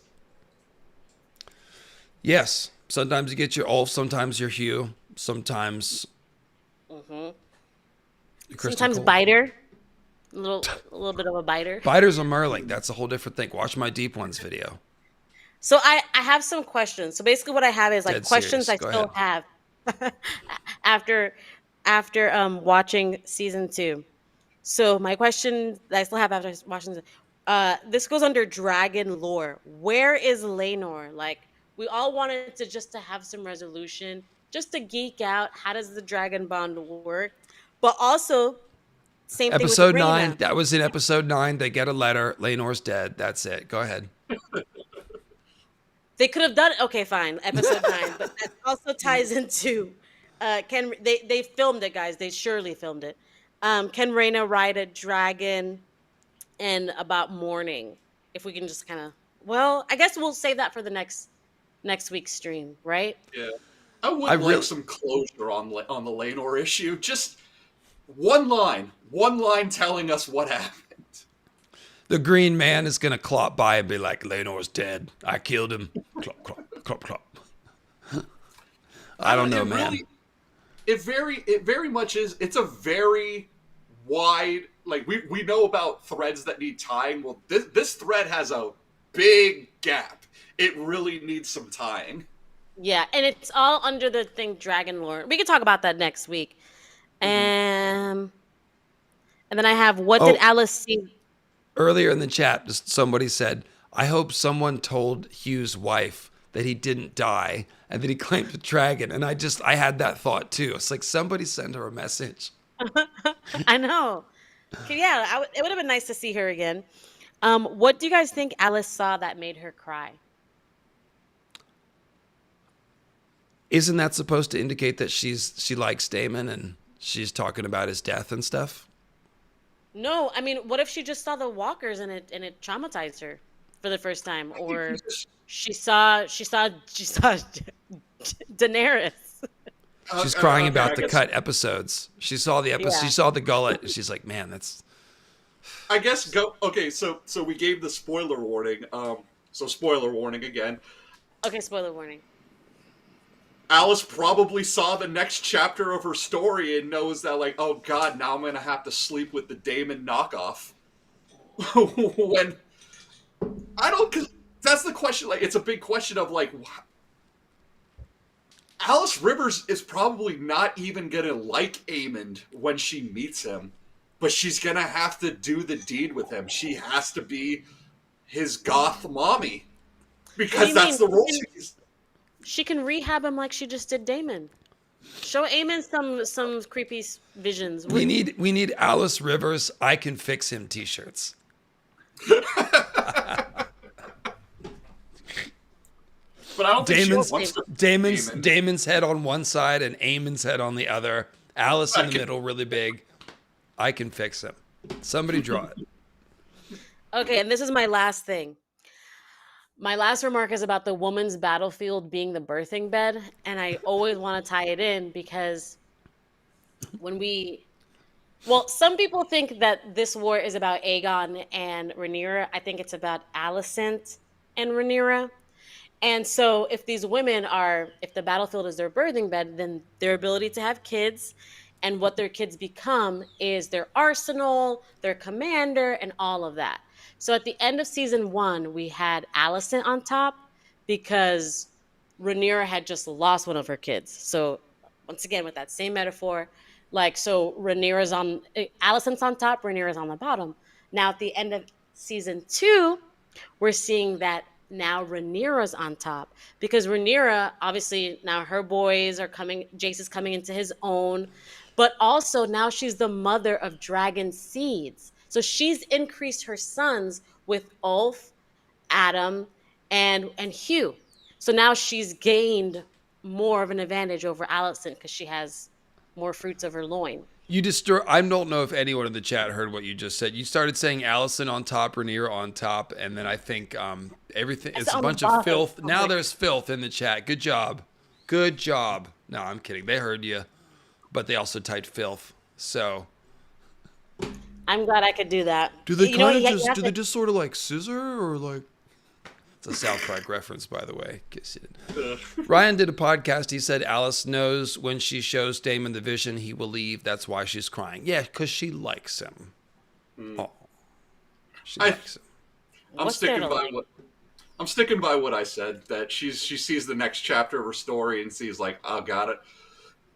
Aemond's coming, and he's going to be like one of those guys he's not looking for a wife. He's looking for a mommy he can have sex with, someone to clean up after him and pat him on the head and tell him he's handsome and special. And it's like she knows she's going to have to fulfill that role, and I don't think she wants to. That's why she's crying. No, Otto's not going to be the shepherd. That's too unhinged for Otto. Now, the actor, Rhys Ifans, would make a great shepherd.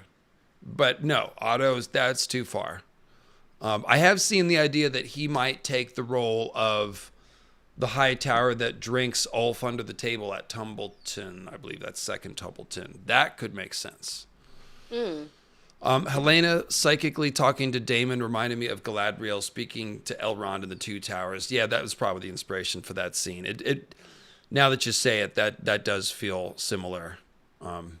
It was cool to find her out on the porch doing dream stuff. It just didn't really, there was, like I said, no previous connection to Damon and Alys. That was my issue with it.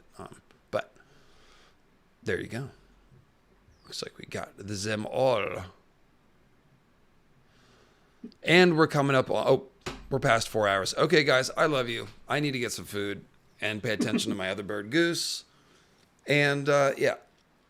So thanks, Nettles, and thanks, Tim. And one more week, one more hot dragon week. Since so many of you guys came out this week, I guess there's, appetite for it. So next week, evil spoilers the whole time. Tim, that's how I know you're coming back for that one. All spoilers. Yeah, next week, all spoilers. Season 3 spoilers for predictions. every character. Let's just go through the book and just That's spoil it. every character. That's it. Spoil Spoiling every everything. character and characters we haven't met yet. Well, there's a lot of fun stuff to talk about with how they're going to adapt what's to come. So that really is worth talking about. Reading Rhaegar. Get your Reading Rhaegar shirts. The link below. Yep. No, you just did it. Yeah, you just did it. Oh, that's because I was looking for Dalton because if I wanted to hold him up and say Dalton Greyjoy next week, but he's not here. Well, you have to make your own T-shirts with your cats on them, Tim. Yay! All right, guys. Thanks a lot. I'll see you next week. It's been a really enjoyable stream. Thank you for all your participation, super chats, polling, and all that stuff. So, see you next week, guys. Cheers.